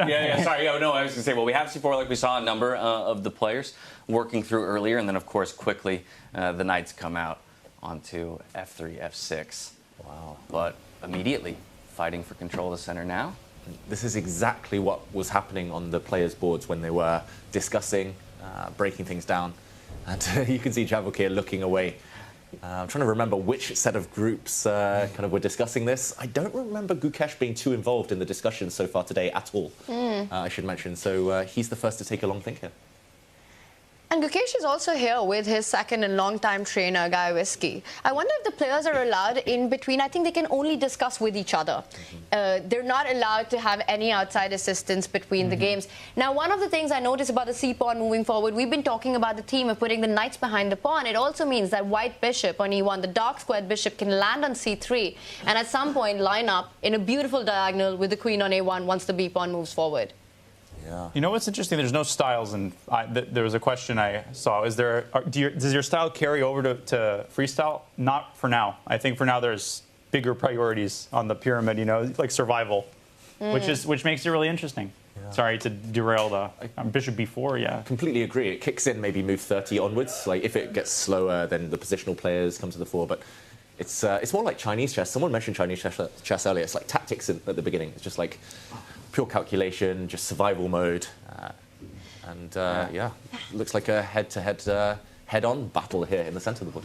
And also when it comes to standard chess, right, we've got these styles, right? I'm an e4 player, I'm a d4 player, I like to bring the knight out. By the way, a big move right now at the center of the board. To me, that looks like a pawn sacrifice, but setting up a massive trap. What if e5? But first, let's show what happens. Let's show that. Discover checks happen early and often. Can I castle? No, I mean, even if you could, it would be even make things even worse. That's a check. That's a rook. And yeah, bad. Tears. Found an undefended piece. There you have it. These pieces drop off. But sometimes these ideas can be annoying, like e5 and d4 driving that wedge in. Gotta watch for the check on b4. Yeah, and for the eagle-eyed viewers from earlier, this actually did appear on the players' boards when they were discussing it. So this isn't just kind of over-the-board inspiration necessarily from Sindarov. This is something that they were breaking down earlier, but Gukesh was not involved in those. I was going to say, did it appear on both sets of boards? I don't. Or only one? We didn't see Gukesh analyzing. It was Sindarov, right? Sindarov. It definitely happened on his board where he was. That's a tactical idea, right? Gukesh doesn't analyze the position analyzes Gukesh. Wow, this is the first big question that Chavukir is asking Gukesh right now, because it comes with a big threat. The d5 pawn, it can't capture either way, right, because of the discovered attack on the d line, winning the rook. e5, allowing a check on b4 also looks really scary. The white knight jumping on to f5 next. How do you respond to this? It's scary, I've got to say. Being attacked on move, what is it, 5 here? That never happens in chess. Like you're already having to solve some really difficult questions. Just to you were survive. looking at bishop a4 there? I kind of like the options for Gukesh. I mean, even knight takes e4, I briefly considered because the f file would open. But e5 would be my default option, but there's like bishop a4. You can sack the pawn on d5 and try to get a development advantage. Like bishop b8 somewhere, let's say to f4. Or short castles, just let him take your pawn, get that development advantage. I've lost a lot of games like this, like ed and then b5. And the pieces come out of the woodwork, like zombies out of the grave. That's very instinctive, though, Danya. He feels like, okay, he actually plays it. Wow. Very impressed. I was going to say, he loves to calculate his way through problems, and that feels like still so many choices. But I think it's safe. Like, you're only sacking a pawn and you get a huge initiative. To me, it feels like it's very easy for white to lose control of the game. Sindarov does have 4 out of 4. This is true. How many games today? 5.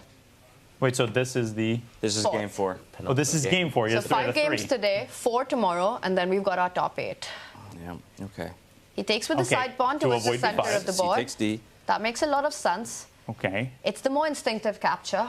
You need to e6 or something, break that thing down. A6, bishop a7. The compensation to me for that pawn is not so obvious in this position. Yeah. It's a big pawn. It's a central pawn. Yeah, to me, this looks like a beautiful position for white. When he's black, he wins because he's Gukesh. Yeah, if white gets one more move, if white just castles, I mean, no compensation, extra pawn, beautiful center, beautiful knight in the middle of the board. Yeah. So there's this like narrow window of opportunity. It's like now for Gukesh, and he, wow, blocks it up. Positional. Knight comes to d6. I'm on board. I'm on the train completely with Gukesh's play. I understand the train could derail. Now this is where... But I'm loving this. Everybody at my level is thinking, en passant. It's for Streamer's favorite move. Let's show that on the board. Just firstly, because we need to remind ourselves of the rules. One, that it exists. Yeah, one, that you can do it if you really wanted to. But 2, how does it actually affect the game at hand? Can we deliver a schach? Check. Don't we just take that with the knight? No? You most certainly, more than help yourself. But then the rook falls, and we saw the same tactic reversed. Because, yes, discovered. I wasn't even sure the rook was hanging, but now you can take e6, and this is what I was talking about. Pieces are hanging. I don't know. It's very complicated, and he didn't play it. He didn't, because he wants to keep the file closed, but he does allow the bind, right? Now Gukesh's knight on d6 is just a stunning piece. It stops, it's blocking the d pawn from moving forward. It's hitting that pawn on e4. The black bishop's going to come to that b5 square. So yeah, double attack on the pawn, only defended by the bishop currently. Do you go f3 or do you put your knight on c3? Two attractive options. Or g3? Or is that just... This is like King's Indian, but dream that I'd never have, because this bishop is going to get really good very fast. Like a5, bishop a7, or bishop c7, bishop e6, especially if white plays f3. If you go knight c3, I send these pawns down the board. Knight g3, h5. Where do I go? Well, f3, I was hoping that white might be in time to put that bishop to f2, which also looks like a nice square, but I do like your idea of trading the dark squared bishops once those weaknesses have been created. Actually, you know, I'm going to eat my words. I thought that there's no compensation for this. What is Gukesh thinking? He's given a central pawn, but things are falling into place. Yeah. I'm just very impressed by Gukesh. This is an instinctive sacrifice. It's like a long-term thing. There's no immediate reward. Wow. It's like a gambit. But it's almost like he played the King's Indian at some point, and he did, which people don't realize. Gukesh was a King's Indian player when he was in the 2600s. Now, f3, which we had talked about, it does give us our lovely connect 4, but to me this goes against, again, a lot of like chess fundamentals in the sense that, you know, if we wanted to slide our king over, we now have an open diagonal onto that g-square. Can you go bishop h4 and try to destroy black's king side? By all means, but I'd love that, because then I'll play f5, fuel for the fire. Like, white has too many things to do. It's like you have this long to-do list, and you've only got a couple of hours. It's like you've got a castle, you've got to get your queen out, which he's trying to do now with his last move, b3. But you've got to get castled at some point. Look at white's pieces. You've only moved one of them. Black has already castled, got two knights out. The bishop's about to land on the dark square. It's like a pawn, but for time. It's that eternal battle. Are you ready to give a second pawn? I was going to say, that pawn is... You give one, you give all. Like bishop a7, then bishop b5, and you want white to take on e5. Yeah. One too many looks to me. I'm going bishop a7 here. You got to play in the spirit of the position. But how do you even defend it if you wanted to? I mean, you've got to move that knight and keep that bishop at a very bad square. I don't want to move that knight. I don't want that bishop to become a defender of that pawn on e5. So I might agree with you. All right. Bishop a7. Are we going to see a second pawn sacrifice by Gukesh? Queen e5 looks losing to me somehow. After bishop a7. Yeah. Oof. Daniel, can we have the arrows just pointing out what we're talking about? Bishop a7, queen e5. Like if I go bishop b5, and then there's going to be some sack on e5. All my pieces are playing, and none of white's pieces are playing. My Soviet old school coaches once taught me that something good is going to ensue from that. And they're wrong. Okay, queen e5. Can't we go knight to c4, discovered attack on the queen, and then the knight jumps in with a fork on the rook and the king?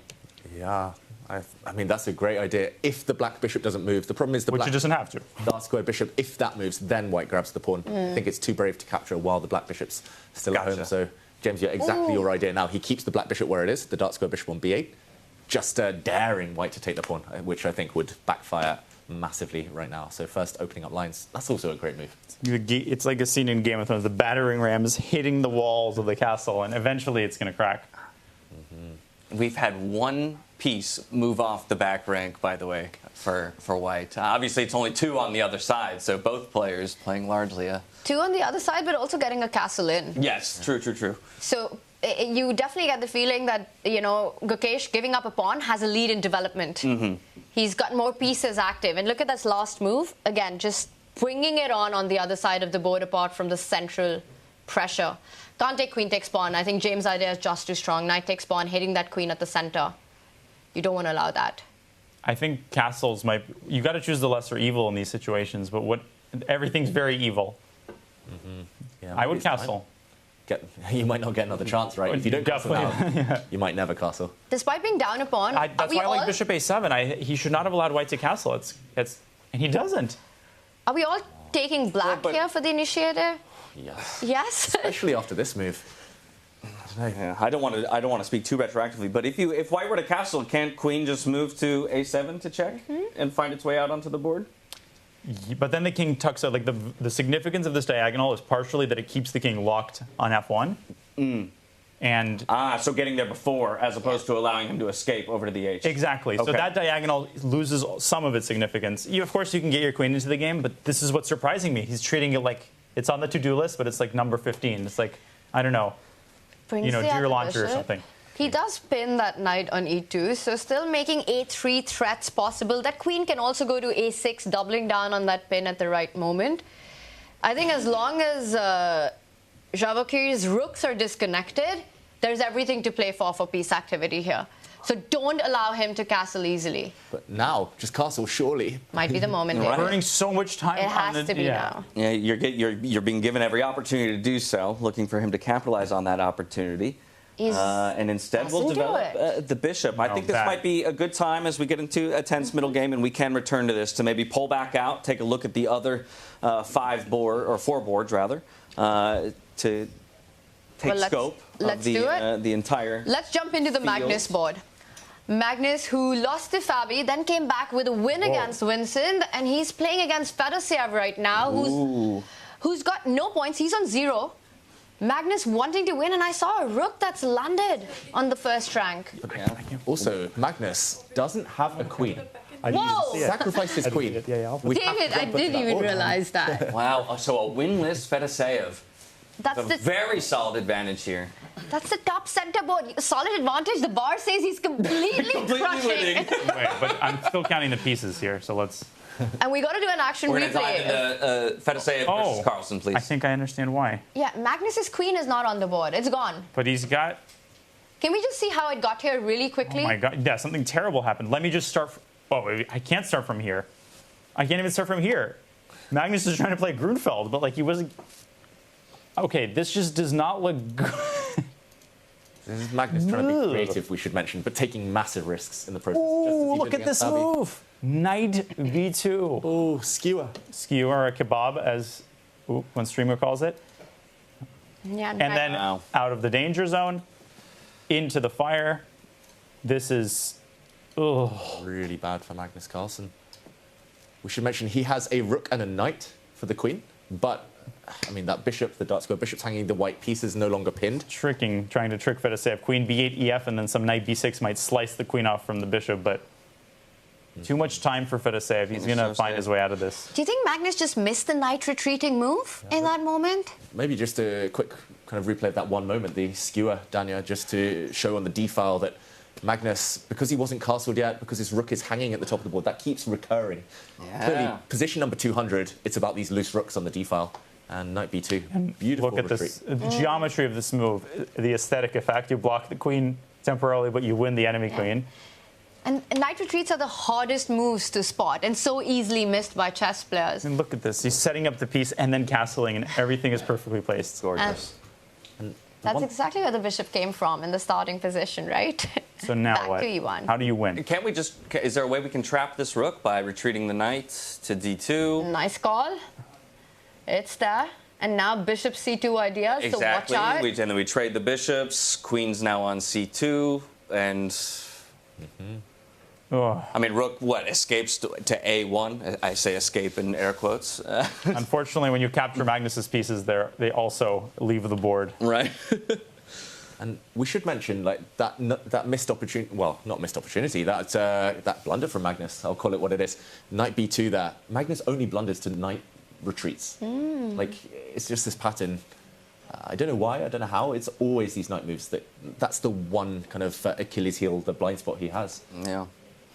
Well, and in this case, right, it was coupled with one of the things earlier we talked about how in classical chess, usually you wait and delay to get that powerful piece of the queen on the board, and he took that risk by bringing it out early, and what happens? It gets attacked. Need to set up those knight retreat in my next match against Magnus then, I guess.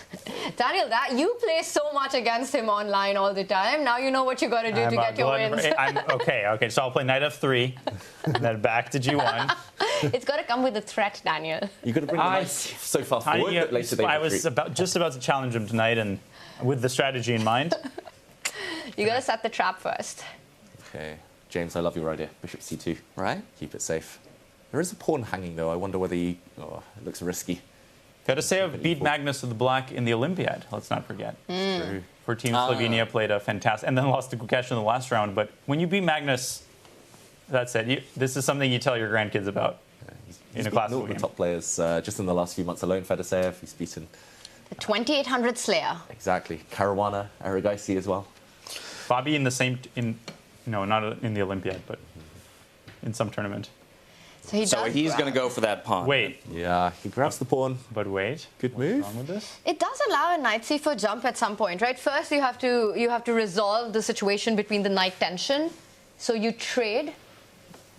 do you double up on the D line? It feels like Magnus's pieces are coming out. It's not as easy. It feels like he's made a few moves in a row. Yes. And White's still stuck on that first rank. White's pieces, yeah, in a row. It's like we have to trade the knights here as black, though, right? Because we don't want to lose the pawn in front of our, or remove the pawn. Whimsy, but king, everything's right? defended. Like I don't know. He could jump away with the knight and avoid the trade like knight altogether. But you're right. He's most likely going to move the knight. It's like baseline tennis for White. It's like you're literally just fixed on your very back rank here. I'm just looking. It's all working out.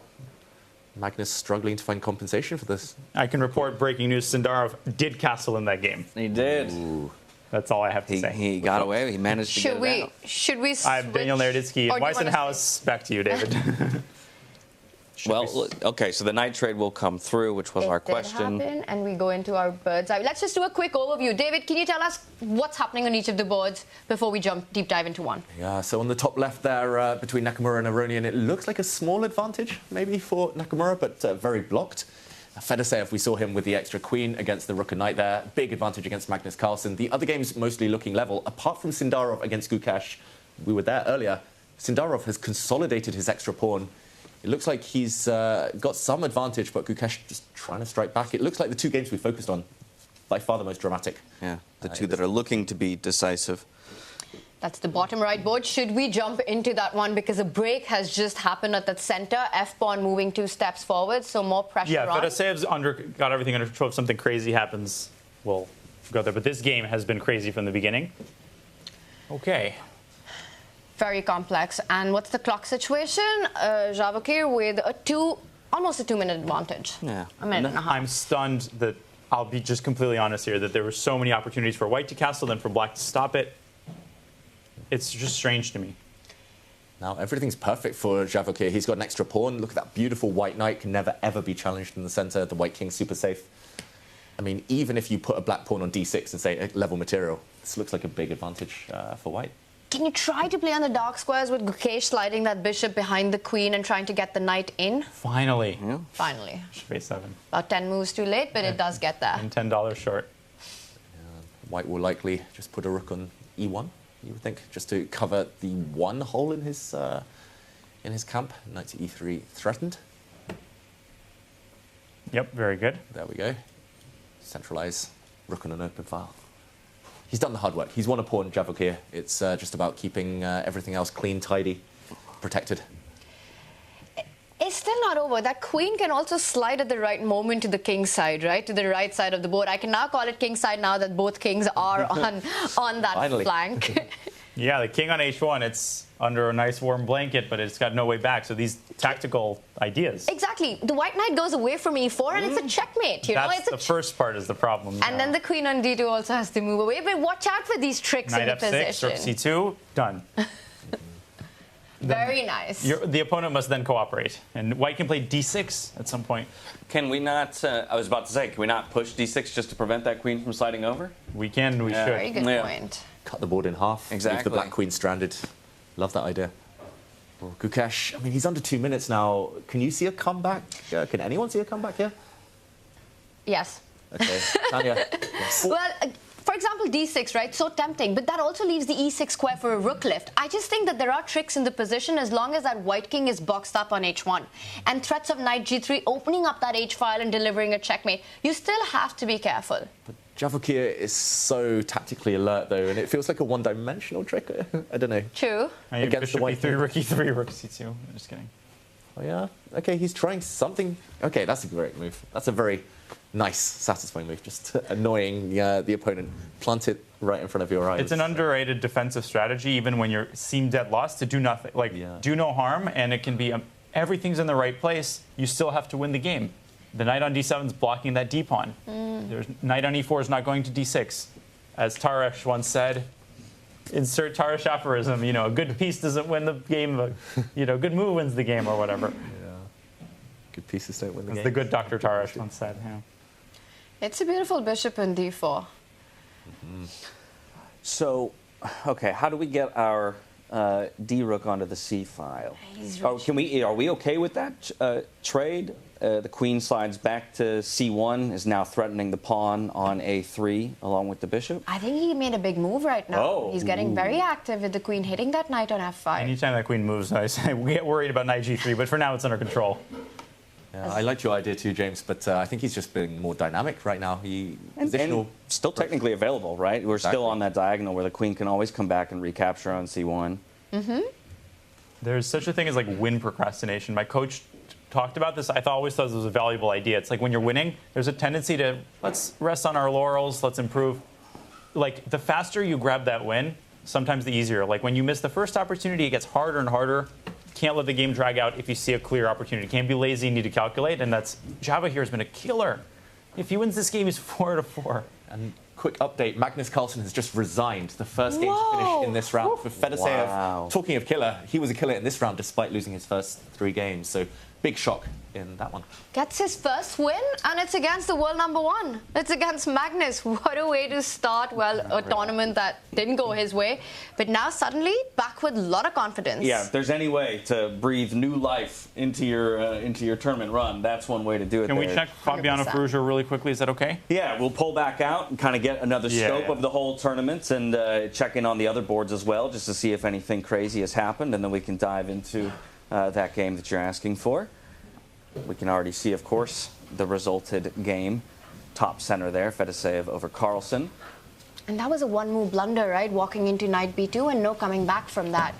And in case anyone in chat missed it, definitely take a look at that tactics. And in the meantime, this game, just a quick pawn count because I'm very materialistic. I love it. In life and chess. It looks like white is a pawn up, so Fabi has an extra pawn, but black's piece is looking very active. And something takes h2, something to f3. Something lining up with that bishop, and that something will be the queen doubling down on that h2 pawn at the right moment. Rook f3 looks mighty juicy to me. Something I don't like that rook position on h4. That looks so scary. Very strange rook. How did it even get there? Right, yes, exactly. That's the weird spot for the rook to land on. I don't like the intensity with which he's studying the king side. I mean, the wheels are turning. Remember, those rooks started on d1, so it literally came up the board, across, then he locked it in, closed the door behind, threw away the key. And no coming out of that door. This is a Ferrugia type of position as well. Like, he loves the initiative, he loves to attack, so he's got. I wouldn't mind it either, but you know. Ooh, what was he reaching for there? His knight? It looked like he was reaching for something. There we go. Wow, dives in with it. Going in. He's not necessarily going to take the rook, but he's going to think, yeah, he will. And now he lifts the other rook up to the 5th rank to put the pressure. third rank. Rook f3 on the board. Beautiful, Daniel. He has rook h6. But wait. Queen h3. Yeah, king g3. Well, no, you're not. I mean, as Peter Leckel would say, if that's not checkmate, nothing is. Okay, white should play. What should white play? Rook h1. He's playing it. Rook h1, queen g4. And then what? Queen f1. Oh, my lands. And I think Fabi spotted it because you don't play rook h1 if you haven't seen the queen retreat to f1 to connect it to that g2 spot. Insanity. He does only have 15 seconds to work with. Okay, so I should just... With arrows, the problem with taking is the rook will transition to the h file, the queen comes in. This is a deflection. You're deflecting the g pawn so it doesn't control the h3 square. Exactly. And Fabi with 2 seconds to defend this position. Great. Lovely. It's very reminiscent. He moved. He did. He moved. This is Fischer random chess, freestyle chess, but it's reminiscent of Fischer versus Benko, putting a rook on. In that game, it was f6, here f3, blocking, kind of stopping the white queen from coming over across, stopping the white bishop from ever joining the defense. Really instructive. Yeah. And to avoid any confusion for viewers at home, if you look in the bottom right, that's the live position. So while the clock says 0 for Fabi here, he had made a move. Let's just have that on our analysis board as well. Black can play rook h3, gh, and then there's a potential en passant with mate. But the problem is, white doesn't have to take the rook. Oh, wow. That's so beautiful. And here I would try some trick like queen g5 to threaten rook h3 maybe. Wow, that is devilish, Daniel. Maybe can we show that? Because that's really stunning. You want to give a check on e5? The previous one? How do you come up with these ideas? I don't understand, Daniel. Which bullet? Rook h3, I'll show that this was a possibility. The king drops back. This is why he didn't play it. But he might have considered this in a 30-second game because Aunt Passant would be checkmate on the next move. However, it's not checkers, as my grandfather used to say. Don't have to take King G1. Miraculously, white might even be better. Let's go back to the game. Firouzja needs a way to continue the attack. Because he's not down too much material, but white has got 2 pieces for a rook. It's still sort of in the balance. White, the knight's coming into d4. How is Fabi doing this? This is crazy. The white queen literally started in the other corner on a1. The white rook started somewhere else. Now he's just set up his pieces again. That's the legendary triple stack. Does he do g3 or does he go rook h2 to defend the pawn? Even better, I think.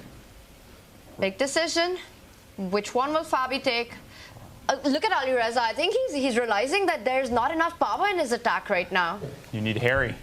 Yeah, you need the h-pawn to start marching up the board. He looks really upset. I think he's looking into the past. He's trapped thinking, oh, there must have been some knockout blows. There must have been a winning opportunity earlier, but he needs to focus here and now. He's still got chances. Sindarov still winning. He's played rook h2. Fabi defends. Knight d4, bishop c3 coming in next. Queen d1 is also interesting. Hit him from the other side. h5, you said, Harry, he arrives. h4, h3 coming in. That pawn won't stop at the square, it's just move 2. I was going to say, he said he doesn't have enough firepower, so he's going to bring a little bit more. Could be the hero pawn. But could backfire if white plays g3. Could be mate. Oof. Yeah, he's gone all in with that last move. You could also go c5 as white here. Okay, I was about to ask, do we have time to get our knight involved? Yes, you do. Fabiano believes so. F something? F4? F3? Hits the knight. Drop back to E2 here. Yeah. And then push the h-pawn. Or pawn F3. Get everything open? No. Drops back. Never mind. James predicting everything inside Fabiano's head here. I'm bound to get a couple things right over the course of 8 days. Many things. Still terrifying. Oof. And look at this. Every move a bit of an inaccuracy. That F3 square, it's like, I want to turn 2. You rode the roller coaster. The queen's like, me too. Queen F3. If black just had a knight anywhere, there's so many holes in the white position, but queens and rooks alone cannot really use holes. They're long-range pieces. They can't use outposts. What does Fabi want if Alireza continues pushing the h-pawn? Just block it. He plays rook h6, preparing it. But h3, g3 is the fundamental problem. Block the attack. He's cooked up some trick, has Alireza. Okay. And now the c-pawn's coming as well. Looking. Say that's a... And see, it doesn't find it. 10 seconds? Whoa, you gotta make a move. He's slipping from the ledge, like every finger is being pried away right now. But can Fabi move his queen from f1? Is now the time. He's reaching for it, he does it, he defends, he's assisting that c-pawn to move ahead. G3? What's the move after g3? It looks so incredibly scary on the king side, but that rook on h2. Rook on e4. Oh, wow. Queen defends. It's defended by the knight, offering a trade. Got to move the queen back. You can't trade that. Yeah, just to create tricks on the board. But Alireza's attack, it's falling apart. Look at him on the camera. He looks really upset. I was going to say, our body language expert needs to come back in. You can see the nerves. Still anyone's game. It's like you're always one blunder away in such a position. Especially when you're playing on seconds on the clock, right? And all the mages are on the board, your king in line of fire. It's frustrating when you're almost there, you know that as Fabi, and you just can't find that last resource. And now the c-pawn's fallen as well. And he wanted a fork on e4 with the knight. Wow. Whoa, that was a they changed places. Sneaky trap. And importantly, the knight captures the rook with a check. That's... King g6. This is Sparta. That's an incredible play. Wow. Alireza resigns. Oh, that's, yeah, you can see it on his face there. We've got to go to Gukesh immediately. It's a time scramble. Let's go to Gukesh. Sorry, guys. No worries, no worries. From one board to another, while Alireza is left wondering what went wrong there. We're going to find our way over to Gukesh. And Sindarov will, where this earlier felt like a very decisive winning position here for Sindarov. Yeah, something has shifted. Well, let's jump straight into that one. Let's bring up Sindarov, the leader so far in our round robin against Gukesh. It's an endgame. Rook, knight. There we have count it. Is equal. Count is equal. And the first question to me was like, can the white pawn step forward, fork the two black knights? But one of them jumps in with a check and saving himself there. We're headed towards a rook endgame. It feels like... Can you give the knight out on f5 or something? Ooh. No. And the white knight can also move forward. The e-pawn is also tender. Are we heading towards a draw in this one? Feels that way. Knight f1. Knights will get traded. Actually, knight f1 do we is offer not the such a trade bad on move. e4? That's actually a fantastic move. I love it. Knight Oh, no, we F1. can't. We might I'm see just it. kidding. Trying to be We fancy. put ourselves in check if we do that. But he might play it. Might play it. Knight F1, guys. Because I want to fork the Very 2 pawns at the tricky. end. I think all roads lead to. Rome is draw right now.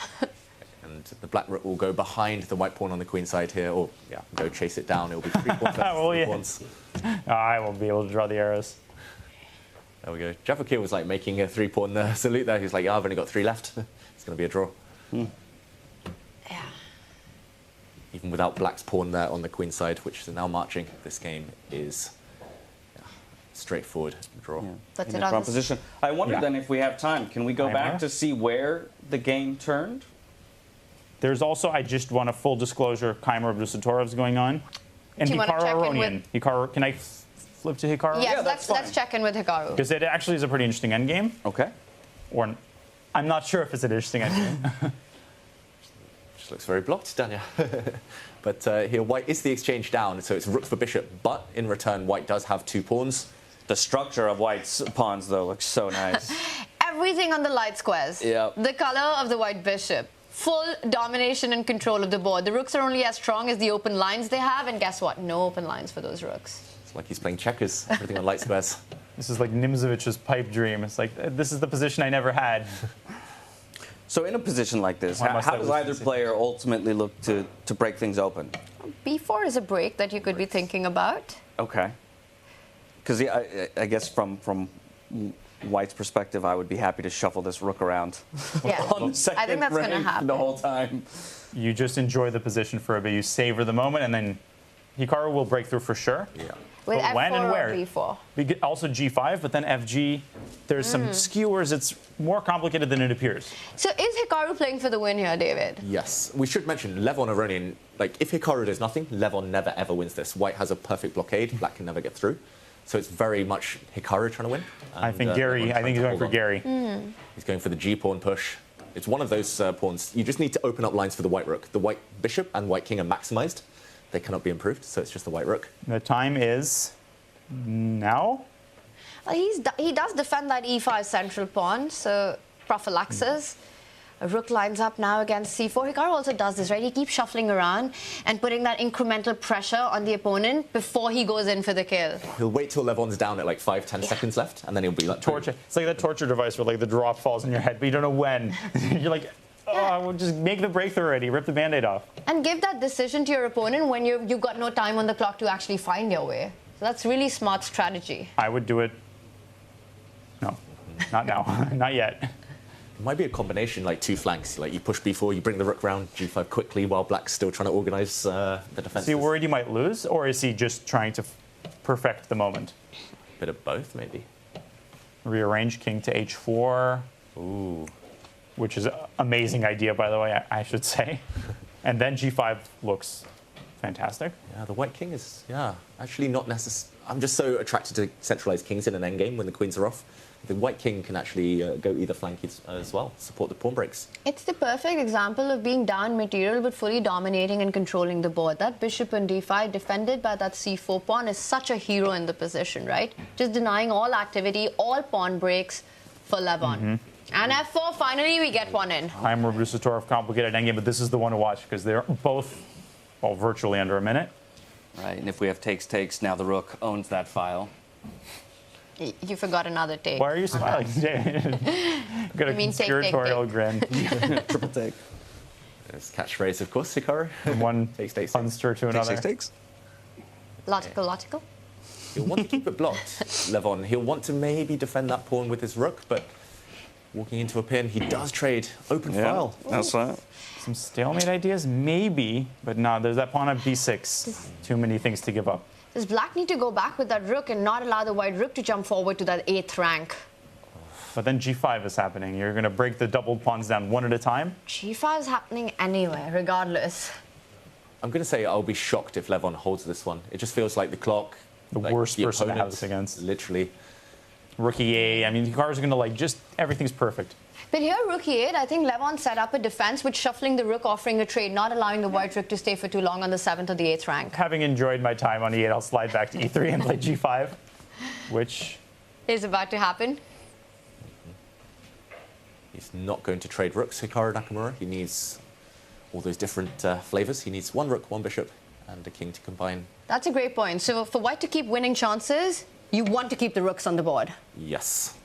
And also to prevent losing chances. If a black rook ever gets in and behind, then you need your white rook to cover all the bases. There we go. Maybe sack on d5 if you're Levon. Is there any practical chance?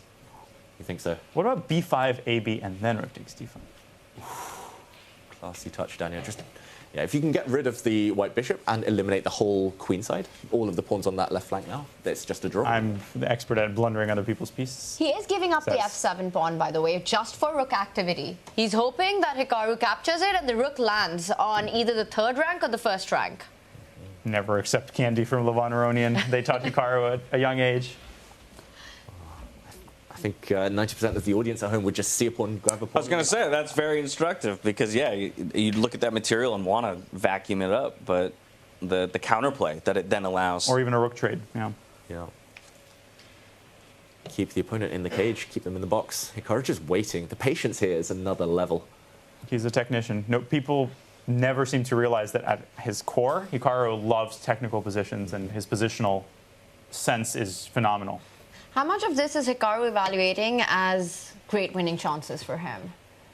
Or is it just about making the move and not thinking about? I feel like for him, it's like, I have to win this. He feels like he's obliged, so he might go back to this. Let's not forget the b4 pawn break, which might be necessary. I think he might need to provoke a second weakness eventually. Hikaru's like sourdough. He's like, wait a second, this position's not going to win itself. So he's feeling positive about his chances, but again, he needs to get that second break in, now. And where's he going to find it? Not yet. Look at the way Levon has structured the rooks, right? Perfectly placed for defense. Yeah, and if this was later in the week, the classical portion of this event, then I think this is definitely a dead draw. But Hikaru just trying to use his practical experience, all those years playing online, all those years playing blitz, speed chess, to hustle the opponent, to set a trap. One last trap. One trap is probably enough, actually, here. Is rook b2, b4 associated with risk? Because he's got to do that. It's really the only way to continue, to create some chances, get that b6 pawn weak. What's the risk with it? Do you take on d5 at the right moment? Let's say after b4 will be the question. You can sack g5 check, but that's a very... I mean, no. I don't think you do all this just to, risk losing. You're repeating? Repetition. Are we going to see? And there we have it. Wow. So not just in classical will it end in a draw, in rapid as well.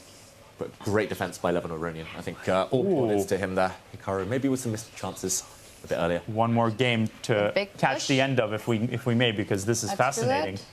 Not. Yep. Look at this end game. And we're looking at the top right. That's Vincent Gukesh Keimer. is still playing. Okay, but that's a draw. Wow. Whoa. There's a pawn that's about to queen for both sides. Yeah. White up in exchange. White's winning.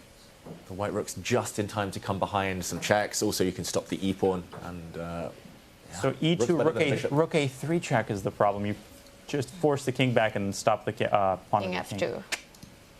Wow. Now Novak's one tempo short. Yeah. Wow. He hasn't quite clicked into gear, Nodebek. He's taking big risks, but he hasn't got that win. It's eluded him so far. Now it looks like it's backfiring. Vincent. Great. Yeah, great performance from him so far. Looks like he's going to be a favourite to get into that top 8. Yeah, rook simply better than the bishop. Too many checks. Yeah. Brave king on g1, holding the line too. Not afraid of the pressure that's coming towards him because of that tempo.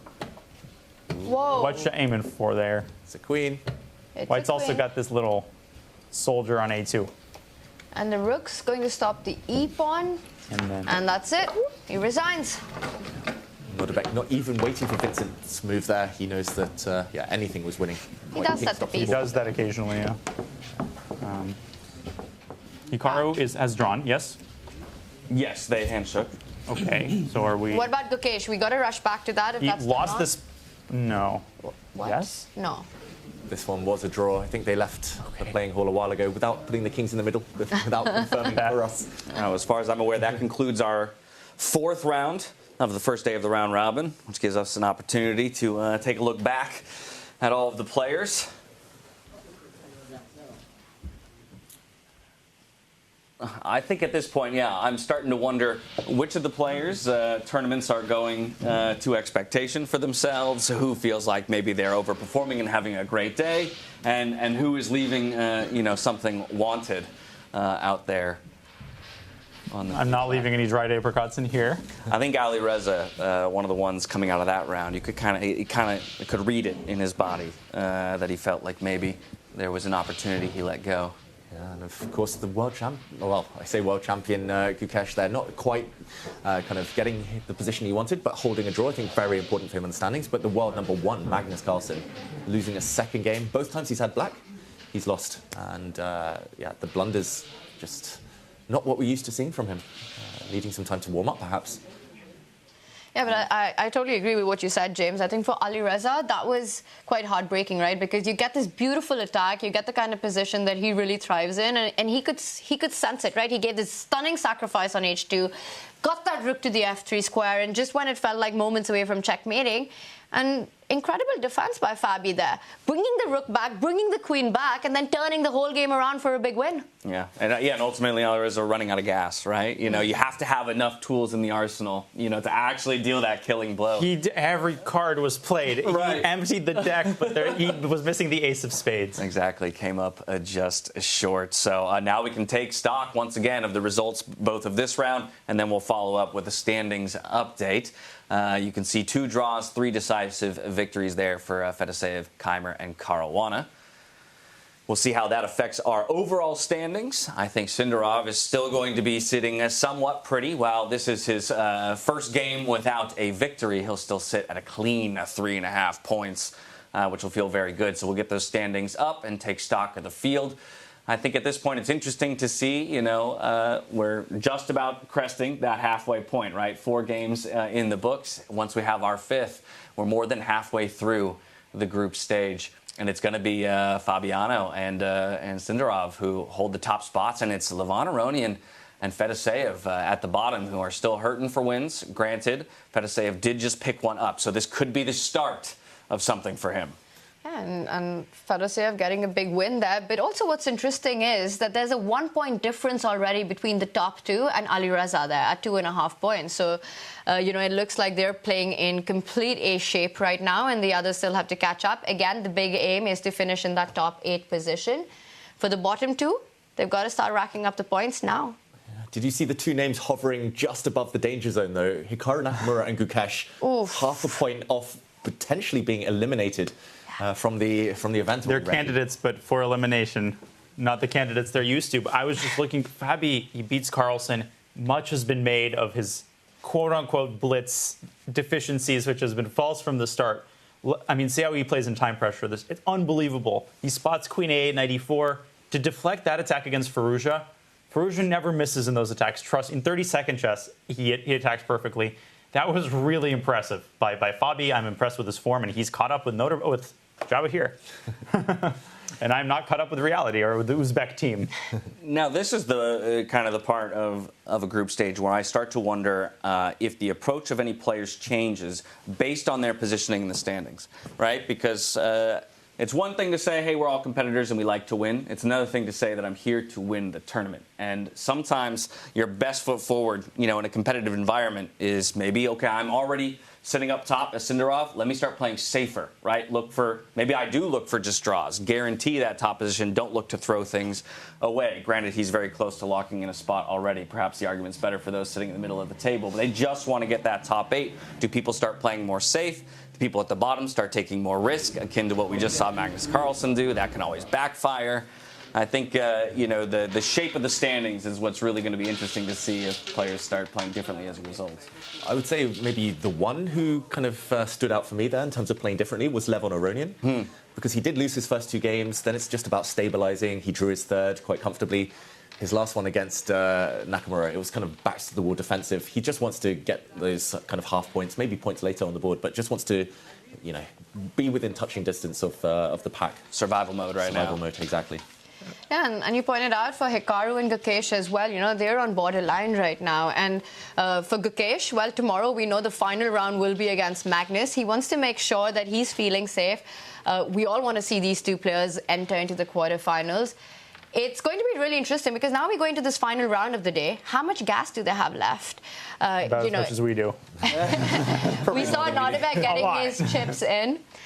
So it's so much about the energy because the first few moves in freestyle chess just dictate what's going to happen very early on. You know, it could be a difference between getting a position that's playable and being completely lost. 2 very quick points. First, shout out to Fedoseev. You're losing the first couple games. I saw him consulting with his coach. It sucks. And then you play Magnus and you win. I mean, I'm really happy for him. Obviously, I'm his friend, but like it's great to see that kind of resilience. And I hope he gets out of the hole. So many like narratives are written. We focus on the leaders as we should, but there's so many things going on. There's the spoilers. There's the single results. There's the draw that can be impactful. A lot to unpack.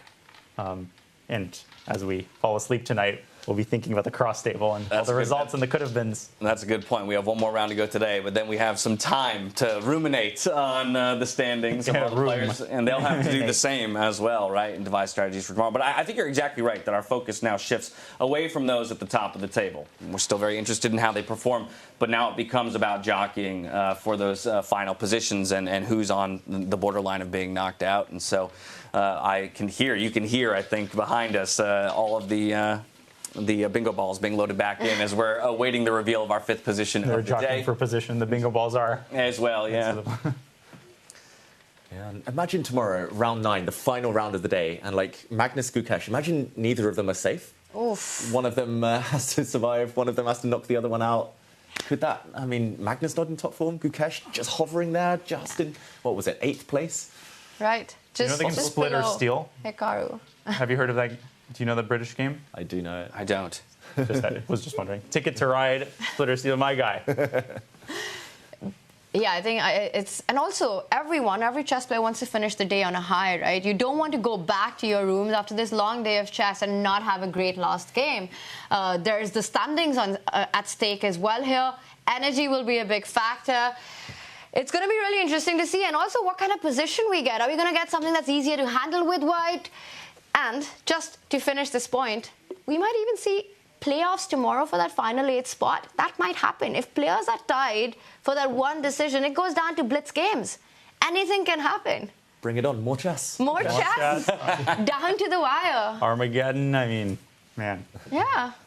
That's all anyone can ask for here. I'm sure each of these players too, right? As much as it's a lovely setup, and we're treated very well here, every player wants to play for as many days as possible. It's not New York. Can we actually just talk about the setup? Because I've never seen anything like this at a chess tournament. You know, we've got this beautiful, stunning playing hall inside where you've got this stellar star cast of 10 players. You've got the biggest streamers here at WEISSENHAUS. They've got their own booths, by the way, where you can watch all the action they're streaming. You've got the Botes sisters. You've got Anna here. You've got Sagar from Chess Base India. Levy, who's still out shoe shopping, by the way. Should be back soon. They have really pulled no punches in setting up this event, both for the players and all of us as broadcasters. Few things to debug, but yeah. Now that said, we do have our final position just about to be revealed, so we'll dive inside to that gorgeous player hall to get the final position. Predictions, what number is it going to be? 137. 384. In the 400s. Predicting about 100. That's a cop-out. Give me an exact number. 453. Okay. What are the odds? Peter Doggers, as I'm always, it's not Doggers. Every time it's like a landmine. It's like, no. Whoa. Ooh, Sagar from Chess Base India. First, let's there go. was light. Okay. Oh, I think he was simultaneously posting a video to YouTube there.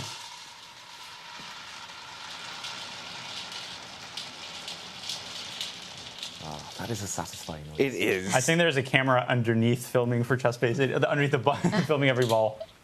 There's a Chess Base India camera. Amazing dedication by Sagar. What will it someone be? who is completely invested in his craft, and it's very inspiring to see. Ooh, not even 836. Yeah. None of us. Sorry, I was one of us. Completely different. Thank you so much, Sagar. You did amazing. I think you're going to take my job. Thank you so much. I'm loving that shirt. It's a stylish shirt. 836 will be our final position of the day, concluding 5 total rounds of our round robin, 4 of which will happen tomorrow. to conclude the entire stage before we qualify into the quarterfinals. Position up on that big screen there. You can see each of the players getting a quick look before they head to their respective tables to break it down with their color partners. All important 5th round, final game of the day. Well, and this is one of the guys that we're going to have our eyes on, right? Because a bit surprised maybe by his placement in the standings. He's not a lot happy of with emotions, how and like it was a smile quick, then there was a frown, and there was like a hair. Oh, and look, they're quickly trying to set up the position because they only have a couple of minutes before the round Look starts. at that team. Like everyone, it's like when you watch Formula One, the pit stops. You know how quickly everyone comes up with the wheels. Yep. You had Fedoseev adjusting the white pawn, and Sindarov contributing the, and Hikaru was like. We need that chess pit crew. And shout out to Atusa. She's a very strong player, woman grandmaster herself. She's here with Hikaru, of course. And yeah, it's been awesome to see Hikaru, you know. He's gotten married with his streaming. He just feels happier, playing incredible chess, in a good mood. Everyone's at it. Magnus got married too recently. But it looks like perhaps he's electing not to join the group here. He just wants to be left alone. Yeah, just so going to maybe steal a page out of Magnus's playbook from the beginning of the day. Oh no, there we go. David, you got that. Oh, pun, he returned. Right? Okay. You got that pun, right? He just wants to be left alone. Oh yeah. Okay. All right, moving on. I do get that pun. In the meantime, the one player I haven't seen participate at all in these discussions is Gukesh. And it hasn't quite been his tournament. Not doing too badly, but of course not quite playing at his. Almost like everyone's worse than him. So this group here on your screens is going to be playing with the black pieces. Ooh, and we've got the position, a very different one from what we've been seeing all day long. You know, you've got the king at the center of the board, and that's the first time that's happened. True. That's promising some spicy games potentially. Most likely, it's going to be a race to castle. King in the center of the board is just open to attack from all angles, so you want to get it into one of the corners.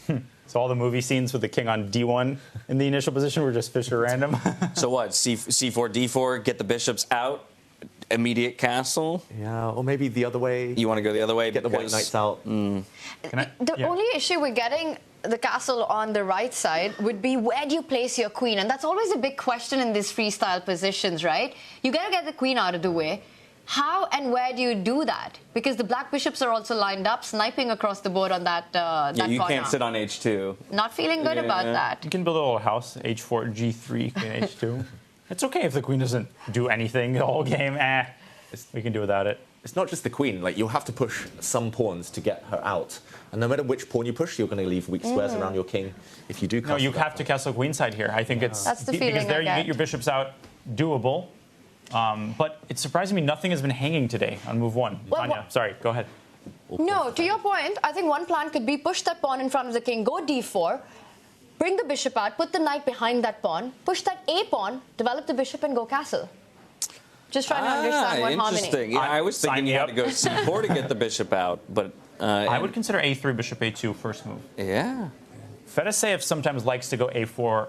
Like way back when in 2014-15, we did some training in Fischer Random, and he made this interesting point that like starting with the flank moves and getting the bishops out, as you said, sniping, very good strategy. Sometimes the enemy. You can say that in Russian, by the way, to refer to the opponent. The adversary overpresses by grabbing too much of the center. That can be a bad thing in freestyle. Man, Aronian is like solving for my equation. I mean, It's really interesting. Levon, every time we pan to him, when he's got white, he's looking at c4. The other board, they're always looking at e4. It's just, I don't know what it is, preference style. Here we see Magnus looking alone. I was going to say the English against the French, but no, the English against the King's Pawn opening. They say it's lonely at the top, and Magnus here, he goes back to just trying to figure it out on his own. David, but to your point, where is Gukesh? We don't even have a camera on him. Just to understand what he's doing right now. Is he on the board? In the room? Yeah, is he there? That's my bet. Meditating. You don't get time in rapid chess to meditate. We know he likes to do it during his classical encounters. And here we see Hikaru again. It's the e4 board. E4. That is surprising. E4 feels odd to me because crazy. Doesn't develop. Oh, bishop, finally queen. we have him. There we go. Okay. Mystery solved. By himself. Yeah, what is the logic with e4? I can't... I love how it's the most undramatic solution to where Gukesh, he's sitting at his board. He's just sitting at his board. Yeah, so it's only him and Magnus who are trying to figure it out by themselves. Yeah. Like, where's everyone else? They have something in common, those two. Yeah. Think of a couple of things. Pure concentration mode from Gukesh. Meanwhile, yeah, that is the hand of Levon Aronian. Very recognizable. It's always C4 or F4. It just feels like he wants some flamboyant, he's just... Can I make an aside very quickly about Gukesh? And just to reiterate how much of an honor it was to commentate the World Championship. I wish it were moved to a more friendly time zone. It's just a friendly suggestion. But it was incredible seeing those moments. And Gukesh's reactions after his losses, like the press conferences, there's always a snarky comment, not from him. It's just perfect professionalism the whole way. And it was great to see. I mean, just amazing to see, very inspiring. And the final moment, you had goosebumps. Like Peter and I, we didn't exchange any words. We just didn't say anything because you got to let those moments speak for themselves. What's interesting to me is I haven't seen Gukesh move a single piece. It's all visualization. Yeah. Right? It's incredible. It's rare to see someone so focused, so professional, like Daniel said, just at any age, let alone 18, and he's just so disciplined. Like you said, James, barely touching. He hasn't touched it this whole time. He has not touched the piece. But is he allowed to move the board pieces? Oh, that's a... Wait, I will walk in and you're messing with the DGT. Sorry, this is not the analysis board. But it's a choice. He's choosing to sit here and not touch pieces. He could sit elsewhere and move the pieces. Yeah, move the pieces. You could sit alone at an analysis board, but no. Same story with Magnus. He's on the board. 2 world champions. Indeed. Not touching a single piece. It's all in their head. And it definitely feels, talking about the position again itself, like castling to the right here for white just takes too long. There's too many pitfalls along the way. The white queen is the main problem there, getting in the way. Gotta go to the west. Yeah, you gotta go west. And everything covered, like you said, Daniel. That's always the first thing to look for in freestyle chess. All your pawns are protected, so you don't need to worry immediately about any tactics. It's going to be when the center explodes. It's not any... We're going to see some B3. B3 makes sense here. Yeah. Levon would play B4. It has to be. It has to have that edge. But the moment you go B4, then you're kind of making your own, your own king safety on that left side not so easy, right? B4, C5. There is a potential rook trap. You have to be very careful. One rook is in the corner. Sorry. Yeah, this is quite a big group of players who are discussing, right? And it's interesting because not all of them will play with one color. The leader, the mafia boss, the observer. There's 5 players? Yeah, that was 5 of them. Yeah. All 5 playing with the black pieces there. And Magnus Gukesh playing with the white pieces. Right, which leaves 3 in the camp of remaining white piece players. I feel like A3 and D4 are the big pawn moves for white. Faruji getting more involved instead of watching from afar, as he has been doing. It's also a good way to kind of get rid of all the memories from the last game, right? It's a more, social aspect. You can discuss the position, just get ready for the next one, and leave what's happened in round 4 behind against this guy. Just nice to play with some pieces, to touch some pieces after you've just come off a loss, so it doesn't feel like that was the most recent thing in your mind. Okay, this looks like a D4 opening, a Dutch defense, we would normally say in classical chess. What do you guys think about naming conventions? Should we give, within position 836, should we give all the opening moves names? Dear Lord, no. You know what it reminds me of? I'm friends on Facebook with some individuals from Uzbekistan and Mongolia, even Tajikistan. It uses the Cyrillic alphabet. So sometimes I'll see a post and I'll recognize a player. Oh, this is a post about, Farukh Amunatov from Tajikistan's only GM. And I'll start reading, but the words are I don't understand any words because the Tajik language is actually the Persian language, essentially, but in Cyrillic alphabet, fun fact. And I'll start total nonsense, but in an alphabet I can understand. D4, F5 has nothing to do with the essence of the Dutch, but calling it the Dutch gives us this warm sense of comfort. Okay, we know what's going on. And nope. For me, that's the one barrier that freestyle chess, classical chess, this crossover, this kind of moving on.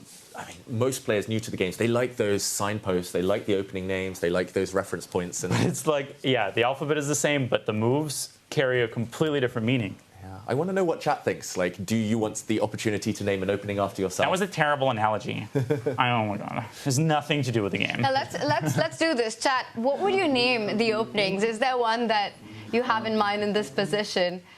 When the F-pawn moves forward. And it's so difficult, right? Because every position's so unique. Will it have the same name if it's 840 to what it is in 54? B3 is the Buettner. I just want to know what you would name your opening at home. If you could choose any opening name, whatever the opening is.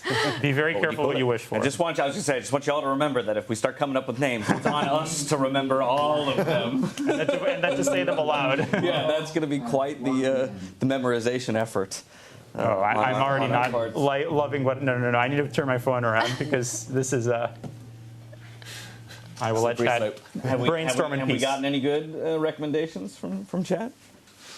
We're waiting. There are quite a few coming in. Those go. We'll pull some up. And we've got moves on the board. Very different looks as well from each of these boards. Wow. Magnus top right there playing 1 F3. You never ever see that in normal chess. I don't even know if it's got a name in chess. Not the Greek. And it's already making Sindarov think. Look at this. Wow.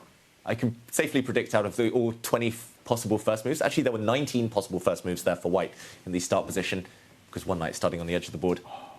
Out of all 19, I think Sindarov would have expected that one the least. Is that the one that you want to go take a look at, or do we think Sindarov's going to think for a while and maybe we return to it later? He'll think for at most 10 minutes. True.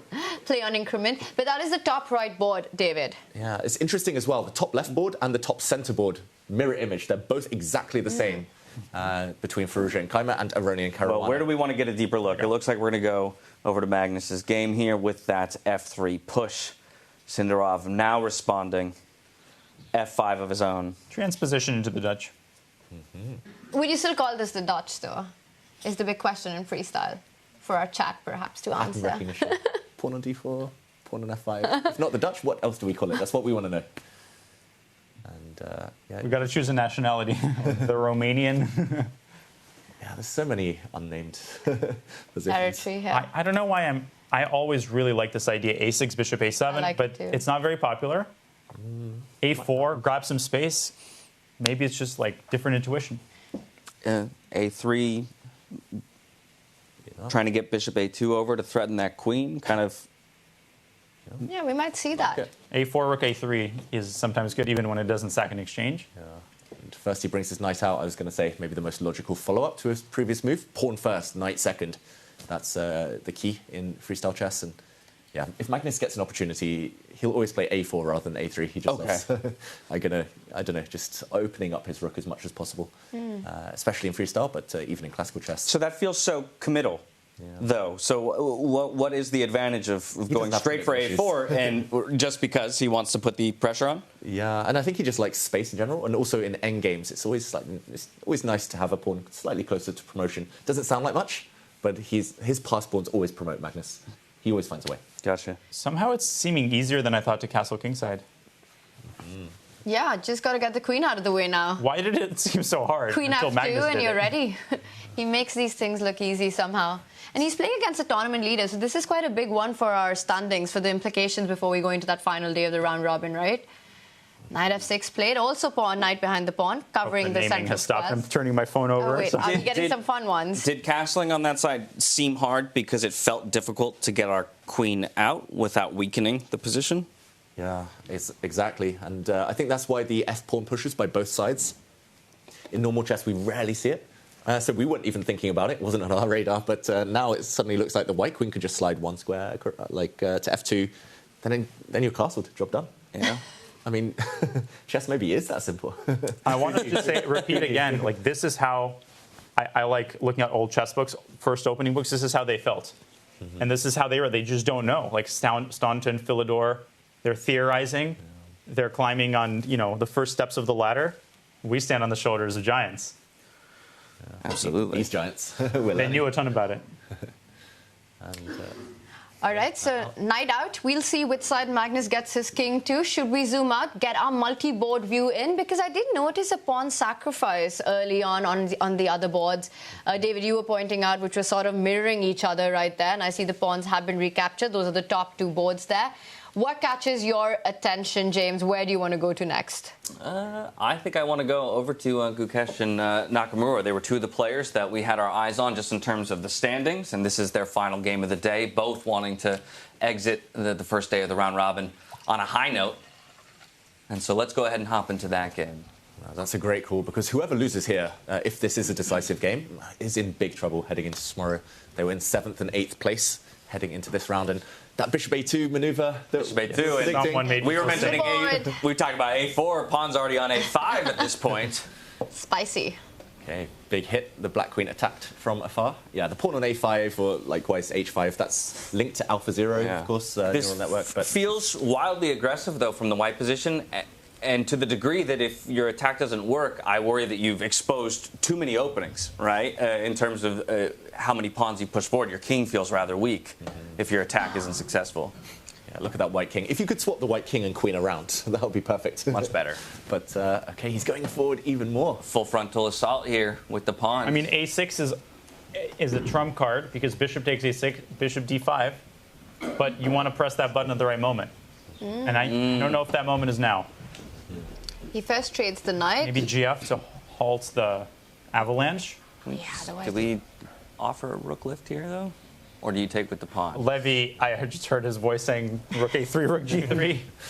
Well, rook takes knight does invite that g-pawn moving forward, but Hikaru, he hasn't rushed with his decision, so he's definitely considering it. And he's calculating what really happens once the g-pawn gets to g4. And it's got its own drawbacks, right? You create some weaknesses. You might have overexpanded, and with the king in the center, that might backfire. Yeah, that's exactly my concern. I feel like our white king is very exposed. This is a style thing. Like, I mean, not just a freestyle thing, but I think dynamic players take with the rook. More positional players maybe take with the pawn, just to open up the black queen, just to get a square for the black knight to come out in the corner. And Daniel, you said he's more... And the indecisive players, eeny, meeny, miny, mo, catch Hikaru by his toe. And we land on the pawn. This does allow him, though, right, to get that e-pawn forward and kind of create nice pawn structure. Yeah. Black queen now threatening some checks already, potentially. Black knight has a nice jumping point. Gukesh needs to do something about his king ASAP.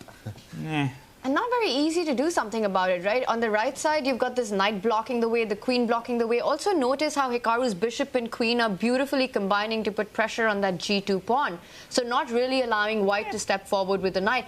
a6 right now, you can take that pawn, but you could also just sidestep the threat. b4. Can we not bishop d2 or e3 and then castle? Yeah. I think if I pretend that there's no concern, then our king is immune. No, just kidding.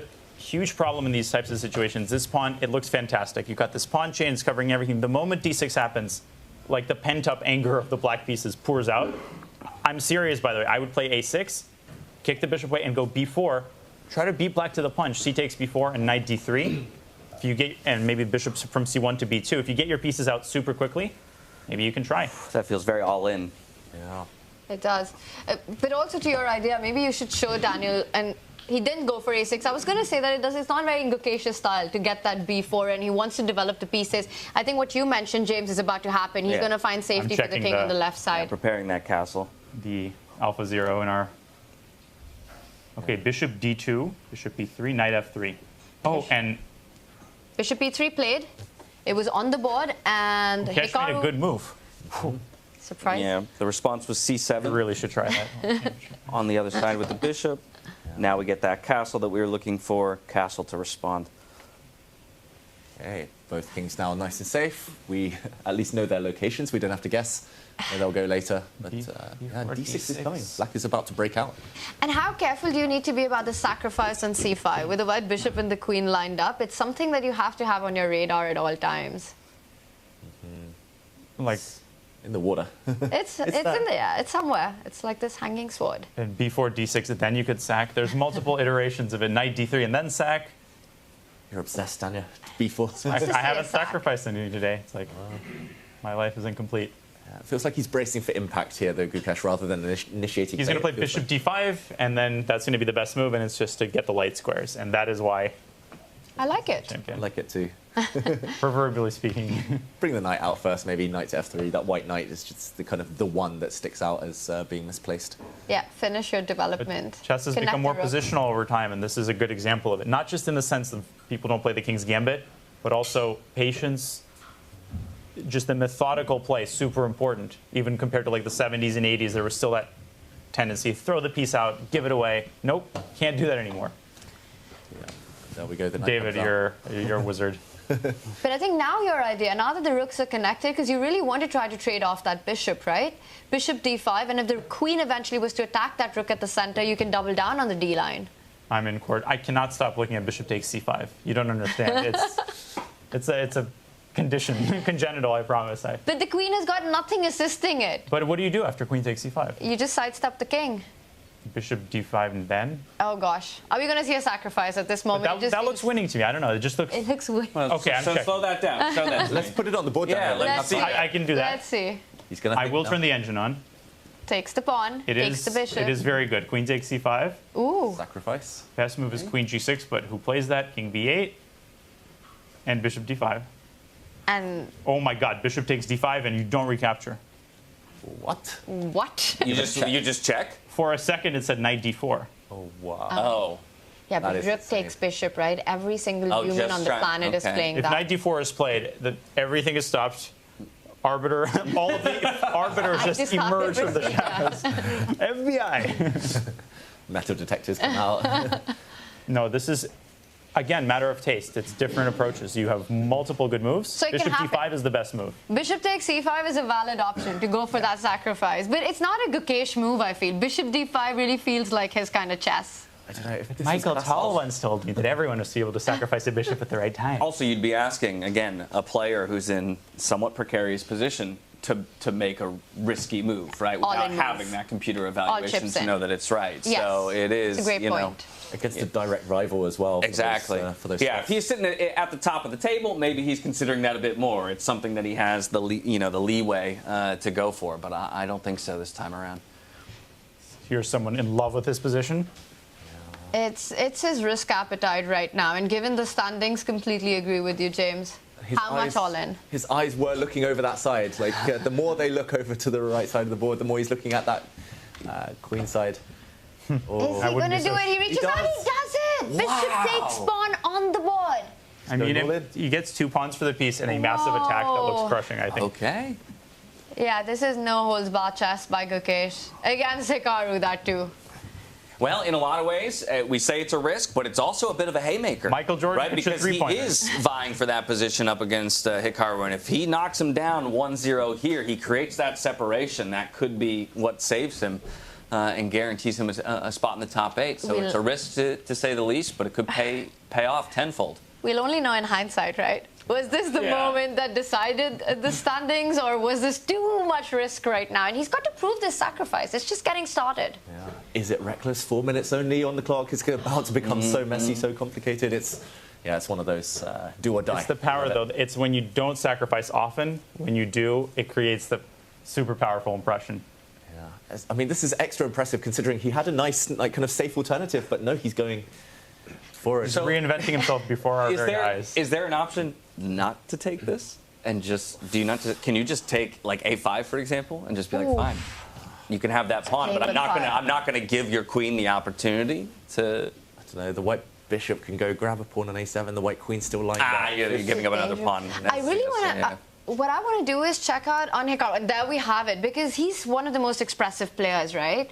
What is his reaction seeing this sacrifice on the board? He's like, poker face, keep the poker face.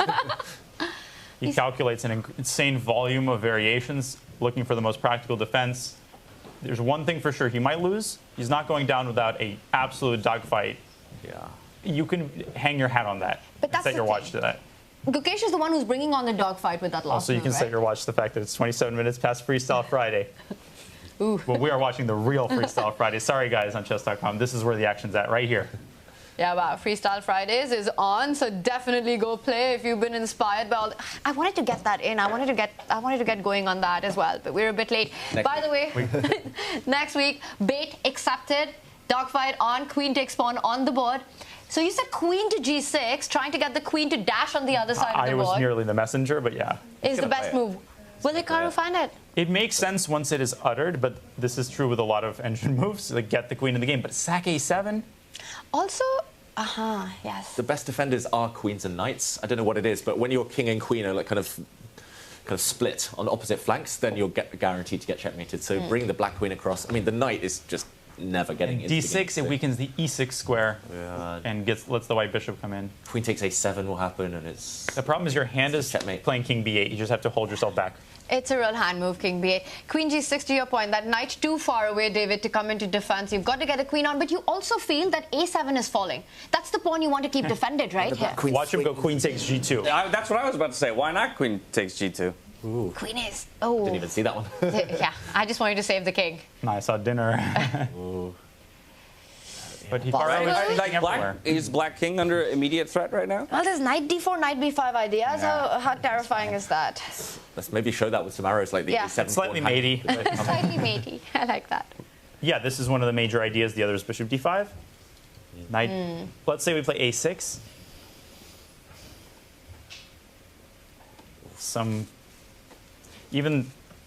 No.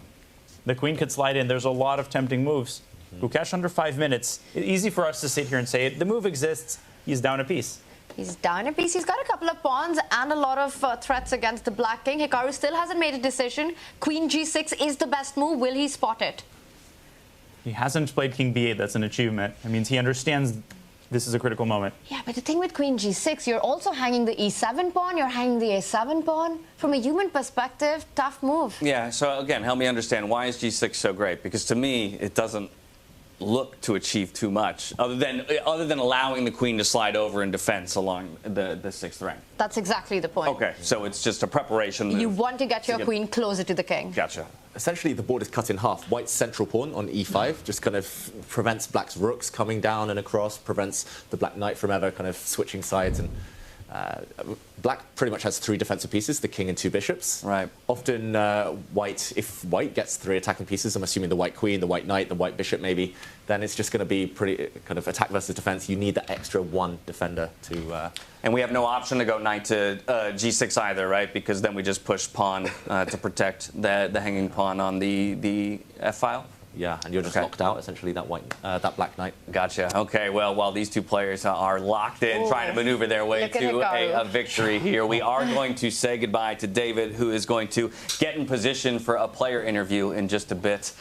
So thank you so much for joining us here. Pleasure, guys. And help break it all down. Myself, Tanya, and Daniel are going to remain, of course, to continue breaking down the games.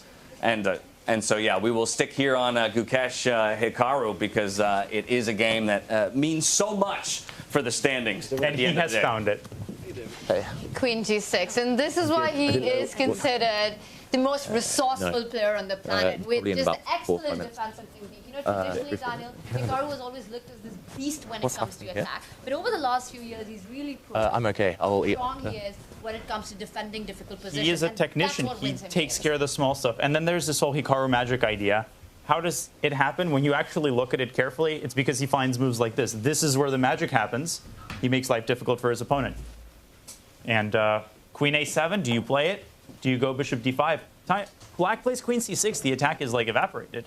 Who suggested attacking the bishop in the first place? Let's make sure that guy has a promotion tomorrow. He's commentating outside. Oh, the bishop and the queen were beautifully set up for this, but how quickly it arrived was not something we were expecting. Gukesh with that move hitting the chaos button.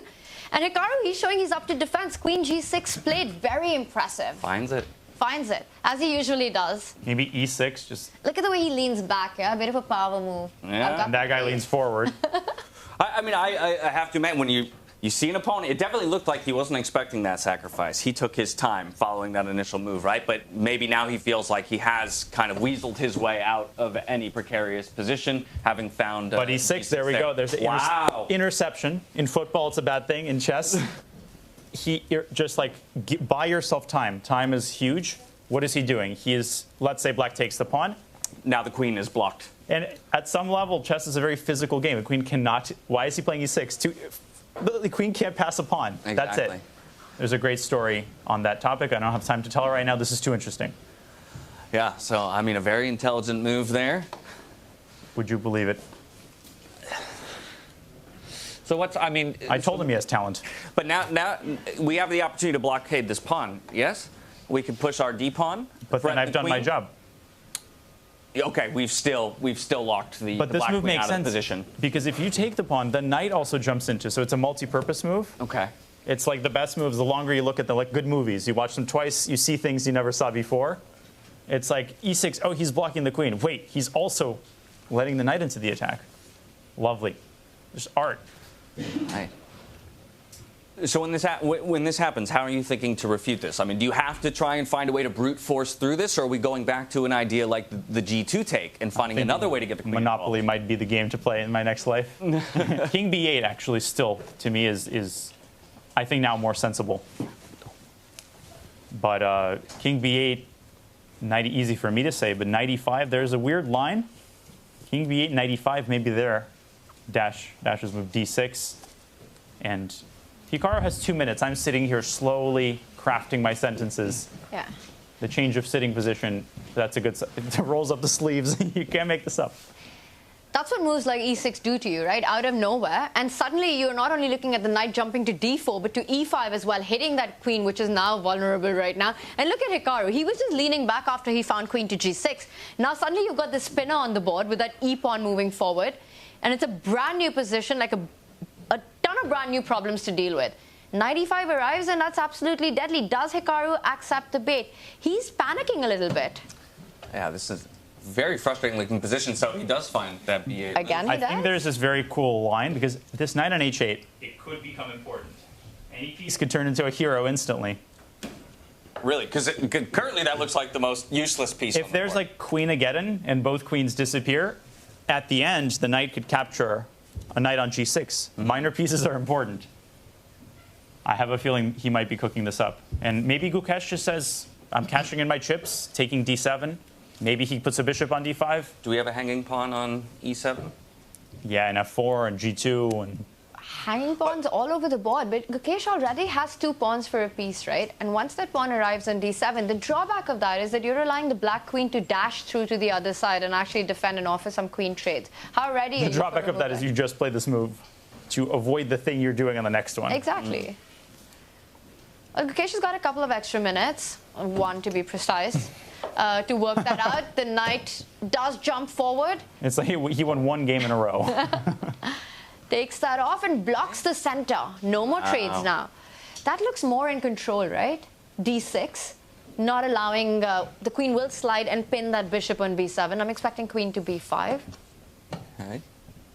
Yeah, but now my e6 pawn doesn't feel so Wow, that queen Beautiful retreat. sliding through the alleys, the narrow alleys, you know. Queen e8, just in time, preventing a6. The queen, if it stays on the b file, black buys himself time. King a8 or a6. He always does this, man. Always. And every time he finds a great defense, he leans back like everything's sorted and life is good. Yeah, not a feeling I've experienced much in my chess games. But okay, now the king getting tucked all the way away. Yeah, Hikaru can smell blood right now. And he knows a6 he's is up just a like piece. bishop c6 is an empty bullet. And that knight, which is a dead piece on h6, is going to jump to g6, right? It's going to try and find its way into the game. Once that happens, the attack's over. So Gukesh only has a couple of moves to make the most of this. The black rook can slide to the b file, line itself against the white queen. Okay, so then we have to craft a formidable attack, which just tells me, right, we have to get these rooks off of our back rank. I think you got to play rook f3 here with white. You need some infusion of energy in the attack. Nice. And try to get rid of this bishop at all costs. I would so we're go rook looking f3. at f3 over to b3 to just... But you're also sacking the rook, technically. Like, the bishop could capture the rook, but that bishop is the most valuable. That bishop is worth its weight in. No, What's never more giving valuable that than up. gold? I don't My know. fellow commentators. That Only bishop's think a eggs right diamond. now. A platinum piece in black's position. But no, you don't give up that bishop for the rook and then open yourself up to the checks on the light squares. I love your idea, James, of going rook to f3, rook lift, get that into the attack.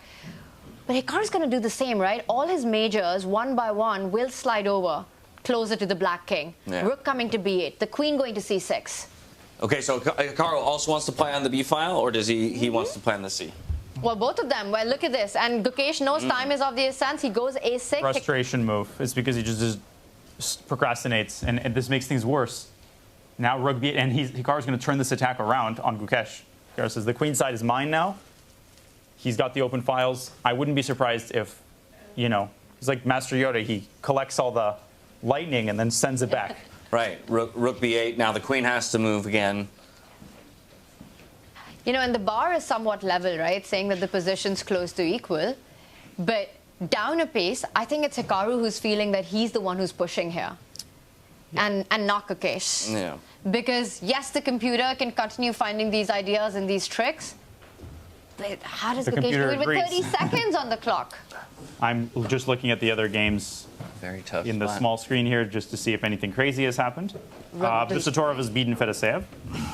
What are you thinking, James? That's it. In my head, I'm thinking rook b8. The queen has to move, and then we slide our bishop to hit the pawn and the rooks at the same time, right? Bishop to b5. You skewer the two rooks, but the only thing is the white bishop jumps to that center square. Notice how the king on a8 is boxed up. So you have to watch out for ideas. It's like the black ball in pool. You cannot move it from this diagonal. Okay. It's the crowning jewel in black's position. And I think he wants to sacrifice this rook for that bishop, you know, just bring that other rook to the d line, give up your rook, and plant your bishop to d5. We might be in for a couple more sacrifices in this game. Hikaru's like 3-4 moves away, but he needs to be precise in those. Maybe take g2 even. Oof, but what a risky. Oh no! I mean, I would never. Now g2 pawn. We've been staring at that thing all It's like giving advice. Like I wouldn't do such a thing, but you can consider it. Right. Let me know how it goes. Oh, and do you think Hikaru knows he's better in this position? So there's evaluation, and then there's a trend of the game, which can be totally different. The position's approximately equal, but the trend of the game is like Hikaru ++. He has the upper hand. Things have been moving in his direction. It's like when the Atlanta was tied with the Patriots, but you knew when they blew that lead, yeah, game is tied, but you know who's winning. Right, right. This feels a little bit like that, but not quite yet. Yeah, I think not quite yet. Winning might be pushing it right now because there's still complications, but Hikaru is sensing that he can try to create something here. Plus Gukesh is Tom Brady in this analogy because Matt Ryan doesn't have any rings. Yeah, he's just going to lock that bishop on that diagonal. Does improve its position up to e4. I'm not getting my passport in Atlanta again. And he might start chasing that bishop, right? Yeah. He goes with his own bishop forward to c4. Drop it back down to d3 and try and look for... And I was also it lacks... Oh, the knight's coming, the knight's coming. The first move from that piece by Hikaru, taking away. This is the two-square theory, right? You put your pawn 2 squares away from the knight and you control all the jumping squares. So that g3 move, very important. And back to b8. Just evading, dodging the bullets. Beautiful king play. He put that king on b8 so that if ever the white bishop lands on d5, it's not a check. Previously, the safest square was a8. Now it's b8. And maybe some tactical move now to open up the position. d5 somewhere. How impressive were these last few moves by Hikaru? Getting the rook on the b line, stepping up with it, finding the king safety behind that rook then. You know, he created this bridge on the b file, not allowing any checks. Yeah. The light squared bishop on e4 covers all the light squares, and now the king feels completely safe. Hikaru looks totally confident. Wow. Gukesh he's just sort of holding in a holding pattern. He's circling around, but he's not giving up. Everything's defended. Hikaru needs to be accurate. Okay, so as you mentioned, we've got the king back off of the a8 square. So does that white squared bishop still hold the same value for us defensively, or are we more okay trading it off in Hikaru's position? It's hard. Depends where the queen goes. A8 or E8, and Hikaru missed this. I think he missed this. Another retreat. Now this time a retreating bishop move, also hard. Yes, he definitely missed it because the queen doesn't have too many squares. Whoa. Whoa. He doesn't go back to E8, but brings it to where the king was. And Gukesh, he's coming in with the rooks now. And crazy, the battle isn't, it used to be all about the bishops. Now it's all about the b file. Notice how the battlefield shifted. Yeah. Now the rooks are, playing their act. And dominating that black queen, which has no squares to come into the game. No, and even the knight, the black knight, it'll have its so moments. much trouble getting involved, right? That black knight is going to go to f8. That's what Hikaru, he heard you, James. He vacated a square for his knight to come. But even if you go f8, how do you? I guess you're hitting the pawn, right? So hitting that central pawn. Gukesh is the kind of guy who would play bishop h5, bishop f7 to restrict the knight for the future. That's the plan. I like it. But right now, Hikaru's offering trades, right? More pieces off the board, you neutralize the pressure and attack. In 20 seconds, make a move, Gukesh. Are we okay? So Gukesh obviously has the opportunity to take with check, force the king over into the open c file. Can we do anything with that? You could give a check, 7. but it'll get blocked. Right, with either the rook or the queen. Okay, so instead just going to stack, double the rooks up. I mean, time's getting low for both of these players, and it's not an easy position. I would take. I mean, it almost looks like you must take here. But Hikaru, he pauses. Gukesh maybe wants to take back with a rook and double, but this doesn't feel realistic. Whoa. I was wondering if he had taken, right? Takes. Slide bishop back to d5. Now you're hitting pawn and remaining white rook. Oh, I agree obviously, completely. yeah, obviously they think differently. But suddenly, look at this. Rook c6. Suddenly, Gukesh has all these threats. He's got a mate threat. f5 can hang. Ooh. This is getting very tricky. And Should have now taken he immediately. takes. He should have taken on the last move. And now that d5 square is also covered by the queen. Your idea not possible anymore. Queen c3 is possible. Look at all these avenues. Oh. Bishop d5, what does he want? It's still possible. The queen on a8, which I completely forgot about and blanked on. Okay, so now the question becomes, do you want? He's going to offer the trade. But He does it. Queen c3, queen takes e6, queen a4 goes to e8. And now both He's the master navigator. Wow.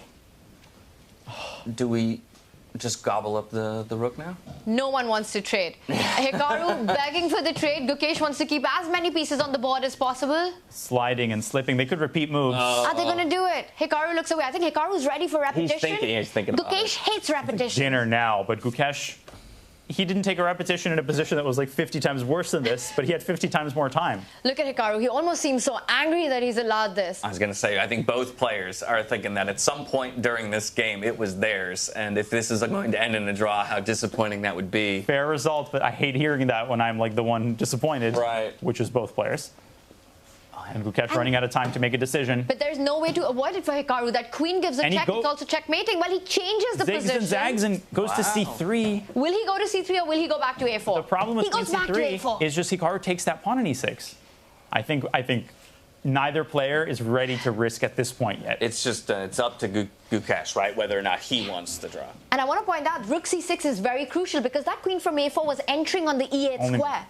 So Hikaru has only moves. Shuffle the rook on b6, c6. This is like me choosing a dish in a restaurant before closing. There we go. Draw offer.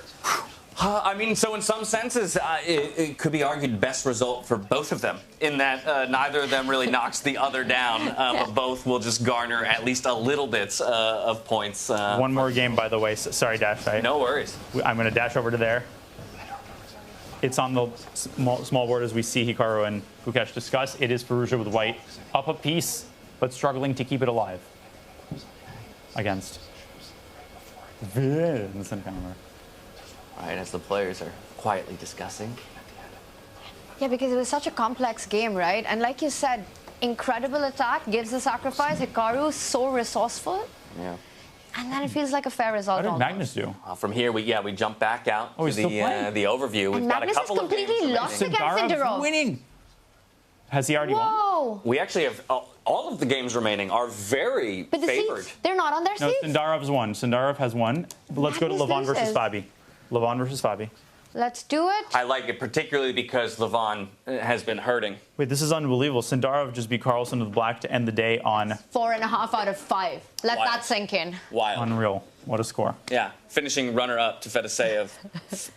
Snags the final spot at this event and now leads the pack. That is And both of them beat Carlsen. That's wild.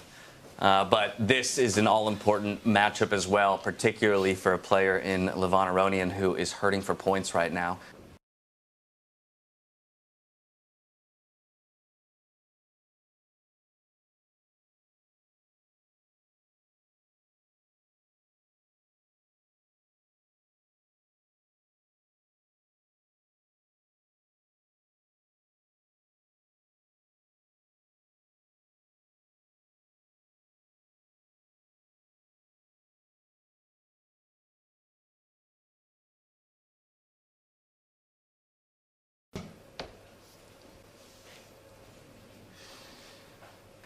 But it'll have to wait till tomorrow. Yeah. Looking for those chances, attacking that weak tender h5 pawn. You could step up with your queen as well, plant it on g4, offer a trade. He doubles up, keeps the queen closer to the king. He's lining up for queen e1. Just force the trade. It's black.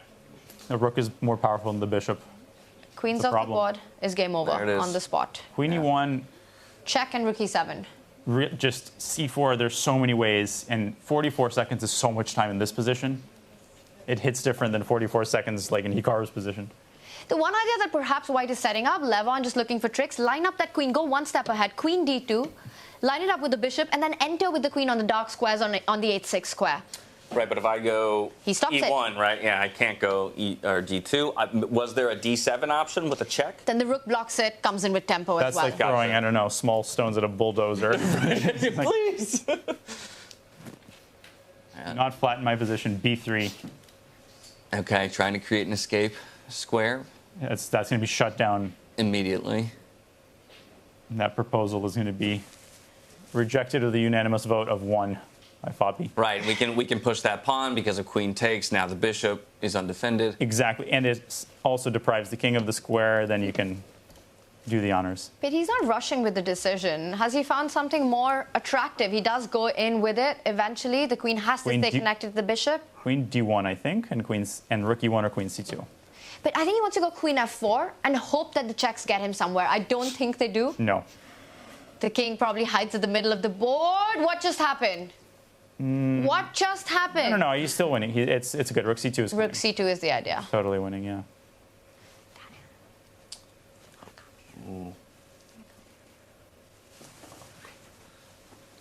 It's winning, but it's a little scary. Queen c5 to queen a7.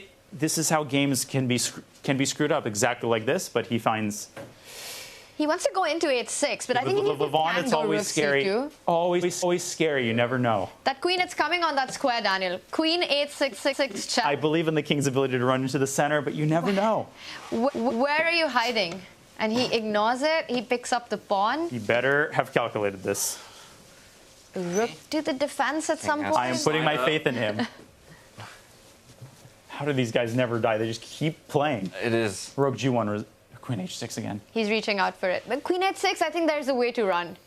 You hide the king on e6. King f7, king e6.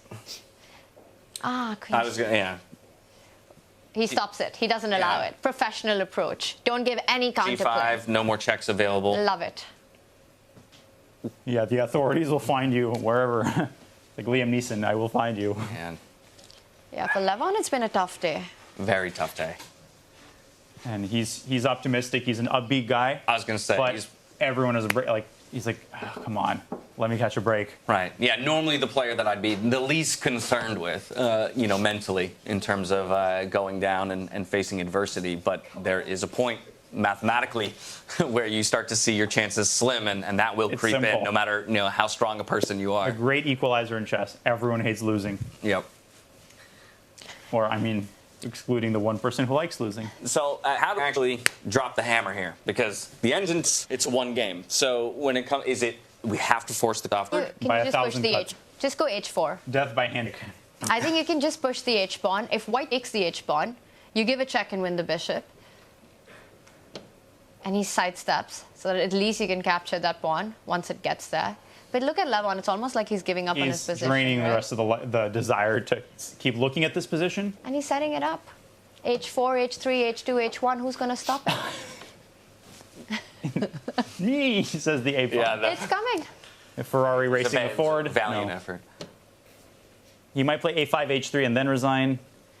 This doesn't help. You just keep pushing. Oh, and Levon. He does set up some ideas. Stopped. The king, it's a beautiful defender as well, right? Controlling that e8 square from checking. Yeah, it's like we can dance. Queen e3, king f7, queen f4. But the king will then hide on g6. Fabiano Caruana with a if the a-pawn fabulous wasn't day. there, there'd be stalemate ideas. Yeah, And there's that's the it. handshake. A very, very tough day here for Levon Aronian, and exactly the opposite on the other side here for Fabiano Caruana. I think many won't be surprised by the performance of Fabiano in a tournament like this, given his performance last year at this very same place. But there'll be a few of the other names that we're talking about as surprises, both in the positive and the negative sense today. Again, Sindarov matching Fabiano point for point to conclude the day. Super classy from Fabiano. He's not like glowing. Oh, yeah, like, oh, Levon, will you remind me where we are relatively in the tournament standings? Like, he's respectful. He understands you're happy, you can celebrate in your hotel room, but it's painful for Levon. And we take this for granted, but most of these top players very emotionally intelligent, honestly. Oh, yeah. Oh, yeah. And tremendous respect between all of them, right? I mean, more people could use that these days, yeah. One of the beauties of the chess world, though, I think, is the familiarity of the players who at the top with each other, right? And ultimately the time you spend with each other, right? It sounds sappy, but, you know, Gensun Osumus. And they really are. It's like, yes, the battle, the enemies at the board, but you got to be able to say, we all love chess. And that instinct has to prevail. And when you see them eating together, analyzing together, it's great. Yeah. Yeah, but I think, and wow, these are from earlier. And yeah, he's the star of the day, right? Hero of the day, the MVP. Abdusattorov comes as the underdog, as the lowest rated perhaps of the field. He's someone few would have said would end the day at the top of the leaderboard, takes down Magnus Carlsen on his way there. Also just the way he played every game, the quality of chess, finding the ideas, the right way to handle the opening, just incredible stuff from the Uzbeki youngster. The shoes he had to fill. I have to imagine he gained a few fans today with his play and the way that he showed up, because again, it'd be so easy to come in as a young player, you know, lower rating than the rest of these guys, and look to play very cautiously, right? And instead, replacing Anand, I was on vacation and I got interrupted. Their excuses are there, ready to be made. Right. Nope. I'm leading the tournament. Yeah, on the flip side, there are far fewer excuses for a number of our players who we have high expectations for. And once again, our fifth and final round of the day did deliver a number of decisive matches. That's the benefit of freestyle chess. That's why we love to be here. And that's why we're supporting the format. The only draw to come in this round between Gukesh and Nakamura. Again, two of those guys sitting just above the elimination line. And so while, you know, maybe they're happy to come away with at least half a point, neither of them made large gains, right? While others were finding ways to get points on the board. And James, no one would have predicted that end to day one. Having the world champion and having the world number 2, Hikaru, just at the top right there, playing for survival on the last day, right? On the borderline of elimination right now. And I think fans want to see both of them qualify, but I think this very well could come down to the wire. We could see a playoff the way our leaderboard set up. 4 decisive games. Gukesh versus Hikaru ends in a draw. Yeah, perhaps we can take a look at the overall standings as well, as we get a beautiful look at the trophy. Of course, players' names engraved on that as well when they manage to find Grand Slam Tour wins. But there you have it. The two up top, a whole point lead over Alireza Firouzja in third is Fabiano Caruana, and of course, Yavukir Sindarov. And then we have Nodirbek at a 2.5. Magnus does scoot into the top 5. Granted, it's a tie for 5th between 4 players, Gukesh, Hikaru, and Vincent Keimer as well. So, I mean, this, I think, sets us up for a beautiful day 2 of the group stage. 4 players probably feeling, or maybe I'll say 3 players, the top 3 feeling pretty solid. And just to explain the rules to everyone, if the round-robin stage ended right now, Magnus, Gukesh, Hikaru, Vincent would make it through. But if you add one more player to the list, they're all going to playoffs, you know, with the same points. It doesn't matter. If you have the same number of points, you could be 4th or 5th. You still have to play it on. Yeah, and Vladimir, he won 1 game against Magnus Carlsen. There has to be an asterisk there. And he's going to analyze his mistakes. You know, the players are going to come tomorrow, having done the quantitative analysis, ready to demonstrate their best selves. 4 games tomorrow. It's going to be awesome. Yeah.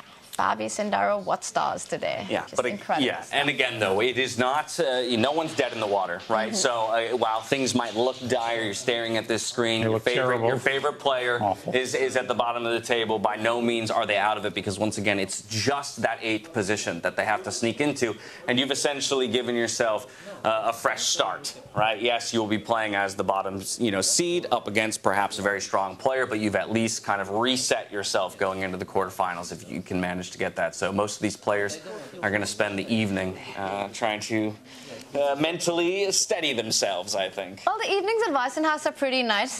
There's some great food, great conversation, and I think for Fedosiev, Levon, it's so important to get into that good mindset coming in tomorrow, because right now, if this ended, they're out.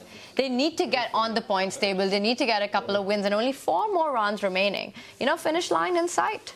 in the round robin. Finish line in sight. I mean, yeah, exactly. We still have 7 days of play. No, I think they just voted to play 4 games later tonight. Oh my goodness, can you imagine? Now that would be a marathon. Knowing chess players, I mean, they're probably capable of it. They haven't had enough chess for today. But their seconds have already voted for them. I mean, look at this, though. The conversation continues, right? You would think, okay, marathon of a day, 5 games, I don't have another one up. They might be analyzing already some, game from round 1. They haven't finished analyzing. It's, no, let's get back to the interesting stuff. I just have to imagine at a certain point you'd be like, can I get a glass of water and a 2-hour nap, please? And then maybe we go back through some of these games. This goes back through the centuries. I read a lot about the first World Championship match, or second World Championship match, Steinitz versus Zukertort. There was press reports every day. Steinitz, they would finish their game. It would last 4 hours. Steinitz would go back home. He had a magazine to edit, International Chess Magazine. Then they would go to dinner together, and they would analyze in their head the entire time. And Steinitz is in his 50s when this is happening. It's when it is your entire existence, you can do it forever. Oh, to spend an hour in the mind of one of these players, it would be just. I missed him by 100 and by 95 years. I would pay to spend an hour in your brain too, my friend. We've got the next 7 days with Daniel. We'll get a peek at that. But the players haven't had enough of chess, and our chat wants more games as well today. But unfortunately, for day 1, it's 5 rounds. The players get a rest. We have to keep you wanting more, everybody. All right? They're second, we can't give it all to you on day 1. We need some Russian grandmothers in here. You must eat, you must eat. It's and there we go. Cooler heads prevail. To be continued tomorrow. The blood spilling will be continued, we promise. Pieces find their way back onto the board. Fabi's going to sleep well tonight. Absolutely. 4.5 out of 5. What a score. Statement after Tata Steel. Again, he tells chess fans, one tournament does not bad form make. It does not define a streak. Well, with the round robin, or the first day of the round robin. That sentence is not sense-making. Concluding, we'll come back and chat through the end of the day in just a moment. But while the players conclude their day, we want to give you all a refresher on how exactly we got here. Let's take a look at the road to freestyle chess. The revolution of professional chess starts now. 10 world-class players, 5 unique destinations, 1 gripping and innovative format. Changing chess forever. Welcome to the 2025 Freestyle Chess Grand Slam Tour. Bringing a unique chess experience to iconic places around the world, only the world's best players will take on the Freestyle Challenge. During the 2025 season, players are awarded points based on their placement in each Grand Slam tournament. Over the course of the season, each player's points from all the tournaments are added together.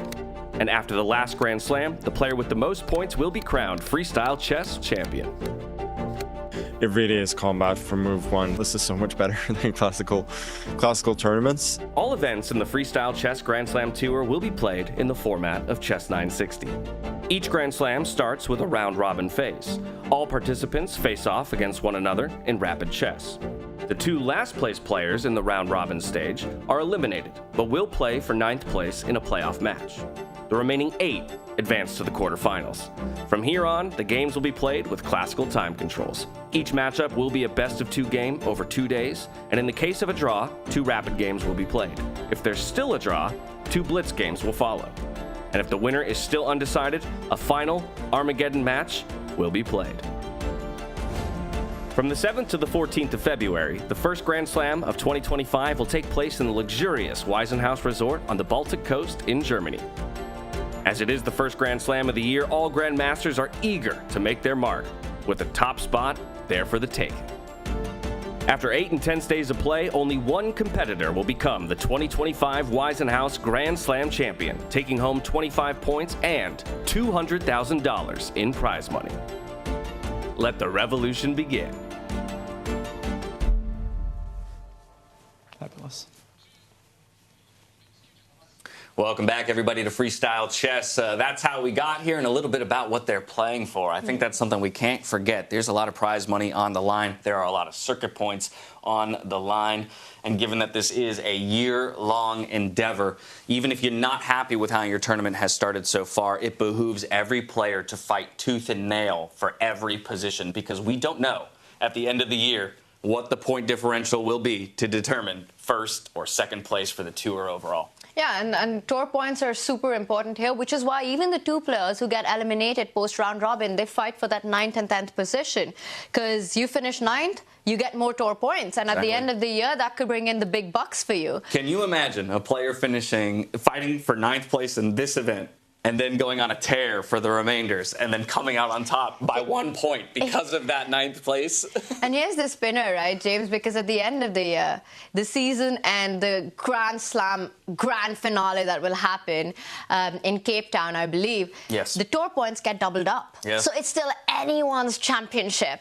And right, even players not at this event. Yes. Right, have the opportunity, because there's no guarantee that these same 10 players will be at every Grand Slam, right, Daniel? And so I think that itself is an exciting element of all of this. While we're happy to watch these 10 players do battle this month. Jan just lifted his head off. Right, yes. I woke up from my nap. Say what, Dash? There's some big names that aren't here and that we look forward to seeing in the future.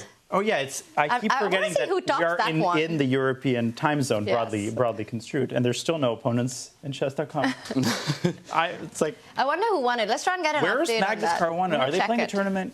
Fedoseev? Maybe chat can tell us. Oh yeah, it's an interesting question, right? There's some, lacking some competition that maybe Chat, somebody cleaned up on Freestyle Fridays. Yeah. Have you guys participated yourselves in any of the Freestyle Fridays? Once. Well, it has been held twice. It's only, two so far. And once the first time, the very first one I did, and I did pretty well. It was fun. It was really fun. It had been so long since I'd played 960. And I lagged out. I was 3 out of 3, and I lagged out my fourth game. Completely winning position. It was. I was saying things that I will not be saying on a broadcast. That's not the way you want it to happen. I will give everybody a brief teaser. I'm receiving word that Fabiano is going to be joining us in just a bit, so we can pick his brain for how day one played out. I told you we should interview a tournament leader. Right, well, hey, then there you have it. As well, though, we're curious to hear from all of you in chat who you think the MVP of the day was. I've got 2 names in my... Well, really, I have 1 name in my mind. Yeah, but I think we all have the same name. I don't want to sway the vote too much. We got to ask our chat and our community to send in questions for Fabi. So once he joins us, we get some fabulous idea. Questions in. Fire away on those questions. But I think, as I'm sure plenty of people are typing away for the players that they think deserves MVP, you've got to look at Sindarov. Yes. Just because it just shirks all expectation, right? We have high hopes for the kid coming in, but I don't think by any means anyone would have predicted a 4.5 point day one. That's absolute destruction by him. Man of the moment, man of the hour. That's what he did in the qualifier. I mean, just super sharp play. You feel the energy in his play, the desire. He's carried that over here. All right, looks like Fabiano is going to slot in right next to Daniel to join us. First of all, Fabiano, it's a pleasure to meet you, my friend. Nice to meet you. Secondarily, congratulations on a beautiful awesome day one. I mean, how do you feel coming out of it in terms of your preparation for the event, if really there was any? Because one of the things we've heard about for players is that it's a difficult format to prepare for. But did you feel this strong coming in? Well, my preparation was playing absolutely horribly in my last event 2 days before this one, but I was happy to get a change. Just something very different from traditional classical chess, long time control, and standard like preparing 4 hours before a game. And preparation for this event is just playing some rapid games. Must have helped you wake up. Yeah, and also we have like a lot of time before the game. We can just relax without having to prepare. A 4.5 point day. Obviously, that means you displayed beautiful chess across nearly all of the positions. I'm curious for you if there was any one of the 5 positions that you saw today that you either felt you had the greatest mastery or understanding of from the beginning, or maybe the opposite, one that you felt even after the huddle with the other players that all of you came away going, none of us know a single thing about this. I think the preparation was overall good. I think we were figuring out things reasonably well from a human point of view, and of course not from an objective point of view, but at least finding moves that were relatively easy to play. I'm very interested in the game I had against Ali Reza from a starting position, because I swear that I set up a position against my second this morning, and it was the same position, but I'm not 100% sure. Wow. And I was telling the guys, like, I think I've seen this before, and could we get that? Could we get that position up? I'm so curious. Probably, yeah, maybe Daniel can slide obviously over. The end of the game, I was just mesmerizing. And the end was a mess. Yeah. The switcher. I mean, it was stunning. Yeah. We'll get Daniel working on that. Now I'm excited because we did not see the start, so apparently there was more interesting stuff that happened in that game. How could that position have arisen otherwise? Okay, so this when you was got that rook into f3 and sacrificed on h2, how were you evaluating that? Did you think you're in danger?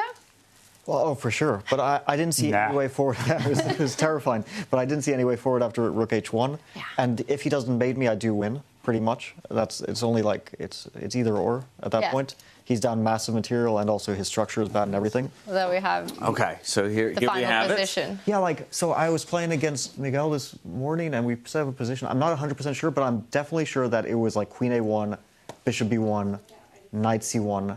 Keep going. 3 out of 3. And that, we were looking at c4, and he played c6. Does it make sense, I guess, is what you're at, to see if it's the same position? And then after d4, d5, c5 was supposed to be quite strong. And I really think because the bishop was definitely on e1 because there was bishop g3 and the bishop on b8. Top move. There was that kind of possible trade between the bishops on g3, and then the knight on g1 was definitely going to h3 in some lines, so that's there. And then I don't know, king is probably on f1 unless. What's wrong with e5 here? It's really good for white already. e5, I think maybe just take a knight f3. Wow.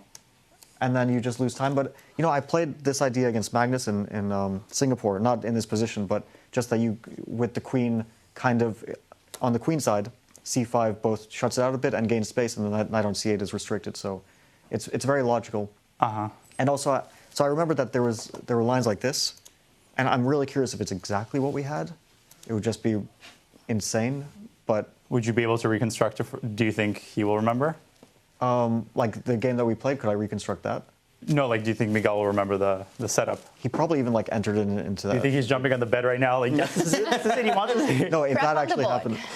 And that would be great. We'll check in with him.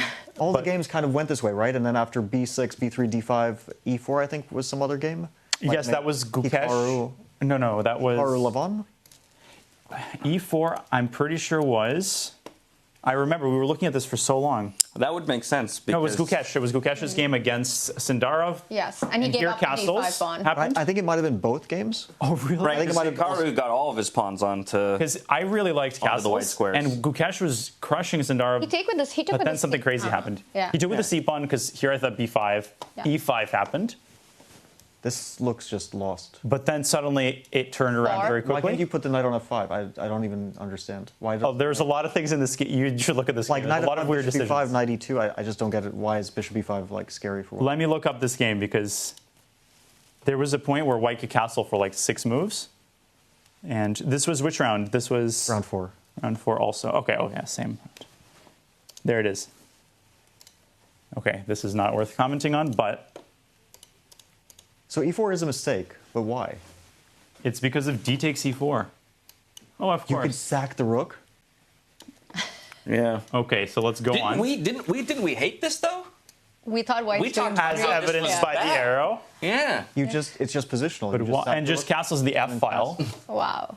That's kind of crazy. Yeah. So let's say white castles, God forbid. And then there's queen b8, knight g4 or something. Bishop h5, queen b8. It's the zombies rising out of the grave, and white that's a really stunning concept. This would be an amazing exercise for 2750 plus.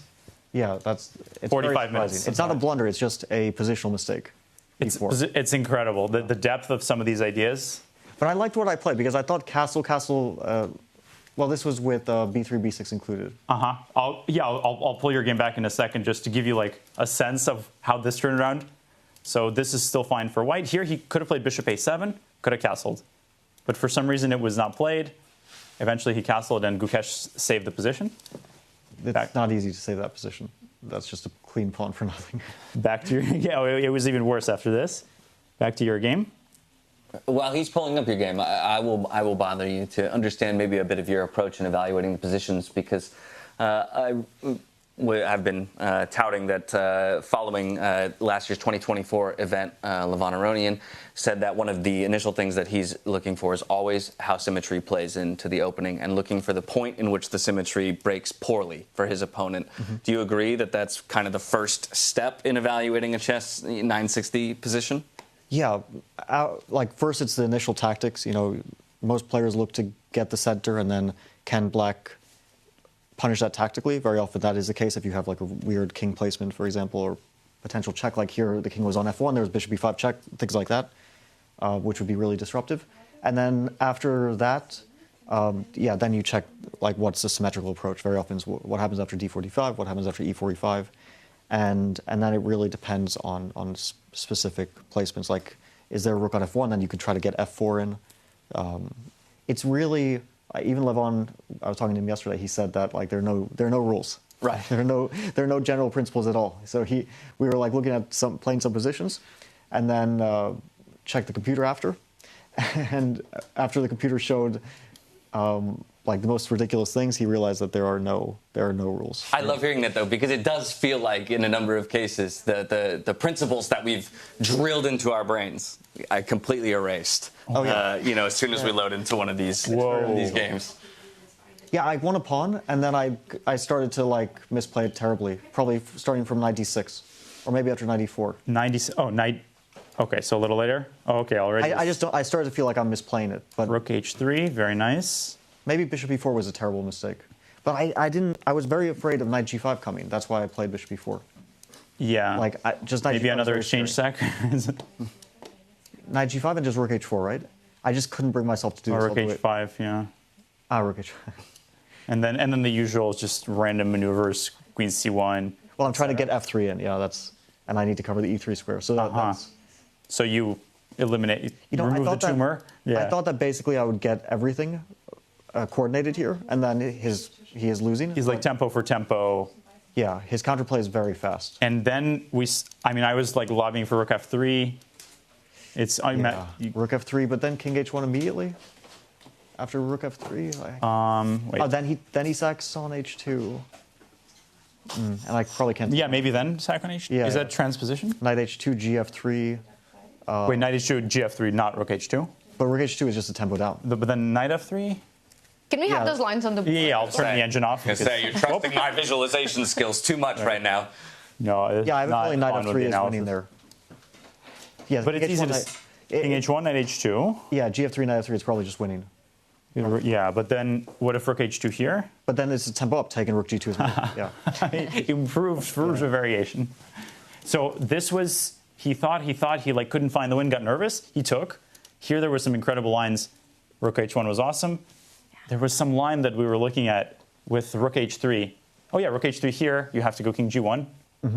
Only move, but very strong. Otherwise, queen c7. Yeah, queen c7. Yeah. And then I thought maybe some like queen f5. Queen f5 here. This was a really cool way to set up the defense. What does queen f5 do after knight d4? It pretends to look scary. Then rook h3. Oh, then rook h3. Yeah, but still king g1. Yeah, king g1. Yeah, I still have king g1. There's this darn rule where the king can move away from check. But then takes on h1, queen h5, rook h3. Yeah, but then I saw that in like different positions. I just play f4. He doesn't have a way forward. Queen h2, king f2. Yeah, he just doesn't have a way forward. Wow. Man, it is scary. Yeah, it's like he has some remnants, but you defended this just like rook h2, and then at the right moment you played c5, feeling that when you take over the initiative.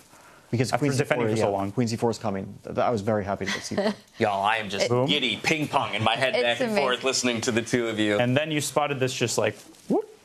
Yeah, if he doesn't take, I still have to prove it, but it is winning. But yeah, of course, he shouldn't take on c5. Well, now, we don't want to take too much of your time at the end of a long day, but I was saying I don't think too many people are going to be surprised to see you in a 4.5-point position, but I am really quickly curious on your opinion of Sindarov's performance, matching you and tying at the top of the table as the guy who slid in as the 10th and final player here at this event. Yeah, well, of course, it's a surprise for anyone to get 4.5, but when I played him, it was already about a year and a bit ago. Not in freestyle, but in standard chess. I was very impressed. He's a really, really talented player, really strong player. Of course, 4.5 is a bit overperforming for anyone here. Right. I mean, pretty much anyone would be happy with any plus score, I think.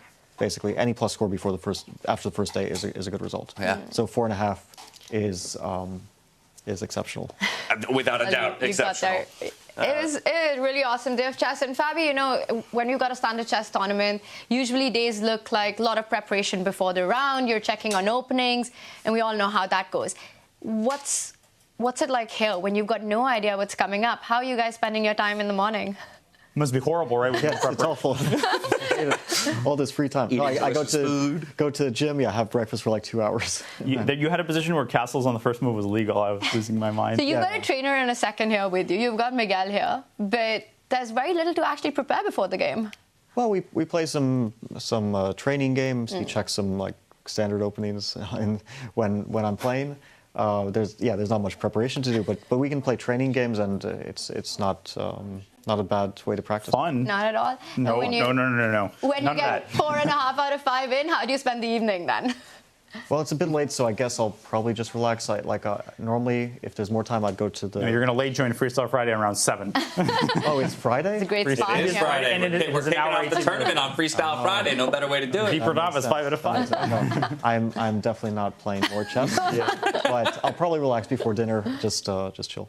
Yeah. Well, things are looking good for you leading into tomorrow. I don't know if you took a look at the standings. We got 5 players tied at 2 points right now to round out the top 8. Weird so standings. It's going to be quite the battle tomorrow, while 3 of you are kind of sitting a little bit prettier up top. Who else is on plus? So it's 2 at 4.5, and then remind me who's sitting at 3.5. Ali Reza. We're going to bring up our standings. I'm going to bring them up here as well. It's Ali Reza and then Magnus. No, this is not. How can this? Ali Reza makes sense on 3.5. Yeah, but and then Magnus is -1, just like after the first day. Here we go. There we go. Yeah, so it is Ali Reza. Nodebek at 2.5, and then the 5 players, or I guess and then the scrubs. 4 Magnus players, rather, at 2. Yeah, a lot of people are potentially at risk. I would guess that Nodebek will not be at risk, but everyone below that should be careful. Yeah, I think it's going to be very interesting to see how this just shapes strategically the way players go into things. Not so much a question. Let me find it here. Right, given that you are playing for the top 8, and in essence, kind of a reset if you just squeeze into that top 8. So for a lot of these players, it becomes a question of where do I play for the draw? Where do I have to take the risk and play for the win? I think will be something very, very interesting to look out for tomorrow in the matchups. Yeah, like the last 2 rounds will be a lot of calculations by my players, and it'll be pretty interesting. We'll see what happens. Well, with that, I want to let you go, rest up, and prepare for tomorrow. Congrats again on a beautiful day 1, and we look forward to seeing what you have on the chessboard tomorrow. Thank you. Appreciate you. That'll give us a quick opportunity as we let Fabiano slide out of here to kind of wrap up the day and give our final thoughts. Feel free, Fabi. Feel free. It's a casual environment, my friend. We appreciate you. And I do believe we are prepping a move of the day as well. But for the time being, I think exactly like you said, it's going to be quite interesting, Tanya, as he said, the calculations that the players are running, not just on the chessboard, but off the chessboard for jockeying a position tomorrow. Probably not happening from game 1, but in those final couple games. Absolutely, that will be in play because goal number 1, get yourself on top 8. And then if you find yourself in danger zone, that's when you understand how much risk are you willing to take, and that will determine your match strategy. So I think last 2 rounds, it's going to be all about that. But what a day 1 it's been for Fabi Sindarov. They're definitely feeling good about their chances. They're feeling good, and for them, it's a different calculation tomorrow. It's about jockeying for maybe that top 3, right? We talked about how if you're in the 1, 2, or 3 position, you will have in that order the option to choose who you play against in the bottom 4 of the top 8. And so if you manage to lock up that number 1, you get to target maybe a player you feel you have a good matchup against and accelerate yourself through the quarterfinals. And that's always such a double-edged sword, right? You pick your poison, you decide your opponent, but then you got to prove your pick as well. So you have to be so clever. But all those decisions will wait until tomorrow. There's definitely incentive to finish, especially I think top 2 with this incredibly strong field. Having the option to actually pick who you're playing in the quarterfinals, it's a big one. We had many incredible plays today as each of the players jockeyed for position and trying to understand these incredibly difficult 960 positions, but we have tasked Daniel with deciding on one play to top all the rest. One move, the move of the day, I have a friend. wrinkle. All right, a wrinkle. The best move, the move of the day, and I know every player will agree with this, I can give you a guarantee, is one that was not played. Oh. But it is indeed the move of the day. So we have to remember that theory is being made in this tournament, right? We are seeing how the players react to new positions, how they think about a form of the game that hasn't received kind of disciplined development. That's a fascinating process. And along the way, we're discovering what beauty looks like in chess 960. It's got its own patterns, its own aesthetics, and you got to get used to that. And it's good for us to see what incredible depth looks like. I think Fabi just discovered what amazingness looks like in the context of 960, and it came in the form of Sindarov's game against Gukesh. In this position, the move e4 was played, and this is an astute tactical move. We all thought that. In fact, that was the first thing we showed, that no dumb grandmaster, or on their worst day, maybe some dumb grandmaster would take on e4. Now, if you look at this carefully, it's clear why this is a bad move. The rooks are in a standoff. The d8 rook is undefended. This is not a legal move because the knight cannot sit between two squares, but it's a discover check against the black king. You have to take the knight. Tripled pawns, not good. And then, yes, and then rook takes rook, pick up the loot, up in exchange. You're taking all the pieces on the 8th rank. So why is e4 a mistake? Well, here's the mind-blowing thing. It is because of this very move that we all call a blunder. Every grandmaster in the world would think this move is a blunder, and yet it is the best move. Because if you extend the line a little bit further, well, the only piece that's hanging is the knight. And you can defend that while kicking the rook away with bishop c7. So people should be thinking, okay, the rook moves back. But now suddenly, if you look at all white's pieces, they're clustered on the queen side. Black castles, and look at black's pieces. The bishop is aiming at h2. The rook on f8 occupying the open file. The white king nowhere near being able to castle to the west, has to stay on the east. And castling does not help. From the frying pan into the fire. I'm not playing bullet brawl with this mouse. Nope. I think you have to put the king on the rook. Okay. So castles. There we go. And queen a8 to b8. It's like, in the Thriller video by Michael Jackson, all the rising out of their graves. Yeah. And after queen b8, I would encourage people to analyze this on your own. Like the people thinking, I don't get this. Sit down to the computer, look at it for 10, 15 minutes. Black is almost winning in this position because all the pieces converge on white's king, which is all alone, if you look at it. Incredible, mind-blowing stuff. So the players have something to aspire to. Tomorrow, I will choose a move that was played. Honestly, I love it. I love it that you chose one that wasn't because, as you said, even Fabiano sitting on this couch right here, as we go through it, found such surprise in he's that. Going to be he's looking at this position right now before dinner. Yeah. And once again, Miguel, I need the phone. We need to look at this position. And that is so much the beauty of the format that we're playing, right, Tanya? That it feels like we are discovering the game anew in a number of ways. And it feels like a great equalizer as well between the players where everyone's kind of reduced back to this. Obviously, they have incredible chess minds, but the understanding that they have of the game doesn't necessarily apply in all the same ways, evenly, across all of the starting positions. Absolutely. There's no preparation. There's no memorization of opening theory. Every single thing that we've known to exist, there's principles and patterns. It's questioned. It comes down to pure chess skill and strategy. James, you're an actor yourself, right? Freestyle chess feels like instead of having a script in your hand, instead of going for a play that's been rehearsed, it's all improv. Oh, yeah. You land up there on the stage and you're not given any script, no characters, go and give us a blockbuster right on stage right there. Yeah. And that's what freestyle chess is like. Yeah, freestyle chess commentary is like too. An incredible day one. Let's go ahead and take a look at what we have in store for us tomorrow. We continue the group stage, we conclude the group stage tomorrow. This will be game one of day two, all of the matchups there. So right away, I'm of course looking at each of our players who finds themselves at the bottom of the Caruana table. Gets an easy matchup. Right. Well, yes. The world champion. Sindarov and Caruana looking to continue to push their points at the top of the table and secure solid seeds. But it's players like Nakamura, Aronian, who are really trying to hunt to keep their tournament lives alive. But I think that was a fantastic matchup that we just saw, because for both Fabi and Sindarov, they're playing the two players who are in danger zone, Gukesh and Hikaru. So they're going to come on in with that fight. They want to get the early points in tomorrow. They're playing with the most informed player. Hikaru is going to be up at 8 a.m. like he was today, just like 9:60 practice. But how do you prepare? That's exactly what Fabi said. You just got. And you got to. I mean, I think for the players who aren't doing well, you have to figure some things out. You have to eat and you have to sleep. I mean, the players are not solving the eat and sleep sounds perfect. Newtonian laws of physics. No, they are also sleeping like we all are. I love this because this takes us full circle to the beginning of the day. And I asked Peter Lecko what prep. He goes, good sleep.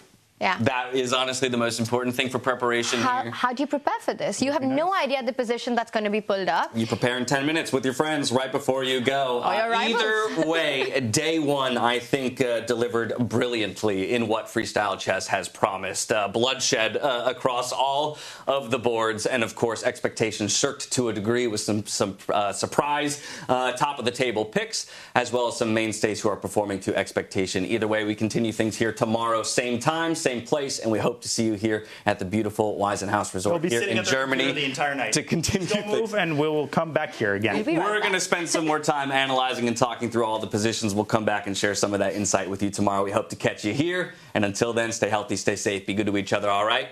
Good night. Much love.